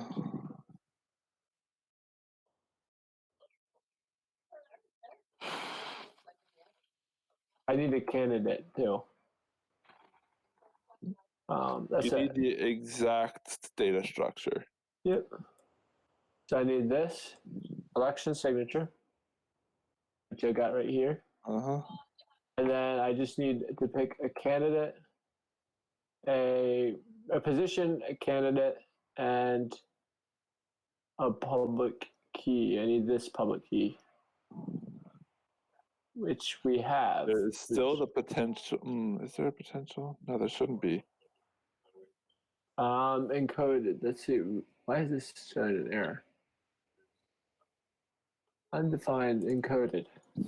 That's why. Hash. This is throwing an error because of that. And then this is what I want to print out after I get these things. What is vote.encode? That's a function that generates the headers and stuff. I showed you that earlier. Reminded what you mean by headers. Encoding models, encoded vote. So I'm marshalling the object as in their encoding. Okay, so there encodes it.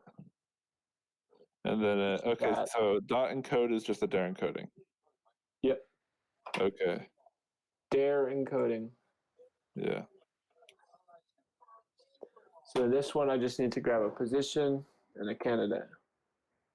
I can go, well, I can't do that from here as easily as I can do it from right here.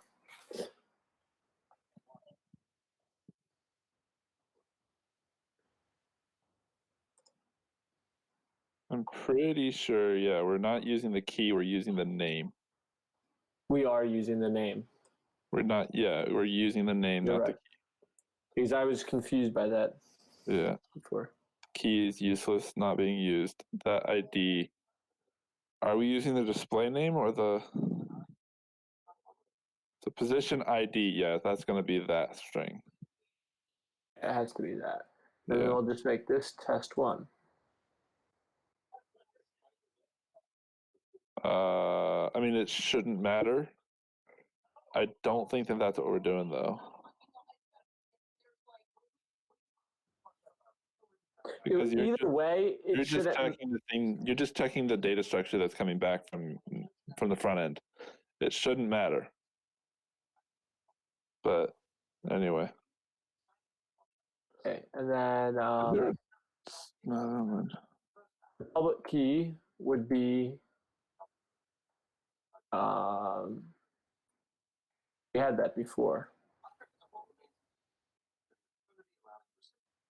What did we say the public key was?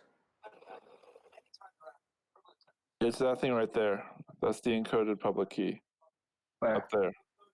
Up there in the thing that is saved. It's the short form. So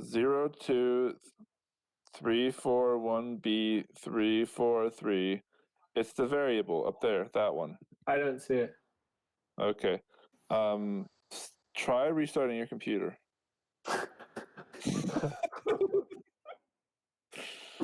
Should I save this file before I do that or no? No, restart it and then torch your computer. Okay. All right, I'll do that. So then this should be correct. Vote.signature. Yeah, I have no idea what it should be.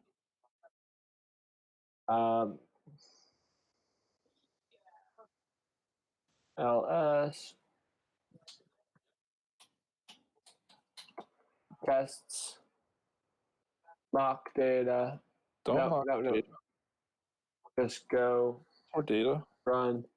I've used test.go for like everything. Yeah. It's been a very multi-purpose. It's really just for me to test stuff. Testing. That's what it is. Yeah, that's what it is. It does the testing. It tests. Before I put anything into any of these files, I use the test.go file. Yeah, and it tests the .go. Yeah. So this is what we have. This is the signature. Yeah. And so now we want to make sure that's valid, right? Theoretically.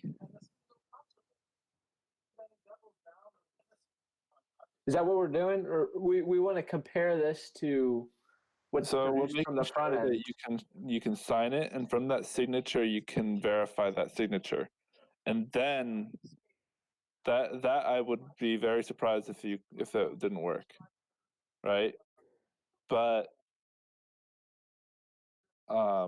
if it does, we want to test that first so we don't try and test the next thing without. Yeah.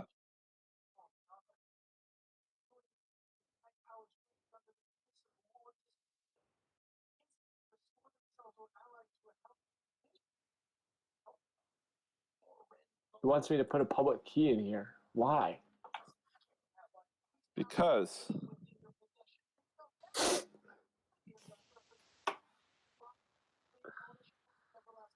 I can't remember. Why are there two strings? two remember? strings are better. Another thing I have to do is I need to marshal this. Is it code vote? Dot. So what? When you said why do we need two strings, what do you mean? Right here, verify wants two strings. I imagine one is the public key, but is it like X and Y? You already have vote.encode. It's at 41. Just use that.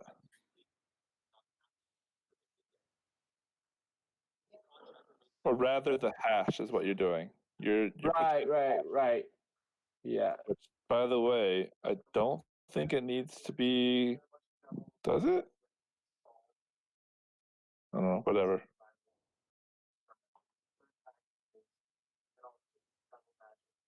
Encoded.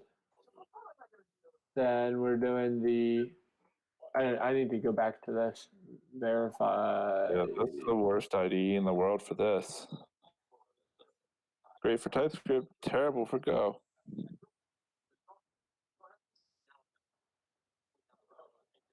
I need to close some of these files too.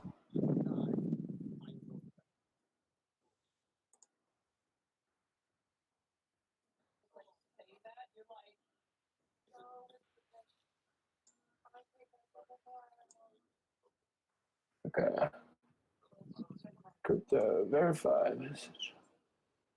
So it's public key and then signature. Yep.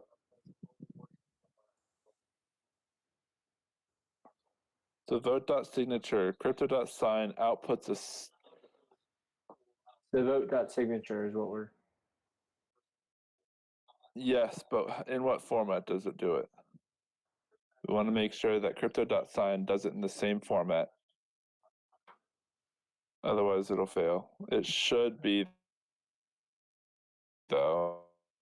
Like, imagine why would it be? Hex. Both of them are hex. That's verify. That's verify. I'm talking about the other one. The you're talking about signature? So, yeah, whenever we get the signature, crypto.sign, what is that? Vote.signature is string, right? Go to crypto.sign. Go to the function definition. I want to make sure that we're covering all of our tracks. We're covering all our asses, all of the asses. Cover all the asses. Private key hex. So that makes sense. That makes sense. Now scroll to the bottom. Scroll to the bottom. Bottom, man. Bottom of the sign message. Of the thing. So hold on. Pause. Okay. ASN1.marshal signature. That's marshaling it to their encoding. RS equals ECD say dot sign. And then we put that into the signature object, and we marshal that, and then we convert that marshaled ASN to base 16, or base 16. Return that. Okay, that's good. Or at least it looks like it. So go back there. Vote.signature, verify, encoded that. No, encoded on line 50, encoded is going to be hash.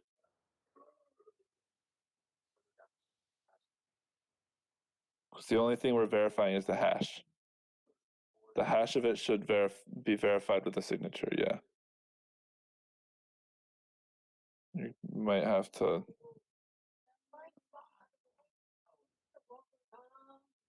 What does hash return?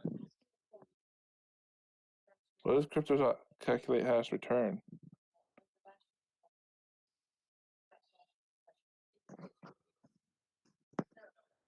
No, I mean what type, String. not what the value. So go to the function definition of crypto.calculate hash. It's a string. Yes, but should it?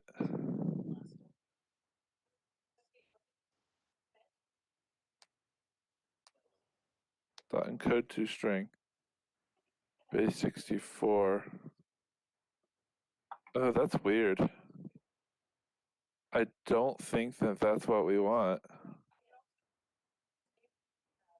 I thought I mean, this is. We never went over this, actually. We never went over calculate hash. we did go over this at some point. But a long time ago. It was a long time. Yeah.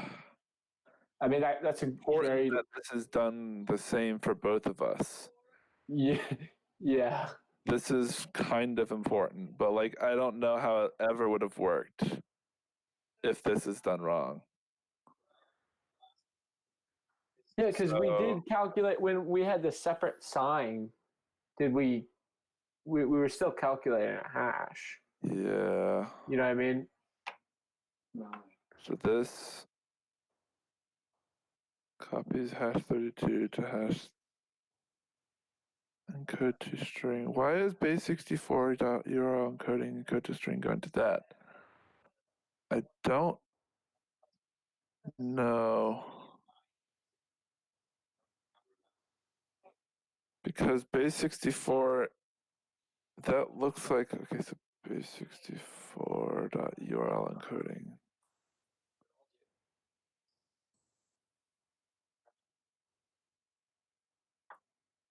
URL encoding.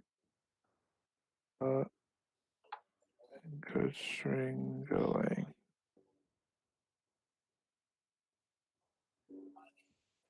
I don't think that that's right. When was that changed?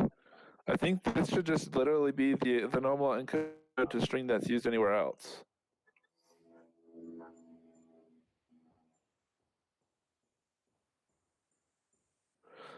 In fact, maybe it doesn't even need to be that. I don't think. Like, I think literally you can just return hash.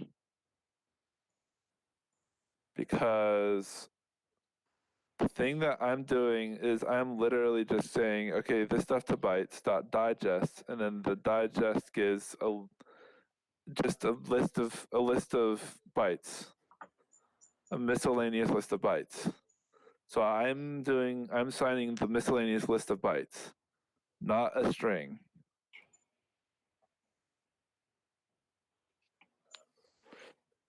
So I think that calculate hash shouldn't be returning a string, it should be returning a list of bytes, which is not the same in this case. I mean, that would probably be nicer for us because we're always marshaling a string, or we're always turning the string into bytes.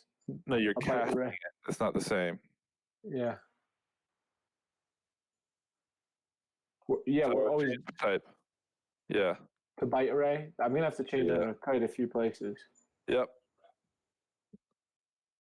because it's right now it's converting byte array to byte array.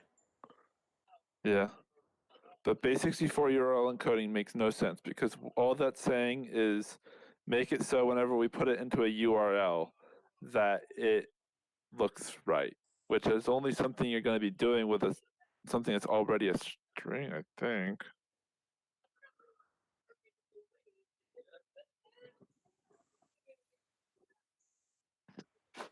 So like this. Yeah. That's correct. I want to see the. Just continue. Remember that I could do it myself.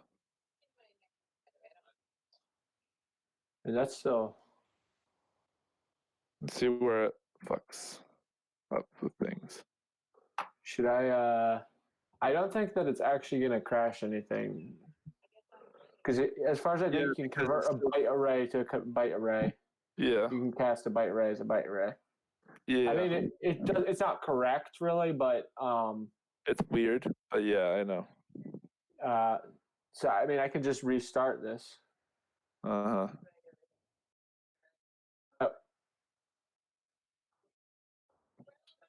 Validate election, validate registration.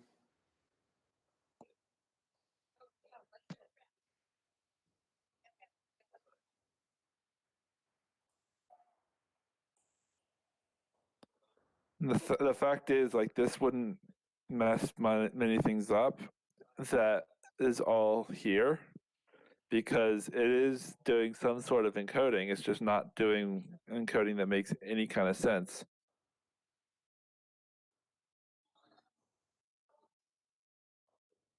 I just want to make it simpler.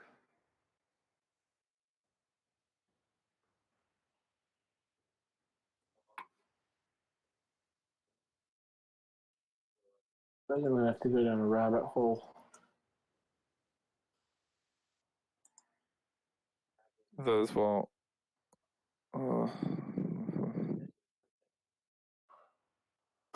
For that stuff, you should be marshaling it into, especially if these are. Well, it depends on what these are for, honestly. Ugh.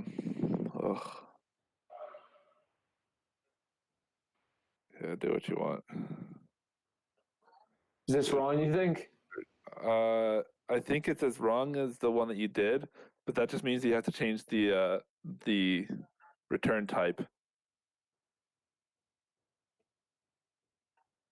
Return type back in. Vote headers. Because vote Yeah. headers. Let's see. Yeah, because see, Yeah, on I know you're talking. It's going to be the same exact thing, except it's not doing that base 64 to URL encoding. It's just converting it to a string. Oh yeah, no, because that would have been being done on on 18. But I'm saying, like, for instance, line 36, you're then casting the result of vote headers to byte array when it already was. So you convert it to a string, then back to a byte array is all I'm saying. Yeah. But whatever. It's not breaking anything. It's just stupid. It's just stupid. It's just really, really dumb. Okay. You know, if that's the only place, I just don't want it to be like where I go through like a ton of stuff. No, fair enough, yeah. But if these validates are the only ones, then it does. I think it will be. Do an empty array.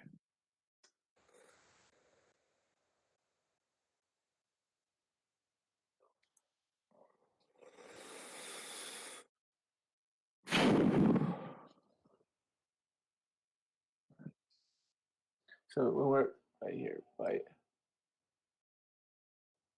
You know what? I think you might be right that it's the only spot. Let's just check. And not use type byte as type string. So yeah, the thing is, like, I have to go down a rabbit hole. Yeah, is that a bad thing? I just like to try and figure out this issue before I go down that rabbit hole.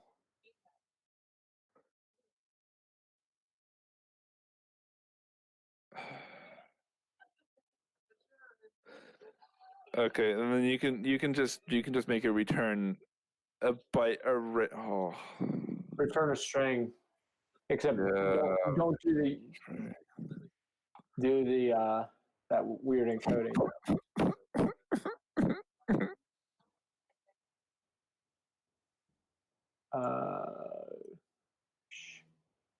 No.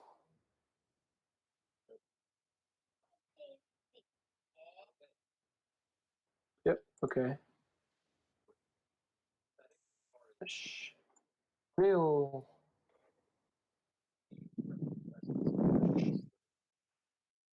Neil. Ash. Neil.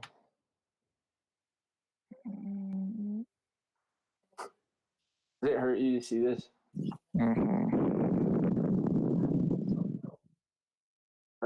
String. Mule.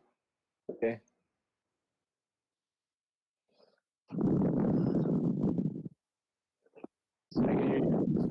I can hear you breathing. From here. All the way from here.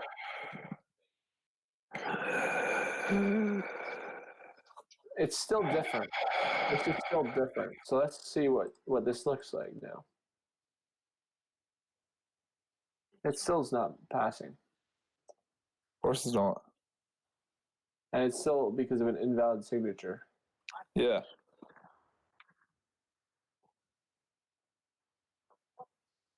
So see what's coming back. What's the data? What's the signature? What's the literally everything? This is the X, this is the Y. That covers one small little thing. That covers what the public key's coming back right. But what is the signature that comes from the data on the front end? What's coming from the front end to the back end? Yes. And how does that compare to the signature that you made?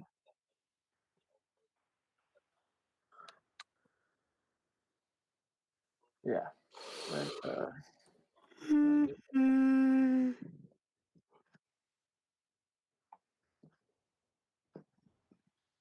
Where was I going? I don't know. Speaking of which, am I like voting for some random person? What? Just test one. Right here, is there any test one? It could be. It depends. What data is coming from the back end when you cast a vote? What's the exact data coming from the front end to the back end? Coming from the front end to the back end. So in that endpoint where you're suggesting changing the election ID, that's where you need to try printing the entire election. No, the entire election or the entire vote thing. Yep.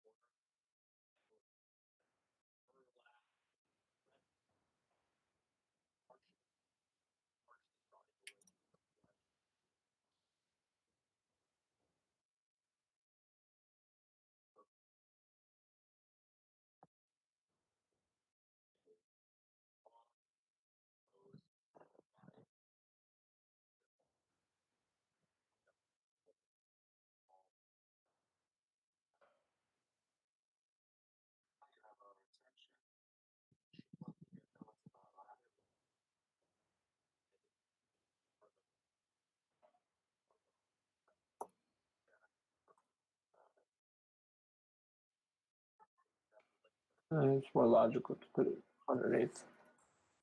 Possibly.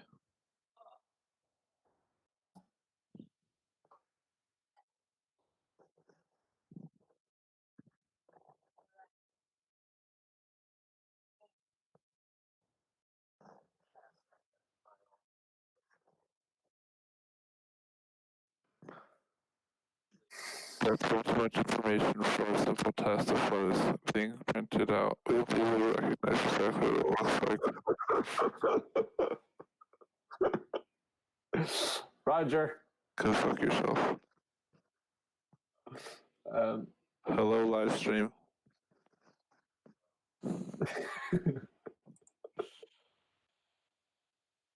Yeah.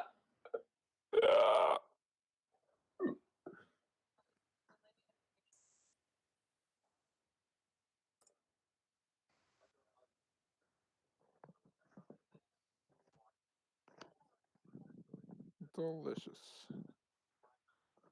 Okay, so the vote looks different than what the information that you typed into that GUI, so it's gonna fail right off the back. or off the bat. I'm not sure which.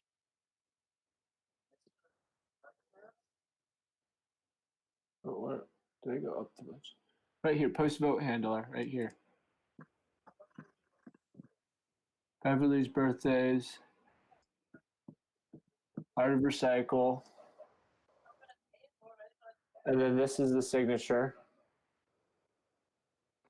All right, so you want to get all that information and put it in the test. And see Yes, if it matches you're that right. signature. You are right. Because if my hypothesis is correct, someplace where signatures, this stuff was relevant to something, that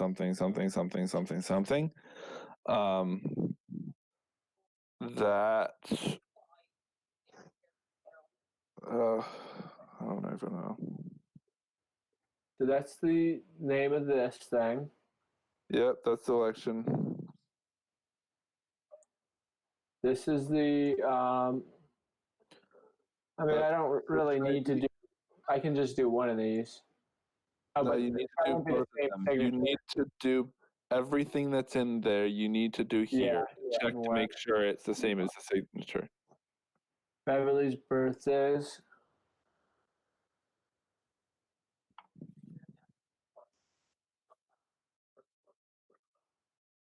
And then let's do another selected candidate.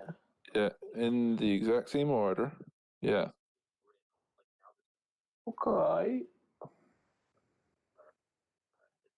That's all, folks. It's not all. Aha, that's all, folks. Oh, here's the thing from it's like the end of the Looney Tunes. Okay. Good to know. That's all, folks. I appreciate that. Yeah, thanks. Thanks. I need to know that. Looney Tunes. It's the Toonie Loons. Did you like the Looney Tunes? How the fuck should I know? 80. Okay, that's the same sender. That looks right. Okay. No, we need to do is compare the signature. Yeah. And then, yeah, just comment all that out and have it there for reference. Just comment that out and have it for reference. I could print it out next, like. You don't need to, though. It'll just clutter things up. Go run test that go. You're not printing out the result of verify, and you're not printing out, okay, but you are printing out the signature. Yeah, fucking go for it. This is the signature right here. Yeah.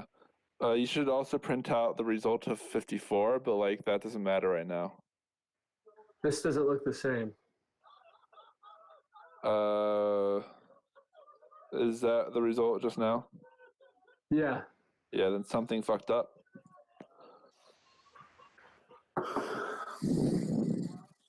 So what fucked up? Let's make sure that these selected candidates are in the same order.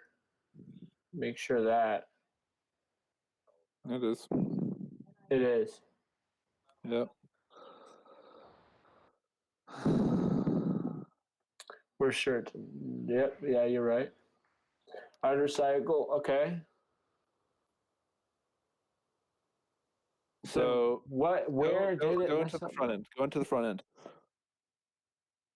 Wait, do you want me to print out this stuff too, like in code and stuff? No. We can check that all from here. I mean, yeah, we will, but hold on. Yeah, so go into there. We're going to get this data go into sources, go to,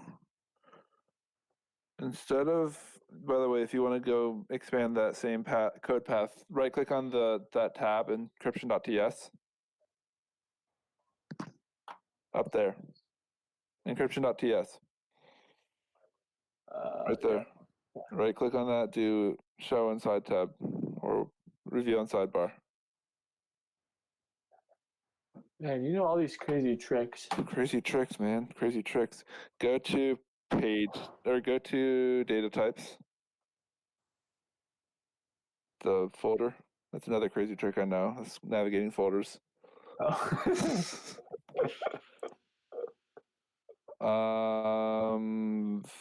Vote.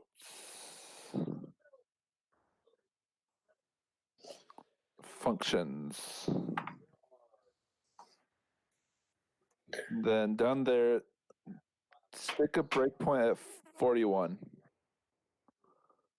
Or at 42.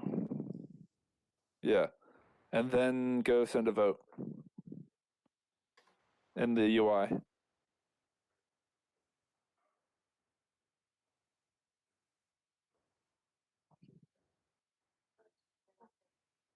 All right. So H, type H. That's what the hash should look like in non-encoded. So do the same. Print out the hash in the other thing. So print out both of them.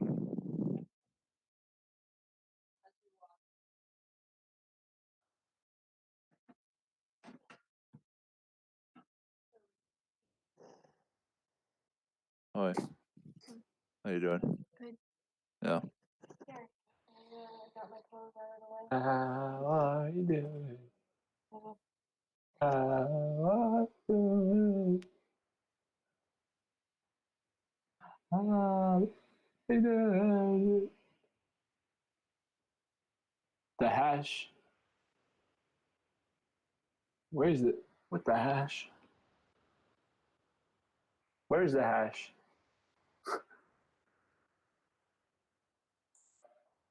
Line 49, bro. No. I mean like Yeah. right here, but where is the hash?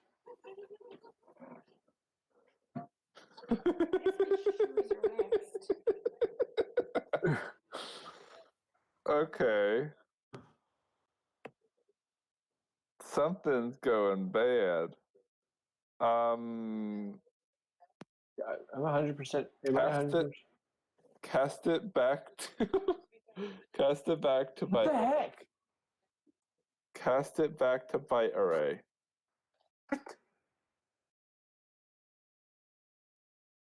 That's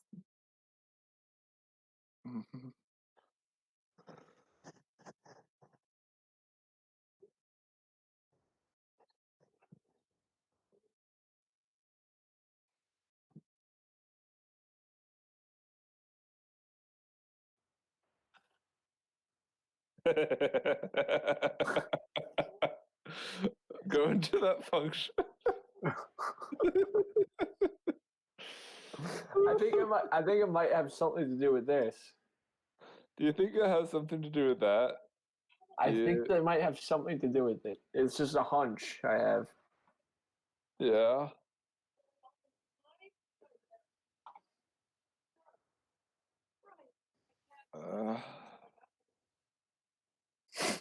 Print hash and hash 32. So I'm pretty sure copy is probably failing miserably.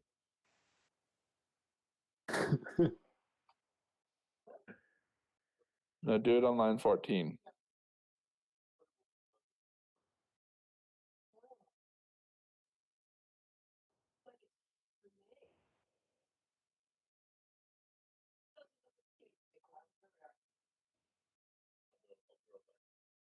I gotta do something to mark these. I was gonna say you gotta get a tag or two there, bro. That's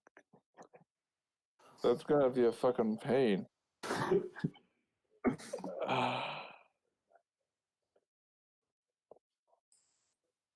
This is why I like breakpoints, man.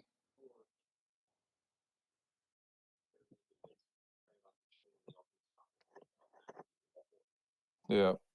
Isn't that what you said to mark Yeah, it? I said that. Yeah.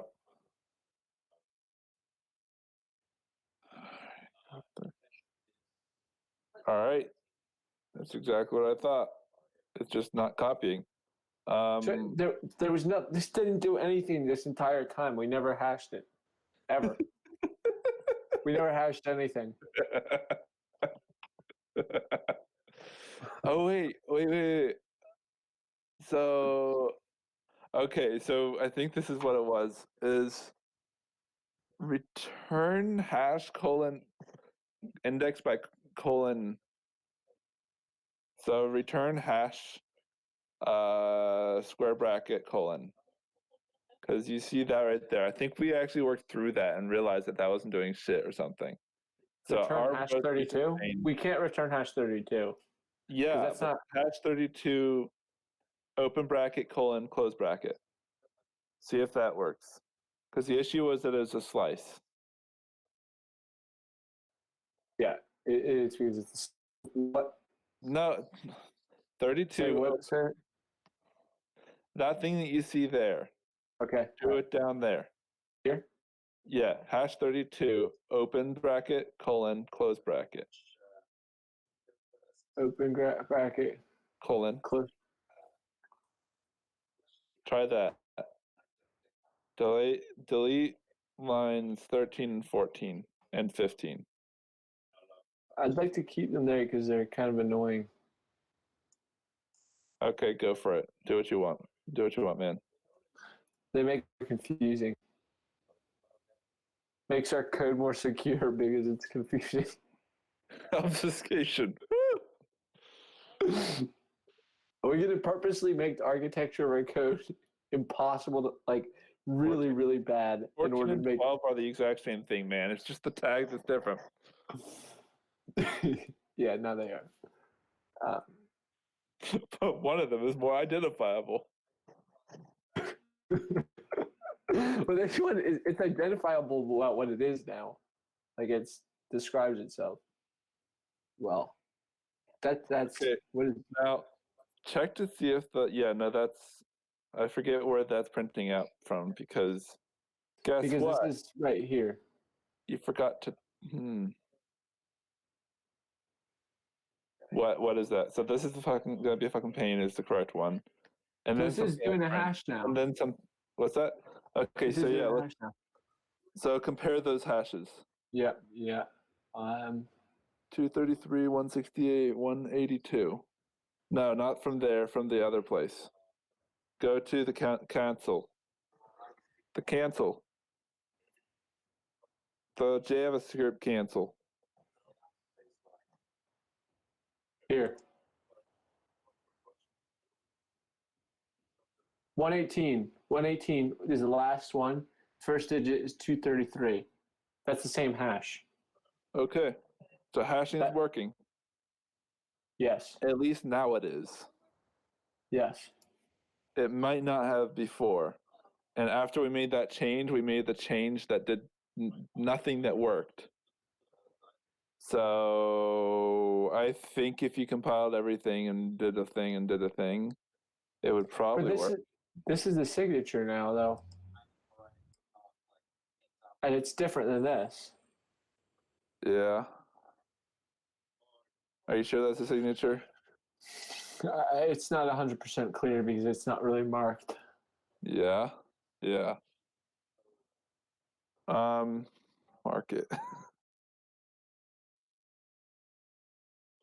I mean, nothing there is correct. So something funky is happening. I think you are right about that.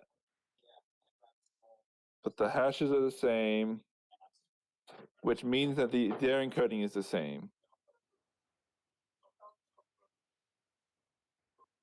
Yeah, this is still not the same. Delicious. It's this right here. All right.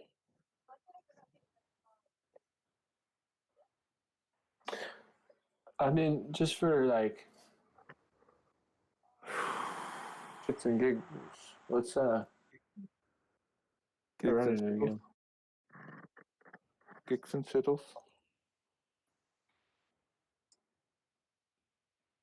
This won't run, will it? Because we got that breakpoint. Yeah. Whoa, whoa, whoa, whoa! Look at that! Oh, look at that. It did a vote. You voted. Sir, look at that. You voted. Whoa! Wait. Vote is what you did. What you did is a vote. Is it from me? You voted, man. Was it from me? Let me try. The vote went through. Wait. We gotta try this again. Sir. Sir, Mr. Vote, a vote went through. Sir, It might be jinxed. Don't be excited yet. what kind of thing would possibly cause a bug that allows it to be verified I don't know.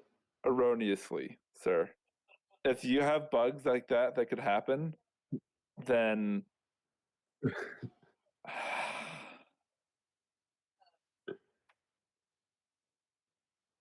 Submit. Register. Register. Submit. Let's just do it from my email. So you can see so the whole stream can see my email. That's the whole point.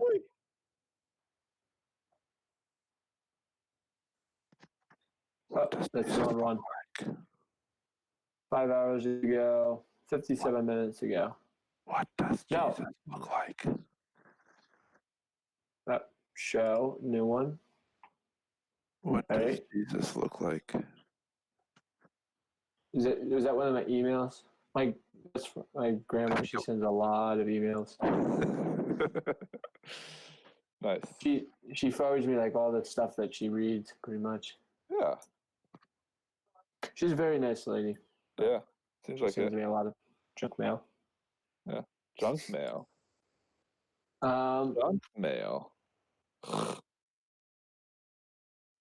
transaction. I don't know what that means. Then let's go back to the app. I don't know what that means. It's just my code. Click here, vote. Beverly's birthdays are recycled. We still don't know that it's actually I'm not working. entirely sure if it's still if it's working. Though. We're not. It We're could not. be broken. So this is okay. Do you want to guess approximately, like a rough estimation of how many lines of code I had to change on the front end? So the problem was just that hash. It was the fucking hash. It was the fucking hash which we already fixed before. And so whenever we were making those changes before, you must have accidentally undid those changes, I guess. How? I don't know. How is that possible? I don't know. Do you think maybe it was because of the get thing, where I merged and I accidentally overwrote it or something? This is what I am going to do right fucking now. I am going to go in there. I am going to find that file. I am going to do a get fucking blame. Figure out who is doing this. I don't mean to be swearing so much, but like, holy shit. I think I'm gonna have to go back to previous commit and then be like, Simeon, tomorrow I'm gonna be like, Simeon, it's not working. Please do that. I will be so happy. That'll make me smile beyond belief. Simeon, I changed the key and value. Yeah. I changed it back to key and value, and I'm not sure which is which. In fact, I think they're both the same. Yes. We really need to get rid of the key.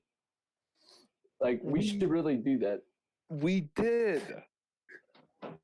No. Are you fucking with me right now? Because we did that. No, there's just you know how there's the candidate name and the candidate key. Why do we have the candidate key? Why don't we just get rid of the candidate key? Oh, yeah. It doesn't fucking matter. That's gonna change stuff it's gonna break stuff when we do it. That's true. That stuff is never going away. It's gonna haunt us forever. Is that a bad thing?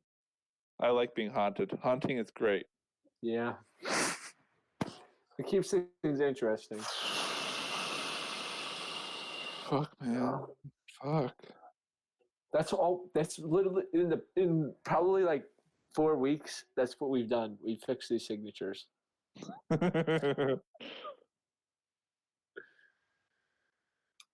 That's crazy. Do you want to yeah. All right. So I'm going to be working on unit tests and documentation for the rest of this time then. All right. Maybe I'm going to I'm going to spend the rest of my energy for the rest of the day figuring out who the hell did this. how this could possibly have happened. I mean, we can just look on GitHub right now. Exactly, that's what I'm doing. You're already there. No, Why do we have so many commits? because We have like almost 500 commits. Well, you're not going to be able to see that. We better go to crypto.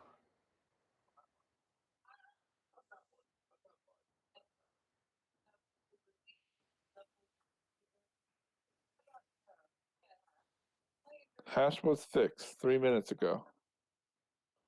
Yeah, I just changed Yeah. it. No. So there are 2 candidates of people who could have fucked us up. Do you know who those 2 Three. people are? You committed the- Four. Come on, man. You're better than this. What? Line 13. Line You 13. committed the debug message. This is Oh. you dumbass.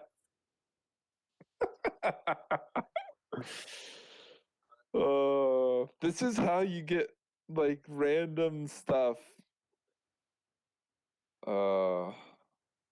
Whatever, it works. Ship it. There's something right here that I've just found. Something said Simeon screwed up, but it should work. That's committed. I know. And guess how many of those types of messages are on my stuff? That is in the front end. None. It's none.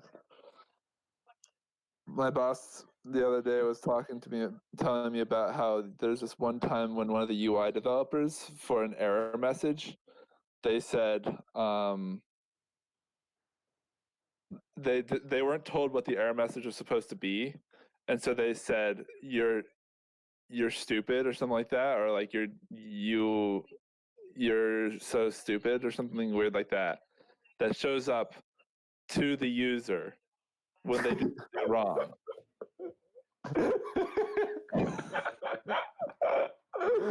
And the guy, like, I don't know if he got fired for it, but like the people were like pissed off enough at that they were considering it because the guy was like, oh well, I never got any.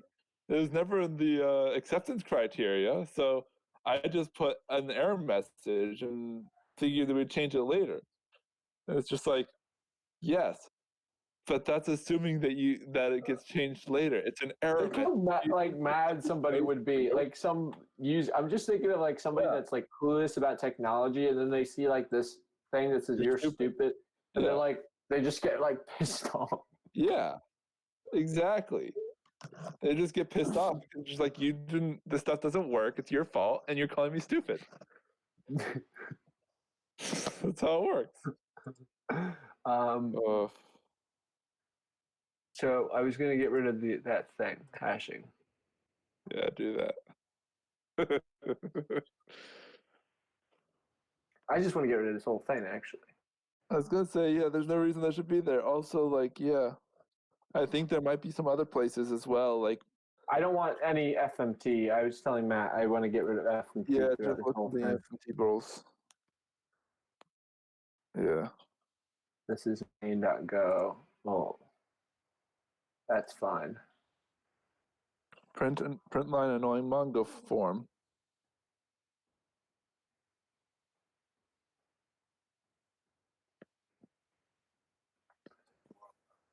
Well,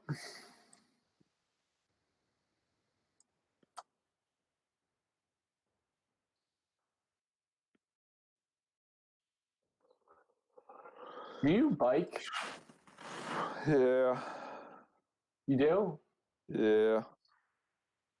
Where do you bike? Yeah. Around my house. What bike do you have? In Marsh Creek. Really? In this particular instance, are you referring to motorcycle or bicycle? Bicycle. I have a road bike and I have a mountain bike and I have a bunch of other ones. Do you bike? Nah. No? No. I've never ridden a bicycle. Yeah, but I mean, like, you bike? No, I don't. Yeah, but I mean, like, this is Nah, just man. repetitive. I don't. I really don't. It's just You have, repetitive. you have a picture on your Instagram, I think, of you biking. That's why I'm I asking. have. Yes, that's my road bike. Probably my old one. Do you ever take that out? Recently, probably not. But like, Would you? probably. I mountain bike a lot. Or Yeah. recently, I have been. Yeah, I think my brother Josiah stole my mountain bike. So I probably have it, but like I don't know if I have it available. But if I don't, I can always use my cyclocross. When we get out of this, like, I haven't found someone yet, but when we get out of this like crisis thing, we should still go to like New York, do that thing, Yeah. go see a play or something. Yeah, go see a play or something. I think that would be a fun way of like Yeah, I don't know, going back, like, unsocially distancing. yeah. Yeah, just do something. The very second that they say that we can go out in public again, Yeah, I don't know. everybody should like throw parties and like Yeah, I don't think that that's a good idea. see if we can immediately spike it right back up. I feel like that's our duty as citizens. But I mean, they're gonna open things slowly though, as far as I know. How you thinking they're gonna do that? I don't They're know. gonna just like they're gonna go door to door and say, you can go out, you can't. You can come out, you can't. You can go out, you can't. No, but I mean, they could choose which businesses open. Suppose Which so. kinds of businesses open. Yeah.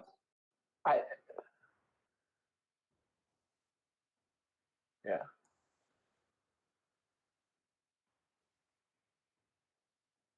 Print line. Colonel Sanders is the king of all chickens. Yeah, I should probably change that too. No, it's a test. It doesn't fucking matter. Yeah. Is it? That's just a test. You can leave Easter eggs in the test so long as it's nothing that production users would ever see. And in this case, users equates to people running the node. Yep. But really, like, command line. We're gonna make this auto deployable. I signed up for an independent project again for this project because I have to fulfill my writing emphasis. And I can give you one of my writing emphasis classes if you want. What? Like I think that if you need writing emphasis classes, then I can just like have you write the stuff for some of my classes. So you get the writing emphasis and I get to do the other part of it. So I get the part that I need, and then you can get the writing emphasis specifically on that class, right? Yeah. You can separate. You can do that. Yeah. Because I'm going to have like 5 writing emphasis courses by the end of this. So, like, I have plenty to spare. You got to be writing in German. I hope that's okay. That's fine. Yeah. I can write in German. Yep. 2 out of the 5 is German writing stuff. So, good luck with that. Yeah, so I'm taking the independent, but basically what I said for the new independent project is Docker orchestration, and being able to connect a database to connect a node to multiple sources.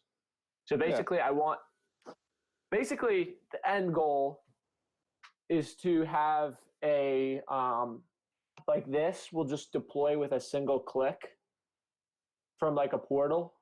Yeah.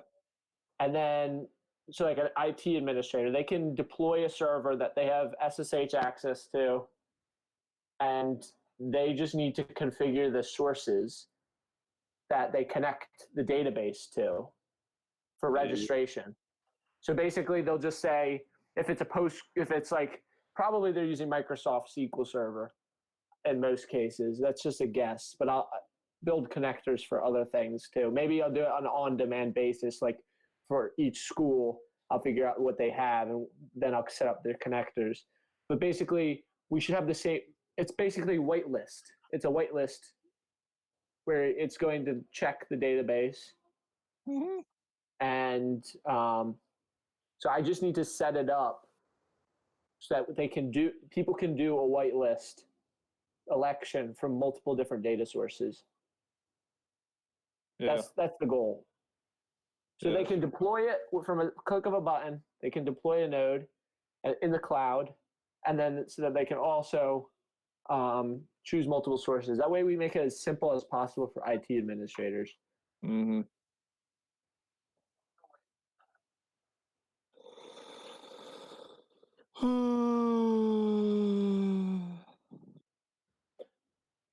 Orc.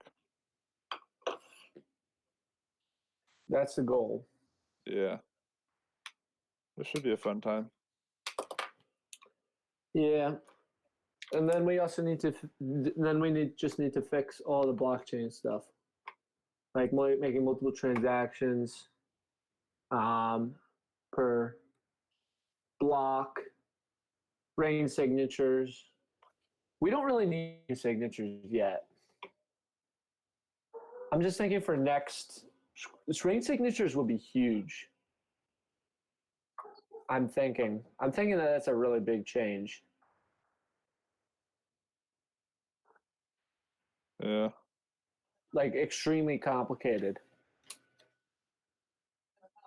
are my thoughts. Uh-huh. And it's not core to functionality or infrastructure. It's just core to security. Uh-huh. Which is, I mean, but it's not a do you know what I mean? Like rain signatures are really important, but they're not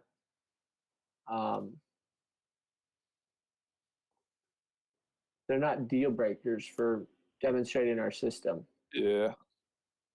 They're just sort of nice to have later on. Yeah. So we have to have multiple transactions in a block. Like we should have that. And we've got to have, I don't know. We got to figure out, the other thing we got to do is figure out how to authenticate a node onto the system as a peer node. Yeah, that'll be fun. I don't know how we're going to do that. I think what I said earlier is that we might be able to have a special kind of election that, like using our system's election capability to determine, like they get nominated by somebody on the system, and then they are voted in. They're allowed to be an administrator, if that makes sense. Could be.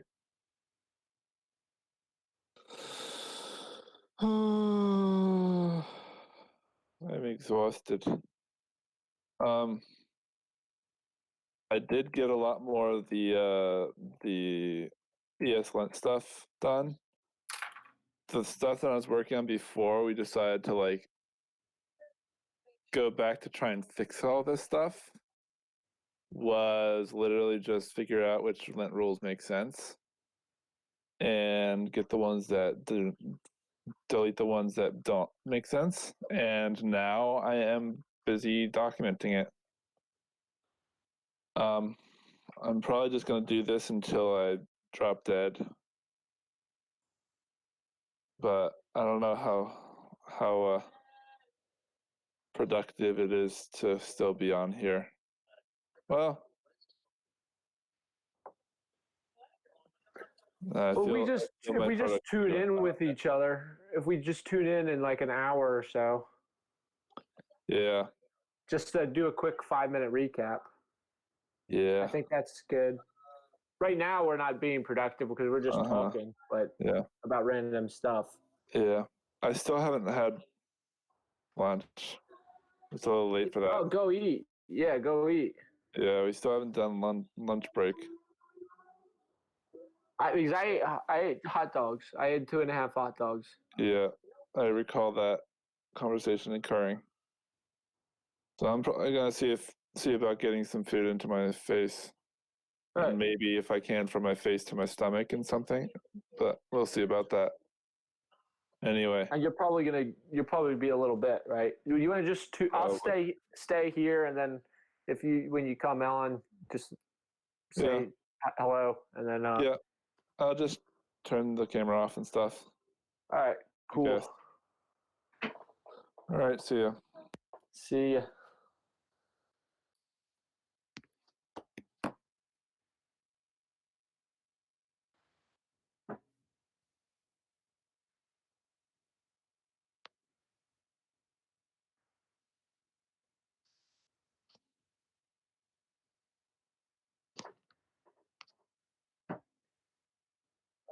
Dad?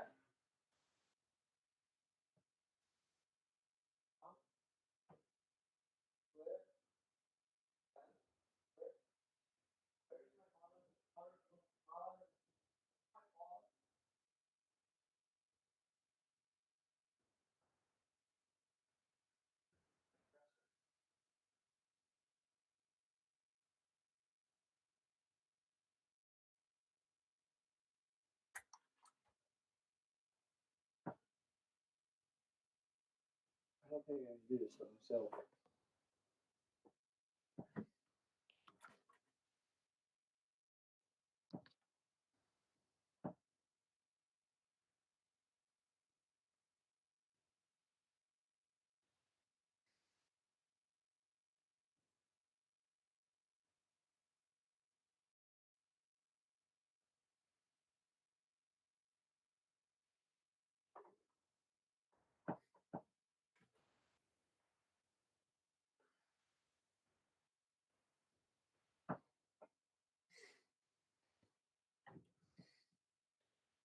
Ah.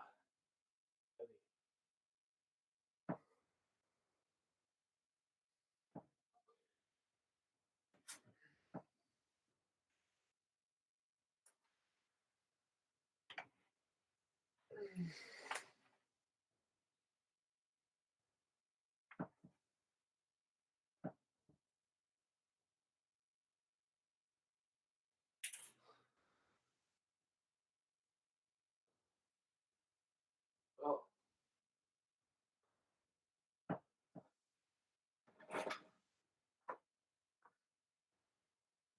I'm not fat enough for this. We're strong enough to lift it.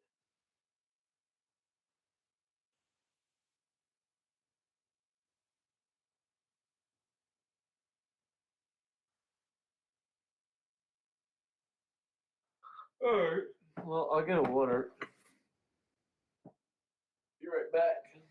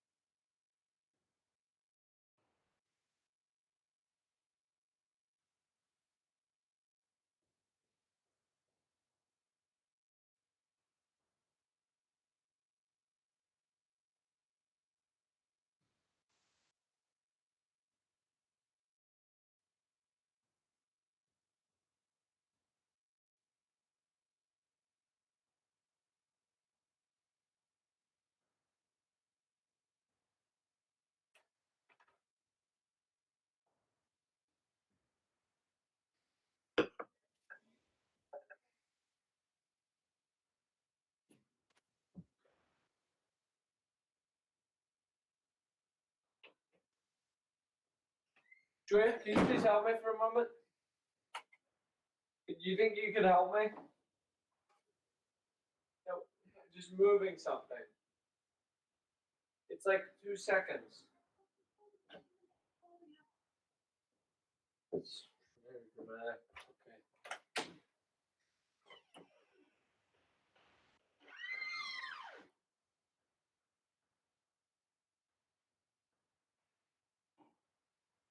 Okay. Oh, you mean for work? No.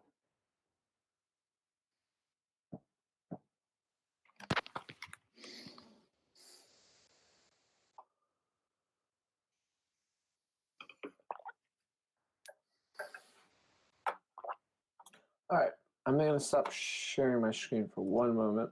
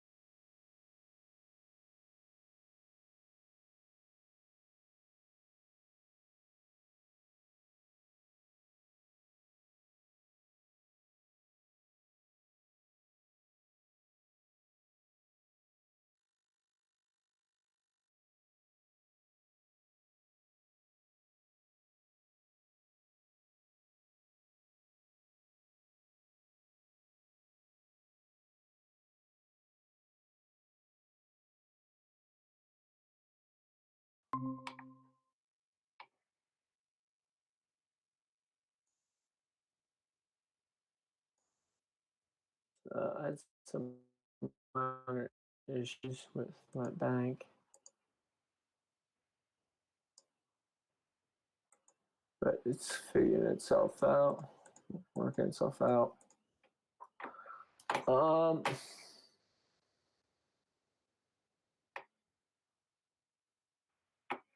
We're gonna write some tests.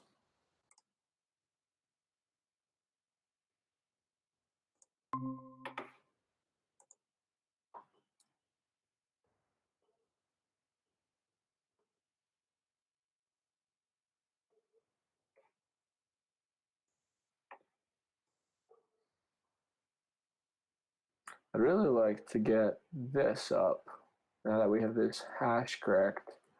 Dockerize this guy.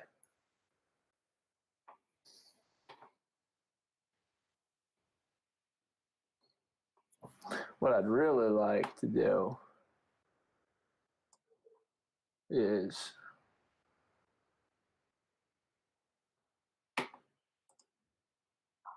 for this to auto deploy as well, but I'm not going to get too greedy.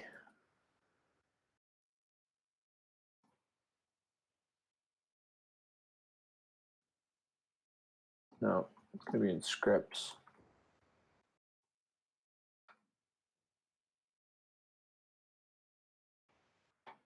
Right.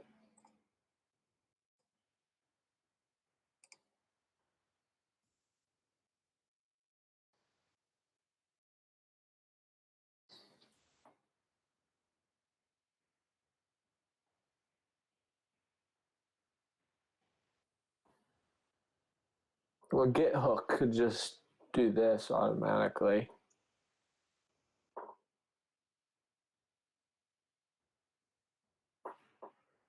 Right. And then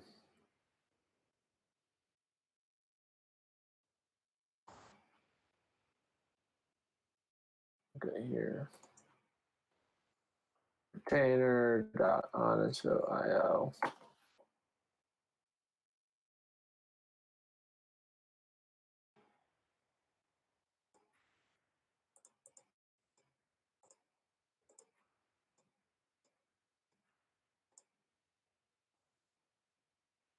I don't really want to show that.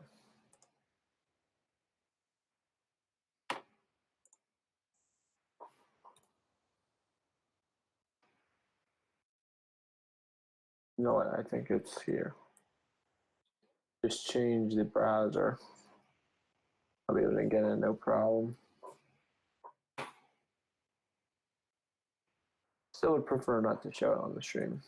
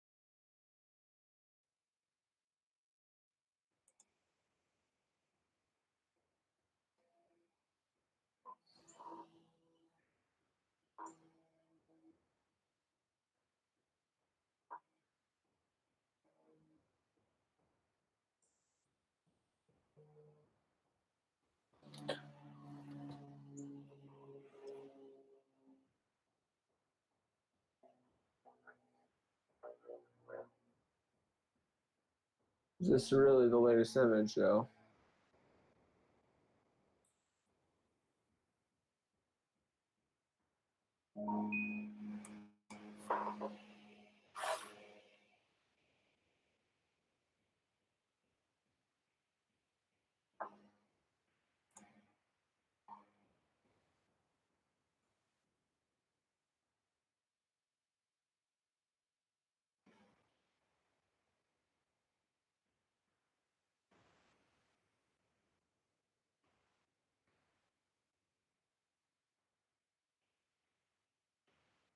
Yeah, it is.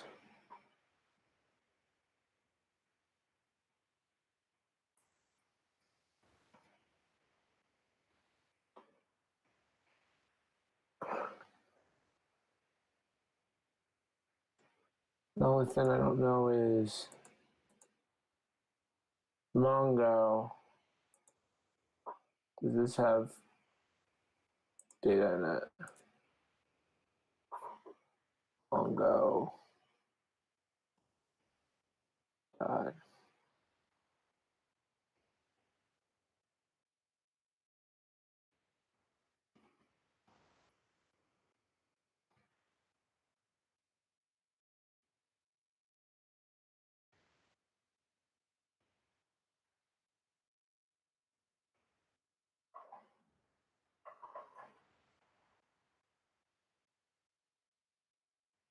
Hmm.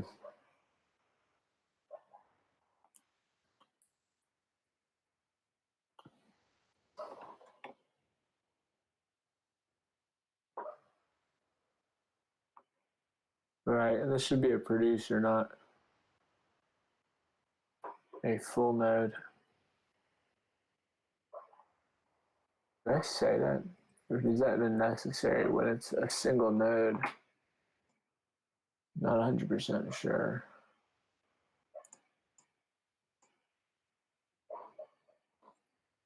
I don't think so, honestly.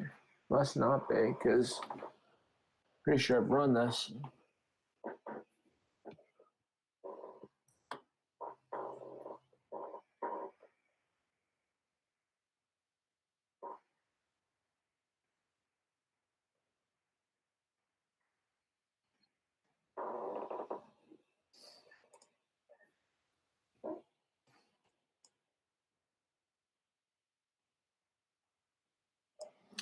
You know, it should be, though.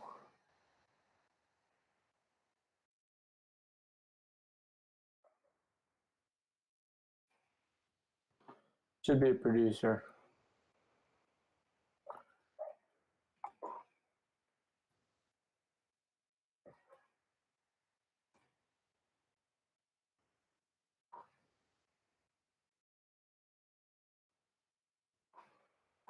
All right, let's go here.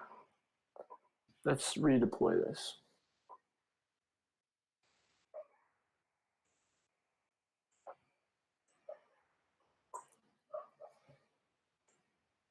How's this running right now?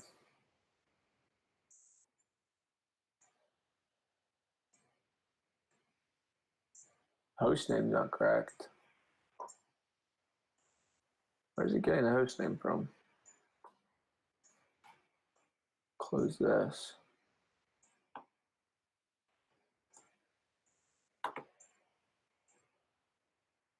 Is something in Mango?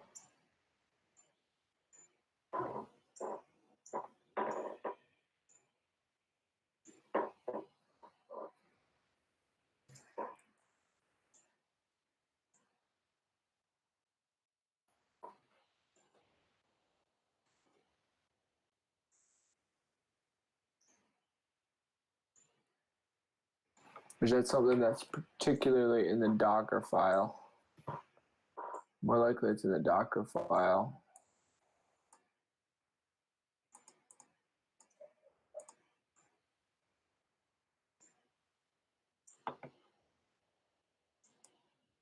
Yep. Yep.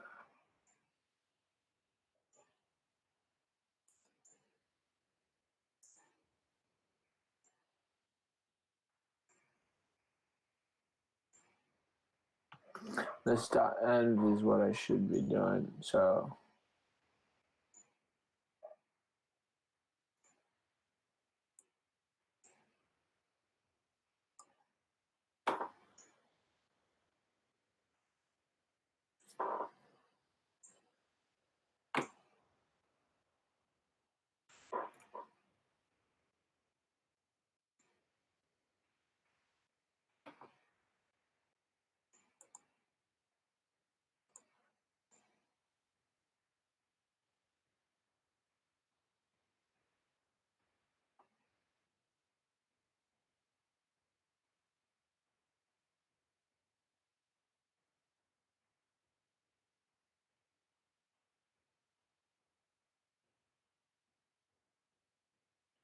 yeah,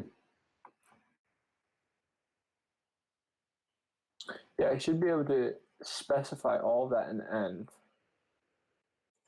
All this stuff I should be able to specify there. So let's do that.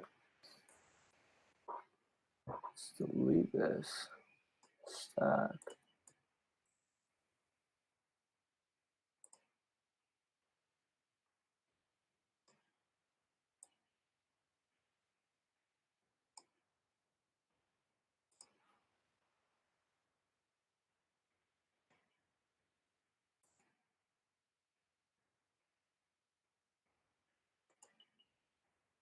Did I change anything here?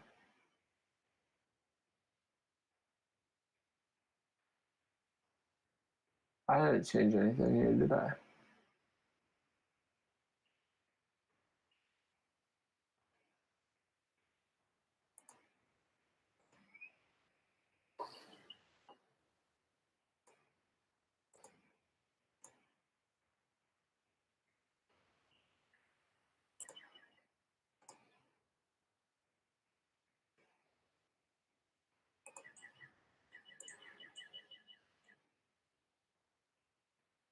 These things need to be changed though.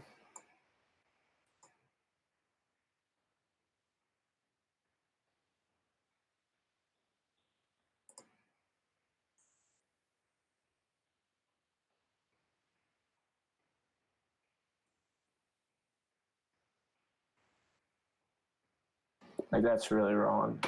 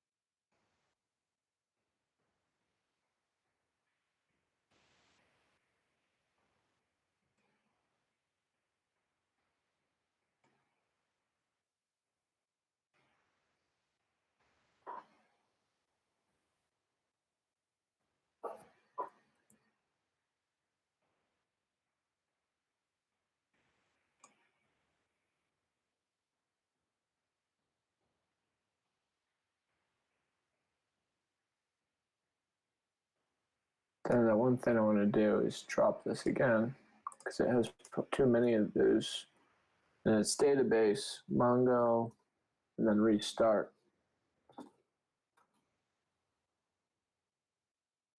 db.a nodeless drop.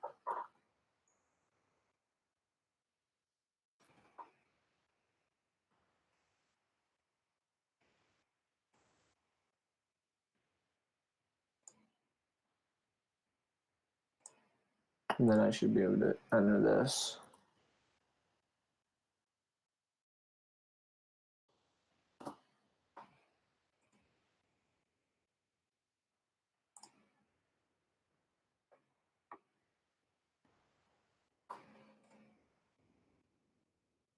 Wow, that's buggy.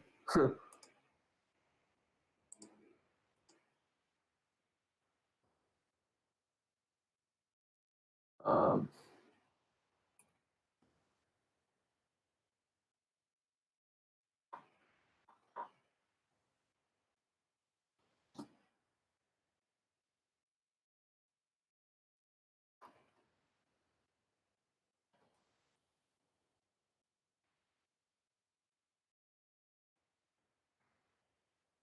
I think this should work if I just grab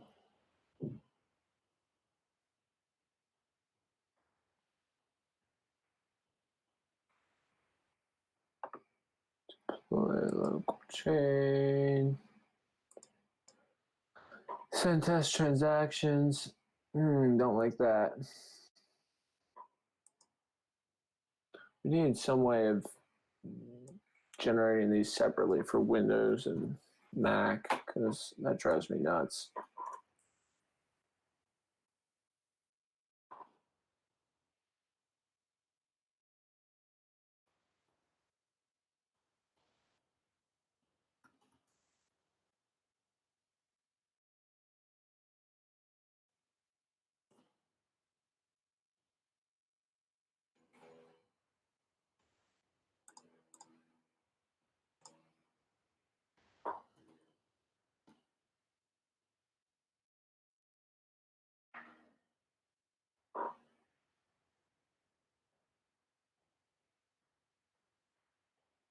What is stored in the database?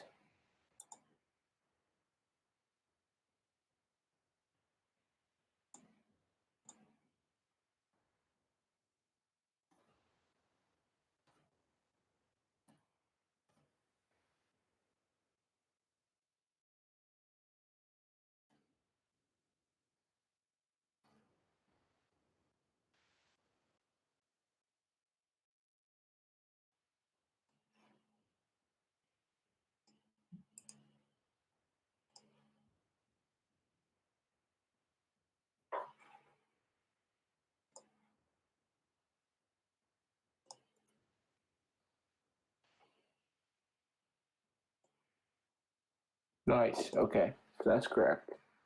Let's just see what's stored in. No, that's correct.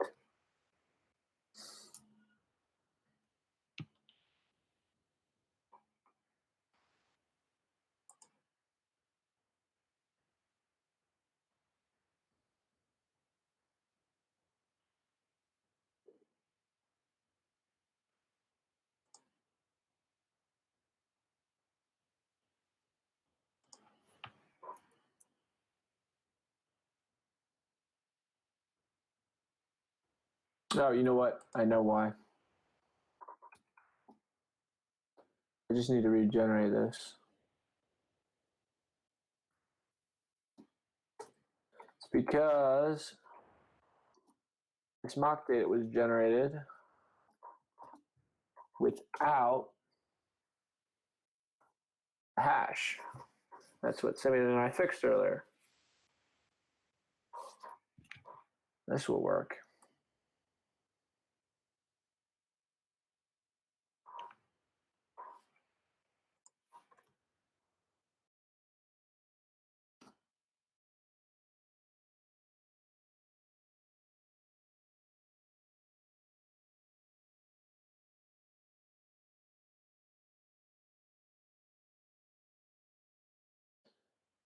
Format this correctly. Election. Make a space there. I'm not 100% sure I need it, but registry.honestvote.io/election.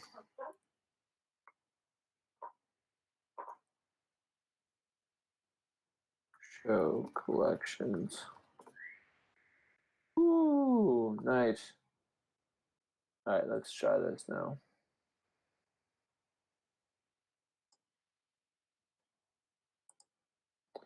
Jacob@newbomb.com. Submit. Nope, wrong email. Oh, this is nice because now I don't need to hide this from you guys. Or do I? I do.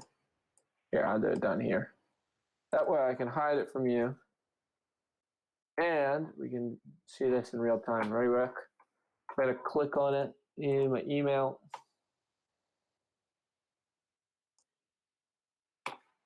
And there it is. Real time. Vote. I recycle. Submit. Submit. And that's seriously depressing. Why did that not work? Exit.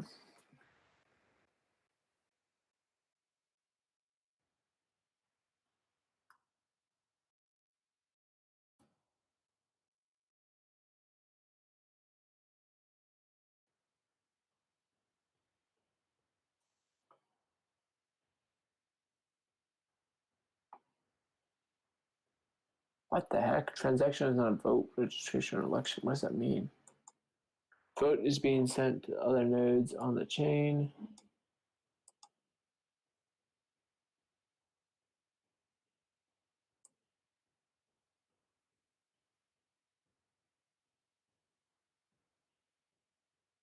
Someone's wonky.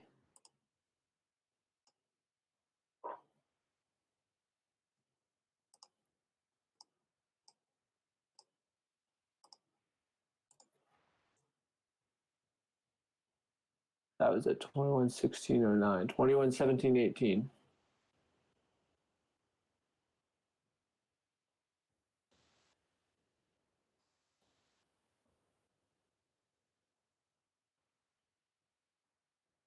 Client handlers. What is going on here?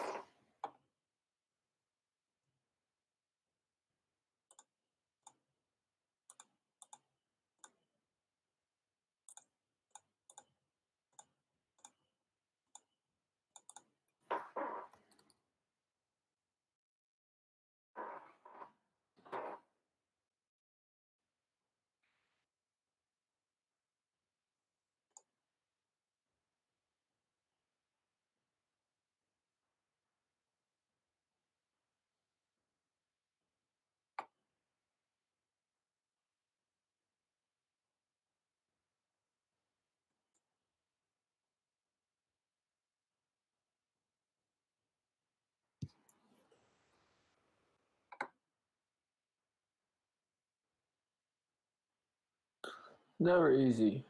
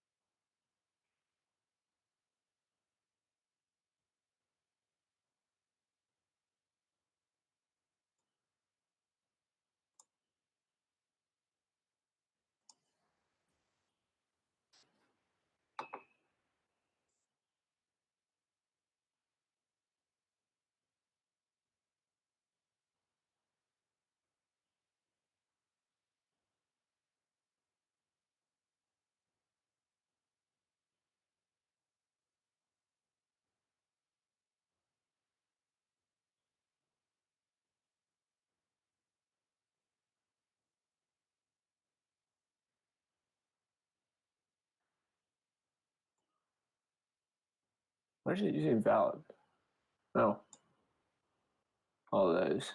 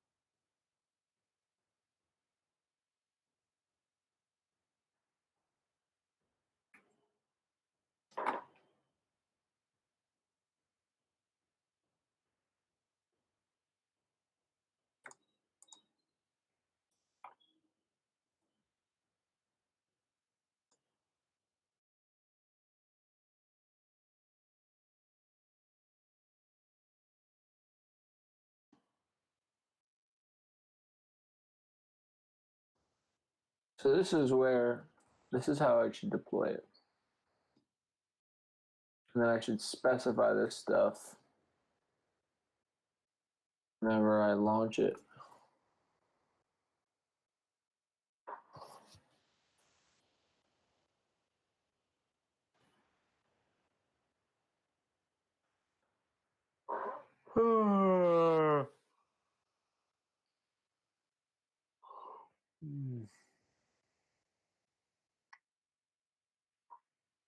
Hungry.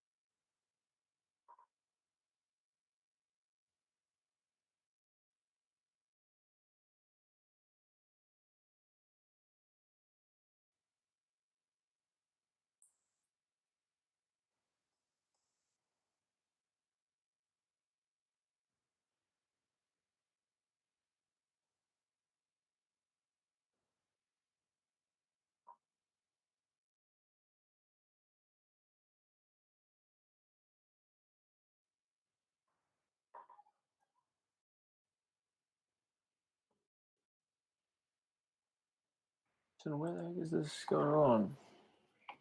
Processing vote transaction.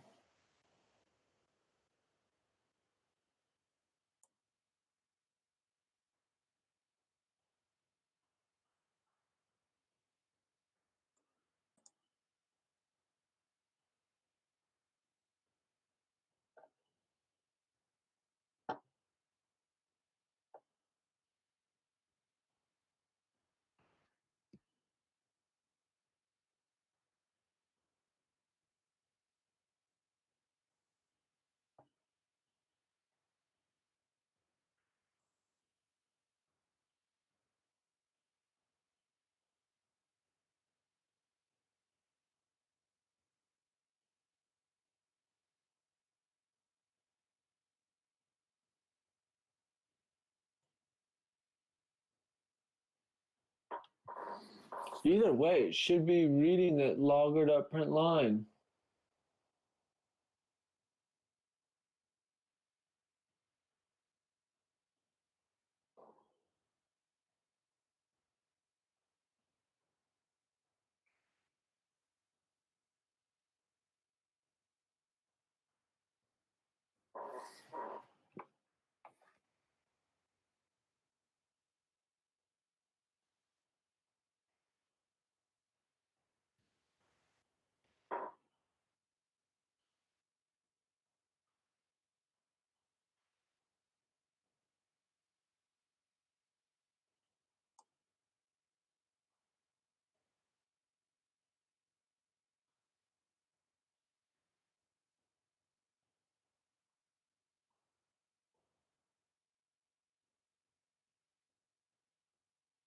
Is he getting stuck somewhere? Like, I don't understand.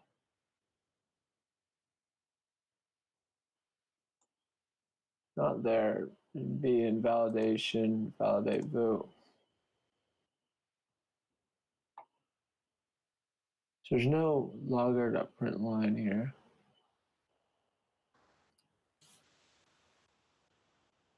It does return an error type.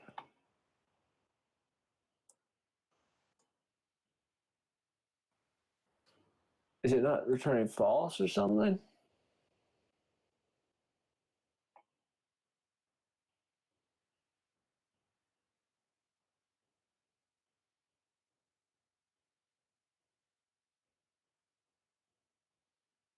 Only returning true then.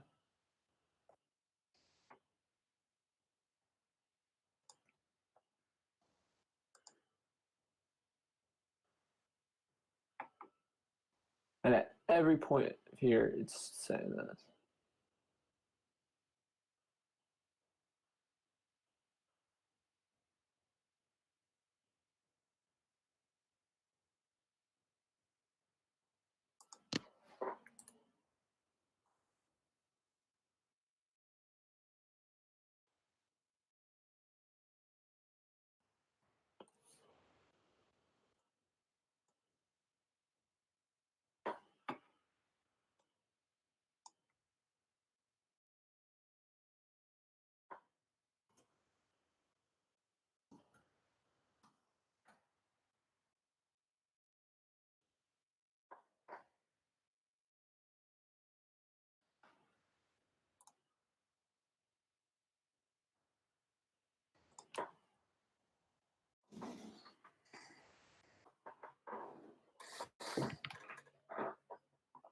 That's really frustrating. I don't understand. It was literally just working in the local host.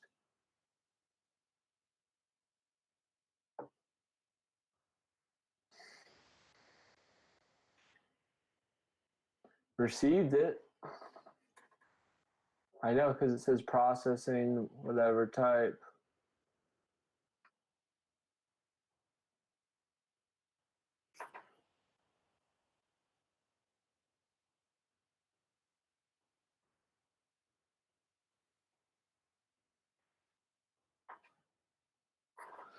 Not sure where it would have messed up.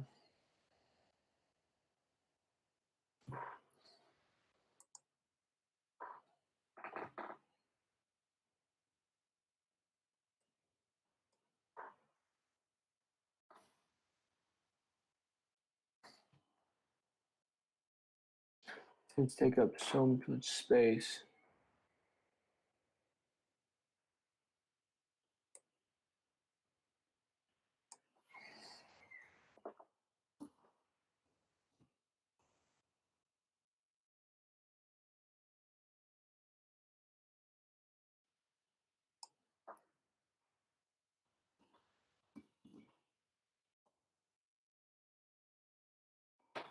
That can't be it. I just don't understand why it would work locally, but then not trip up so much here.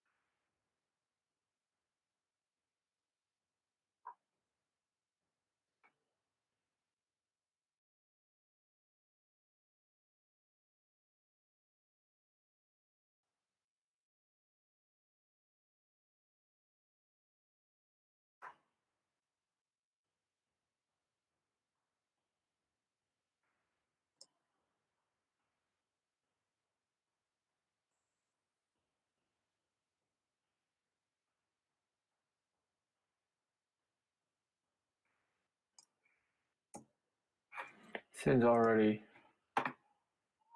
deployed.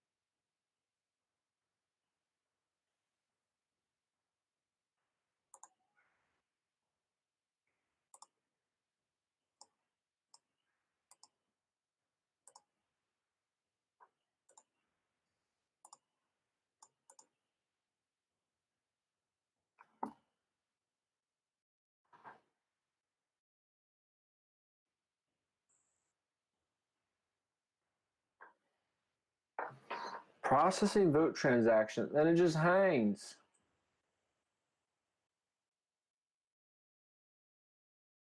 What is this?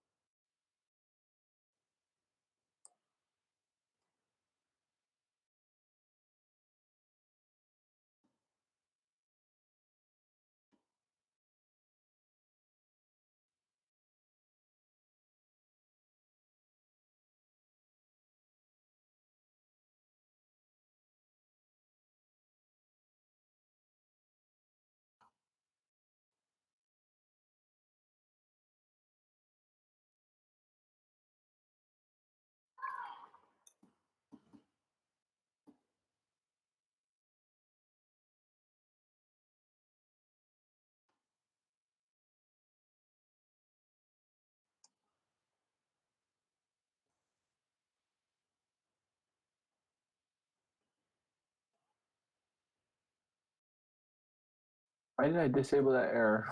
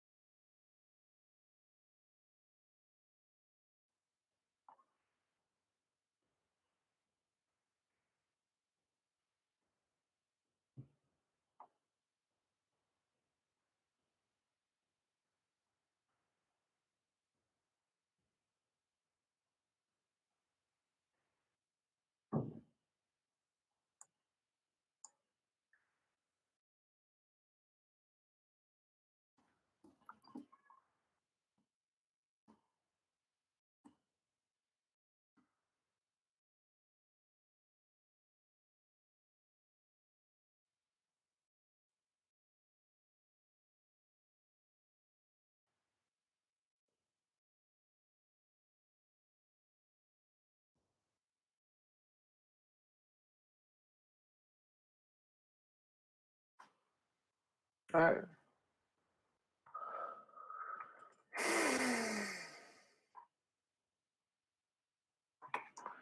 I don't understand why that would be the case.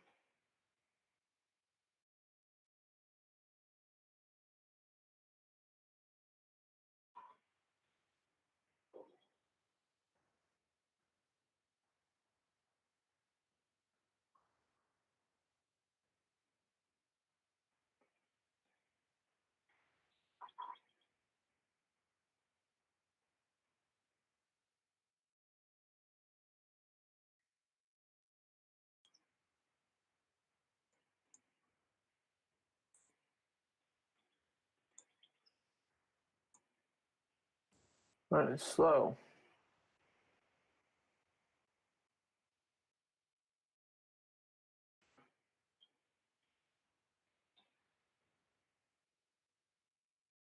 Why did I drop this?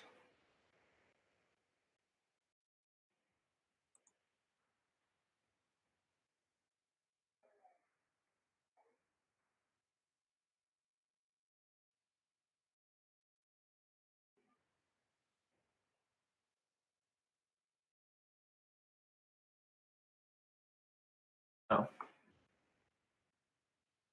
Didn't drop this. There's no prefix.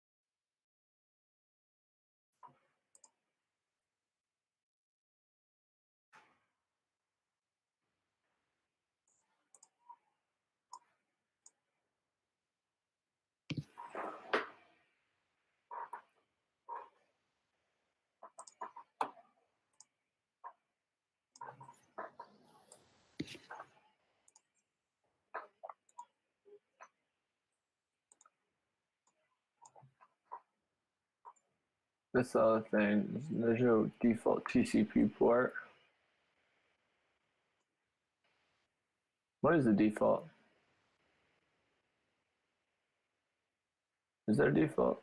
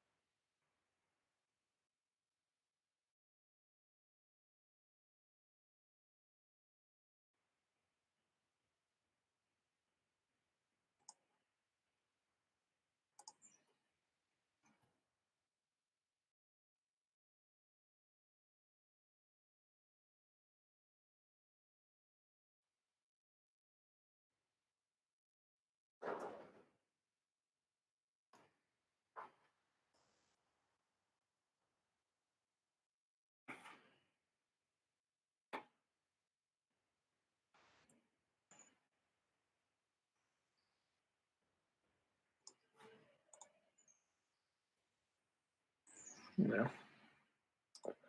By now, I could have just. Nope. I have a ton of these images.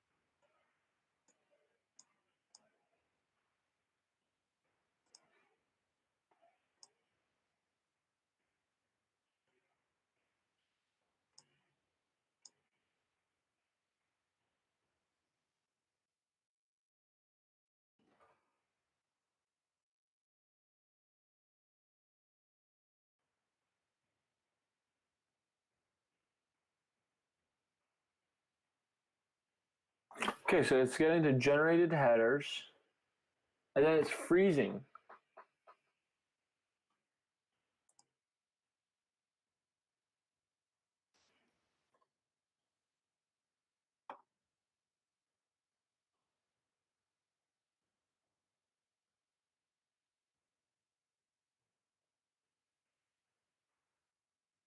It never gets past this part.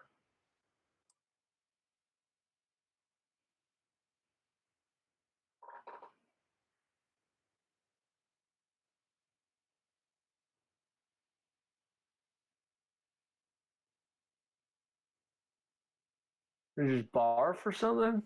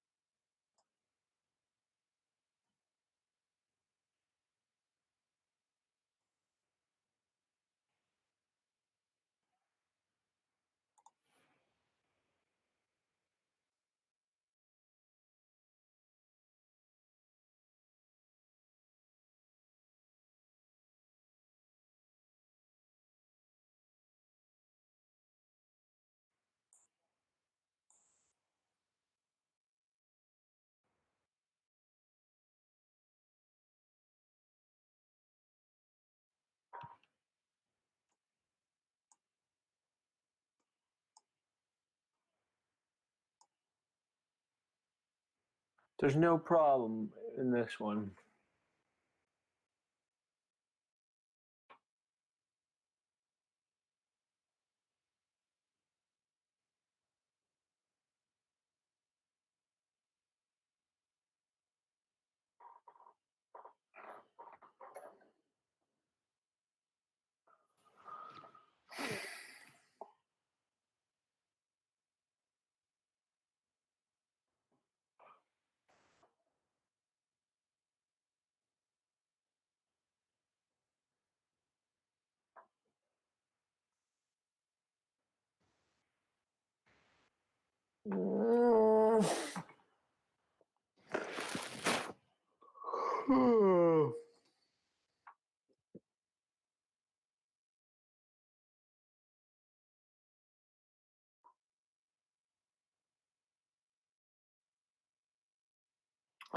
What issue is it having?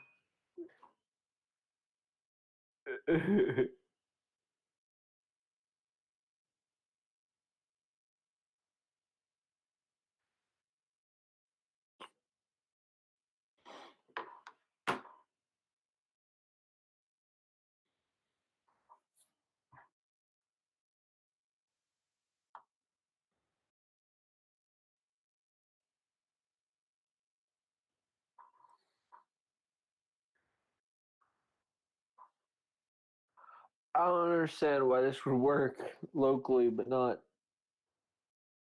on the remote machine. And the nice thing is this has nothing to do with signatures.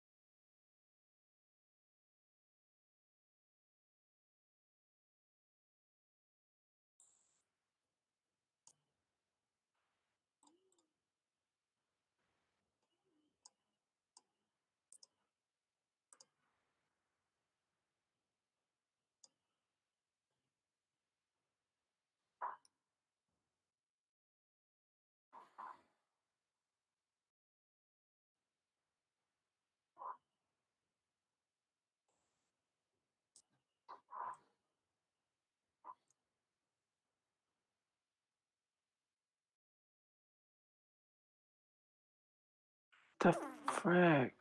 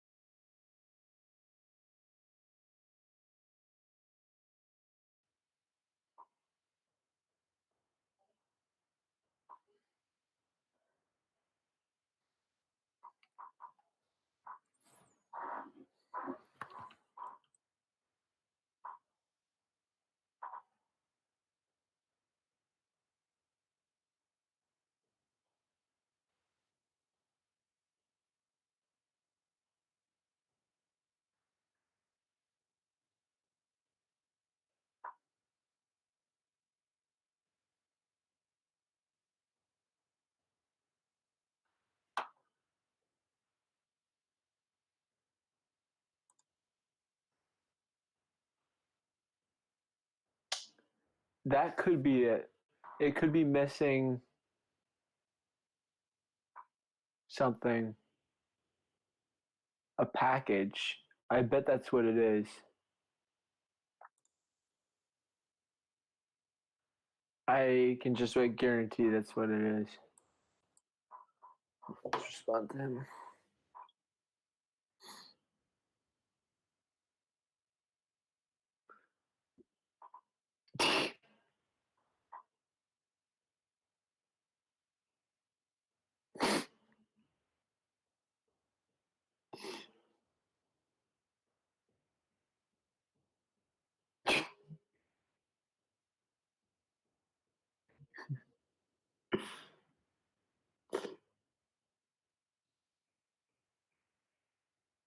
Chicken.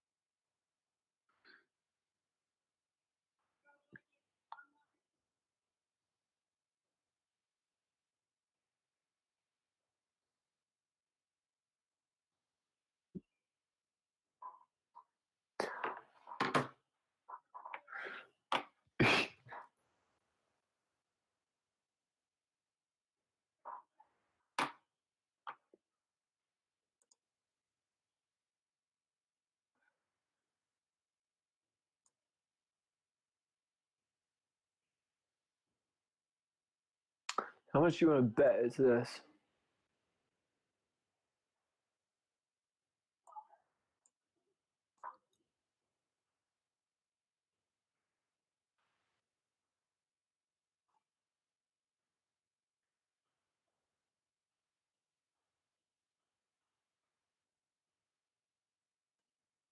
That's not.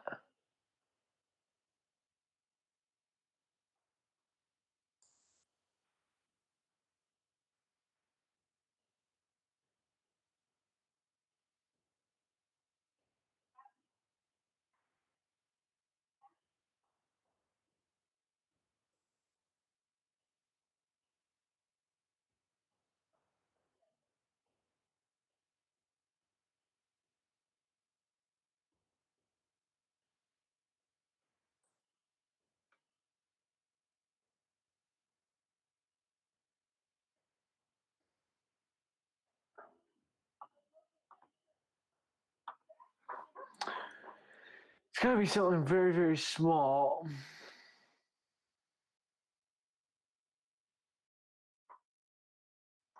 I think it's gonna be next to impossible to debug from this, though.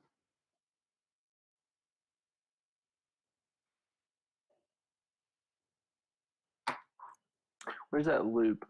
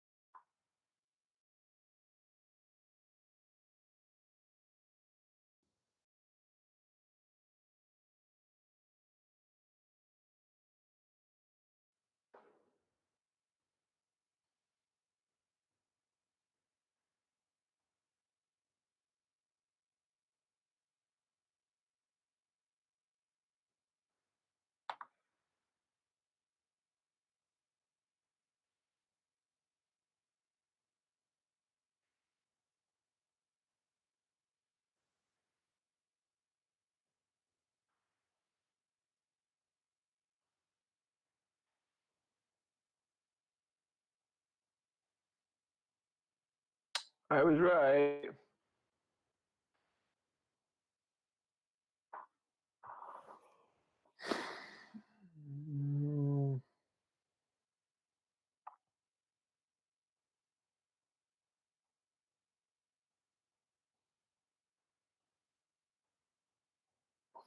Invalid memory address or nil pointer dereference.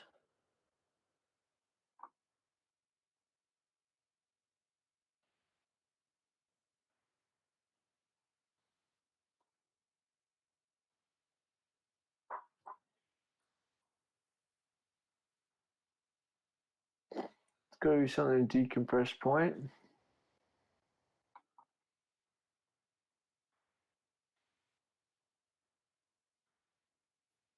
This should return an error.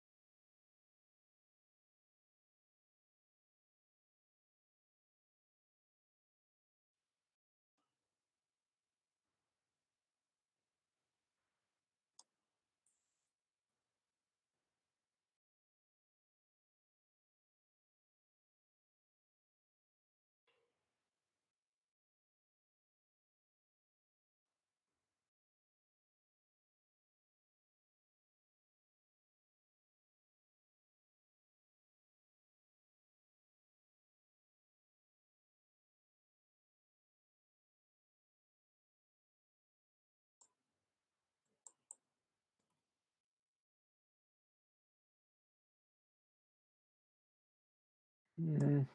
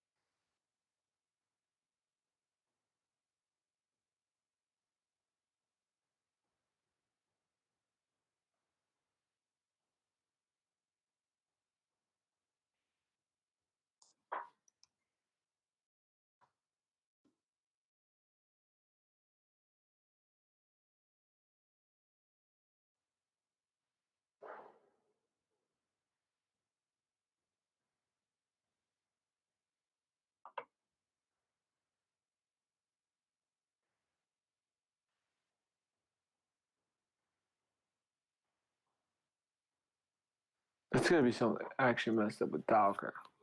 This is something else.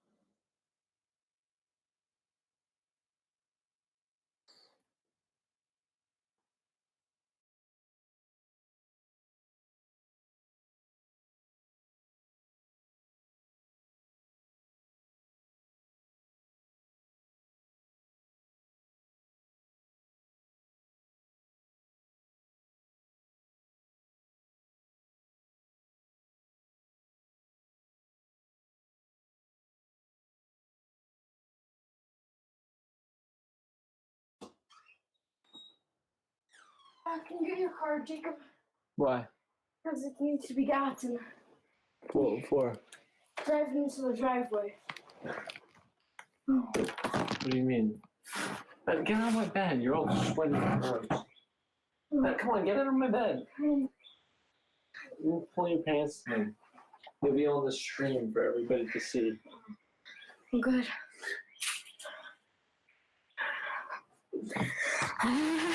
No one else is on, Ben. I can see the No, playback. nobody's on. No one's gonna see you. Oh, yeah. Please don't mess with anything. Okay, I'm just gonna sit in your chair. I'm gonna mess something up.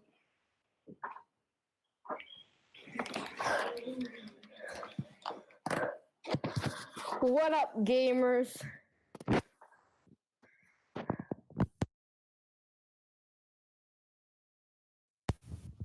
No, oh, yeah, there we go. This is.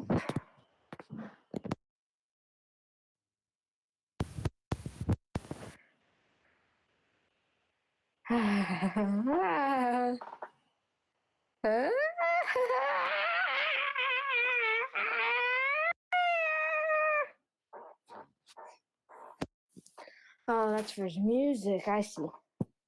Is this playing? Do people hear this though? I don't know. They'll figure out a way to hear me. No, I'm not going to that for me.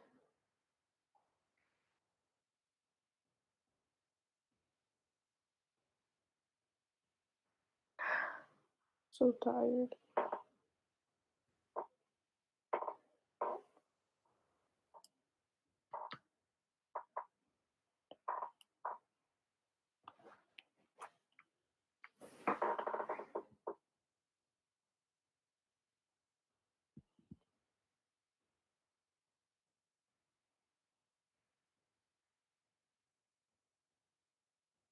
Portainer.io.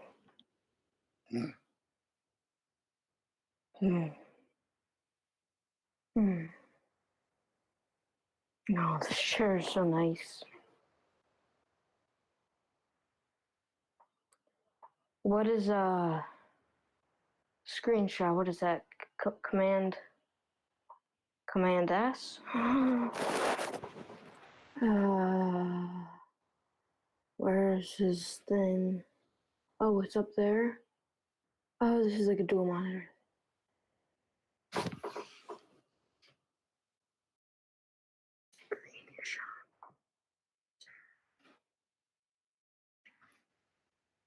Key maybe? Or Mac. Screenshot, shortcut Mac. Command Shift 3.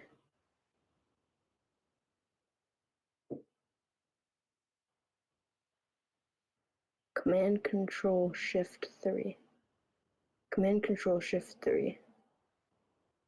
Was he here? Oh, he was here. Alright, Command Shift 3.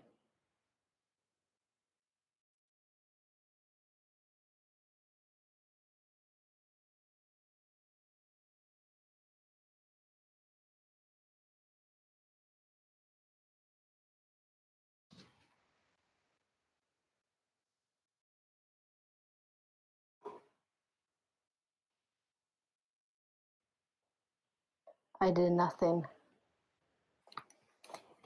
Oh, those go away pretty fast, so.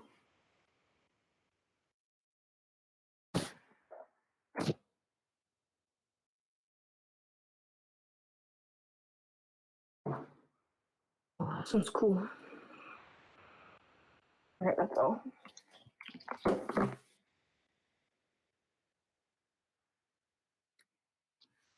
That's actually.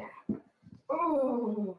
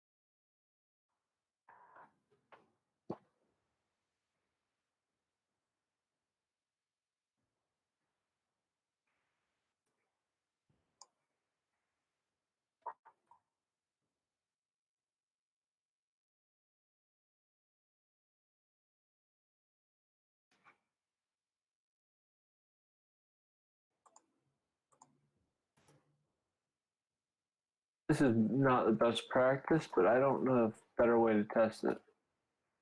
I know a better way to do it.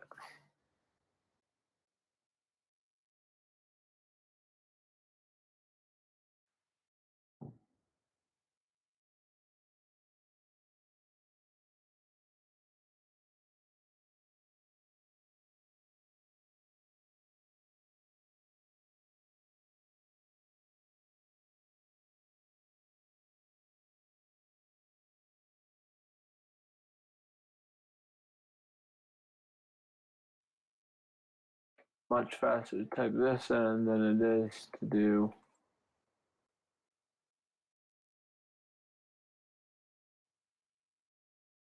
Do any of these throw errors?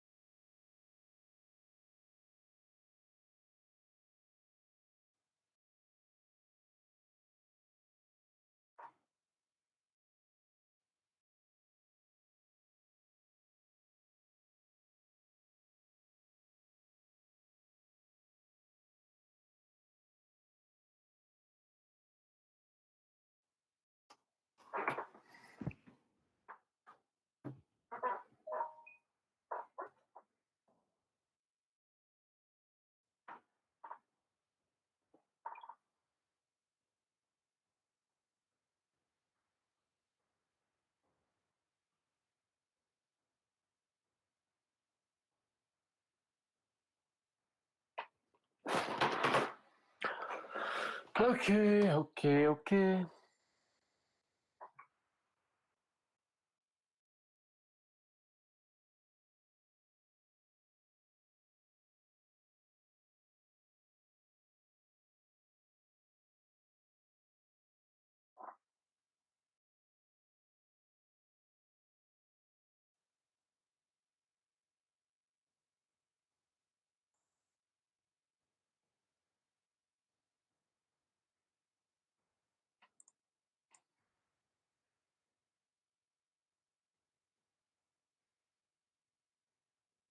They come out with new versions all the time.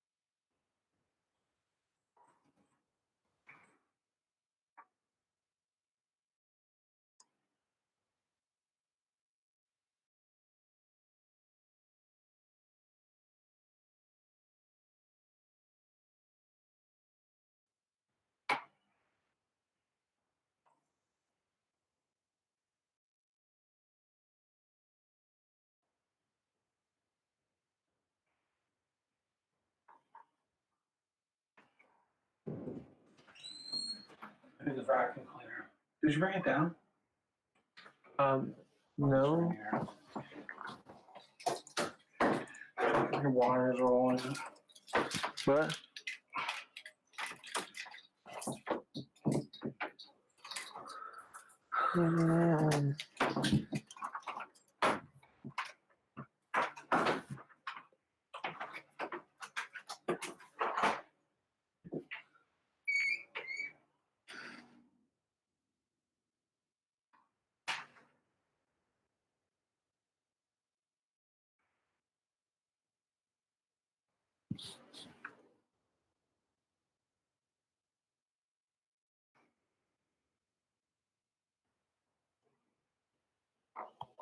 Kind of cold.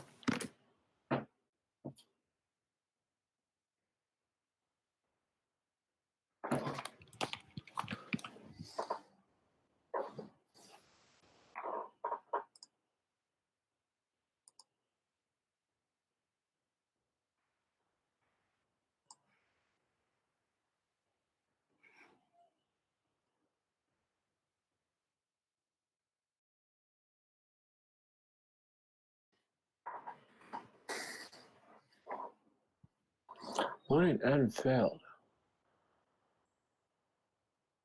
That can't be right. If it's saying load and failed.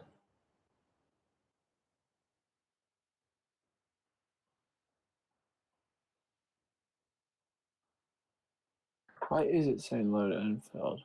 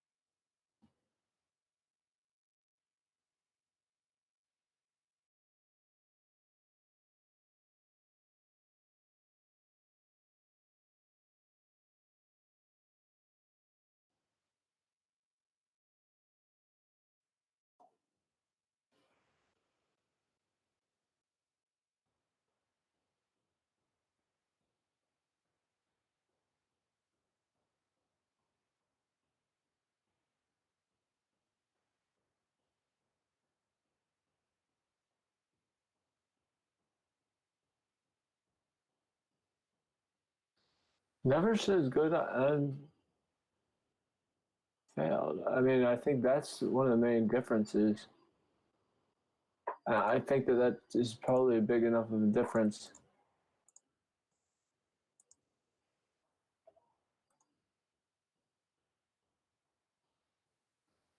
Cut to 11.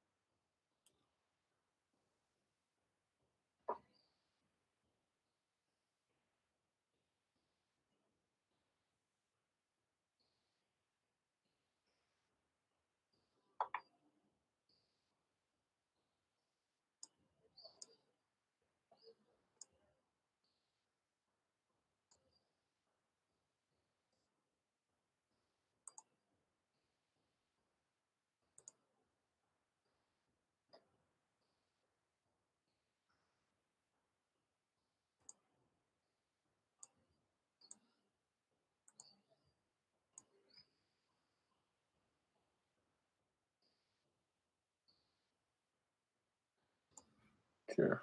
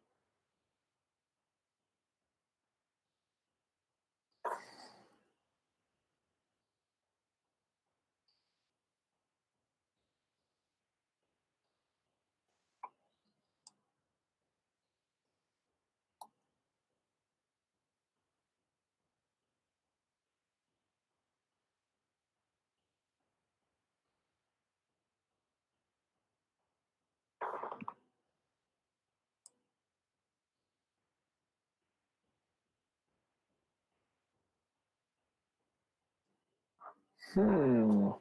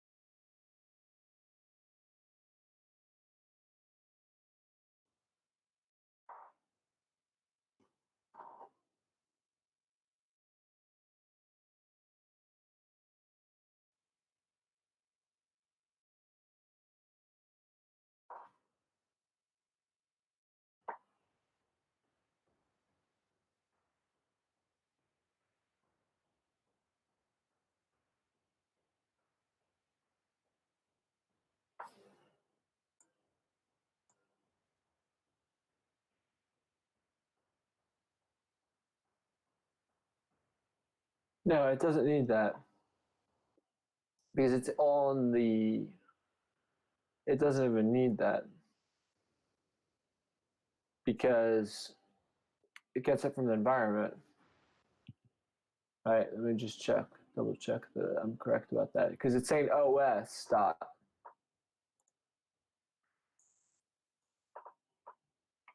All right, go.env.load. I don't actually need this because it's really getting it from the operating system.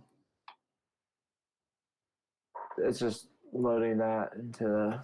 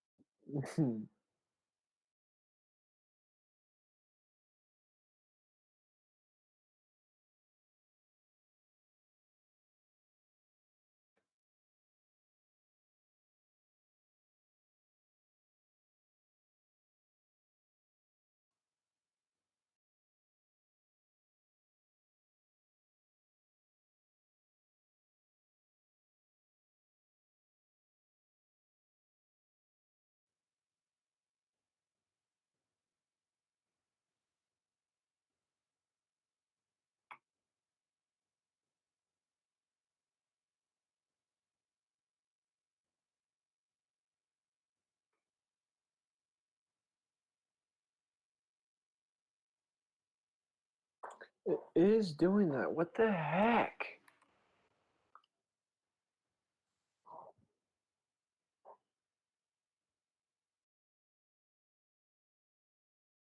So the problem is putting that one.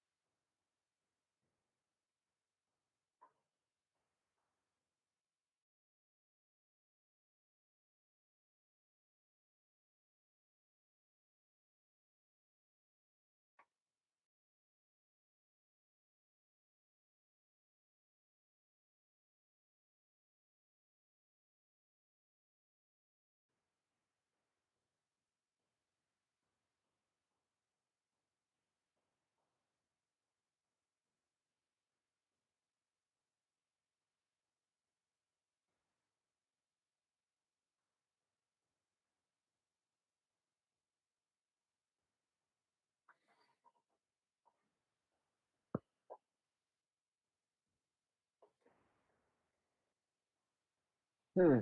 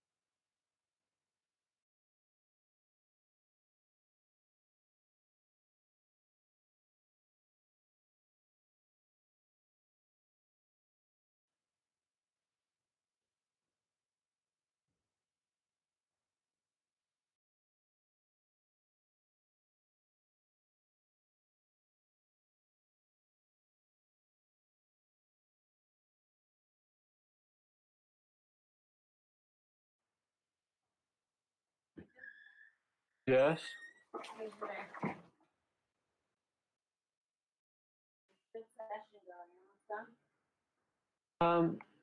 Yep. 2 hours left. Ordered food for you. What? What's that? We ordered some dinner for you. What kind of? Should be here any minute. Okay. I think I'm gonna go a little earlier because no one's been here for a while.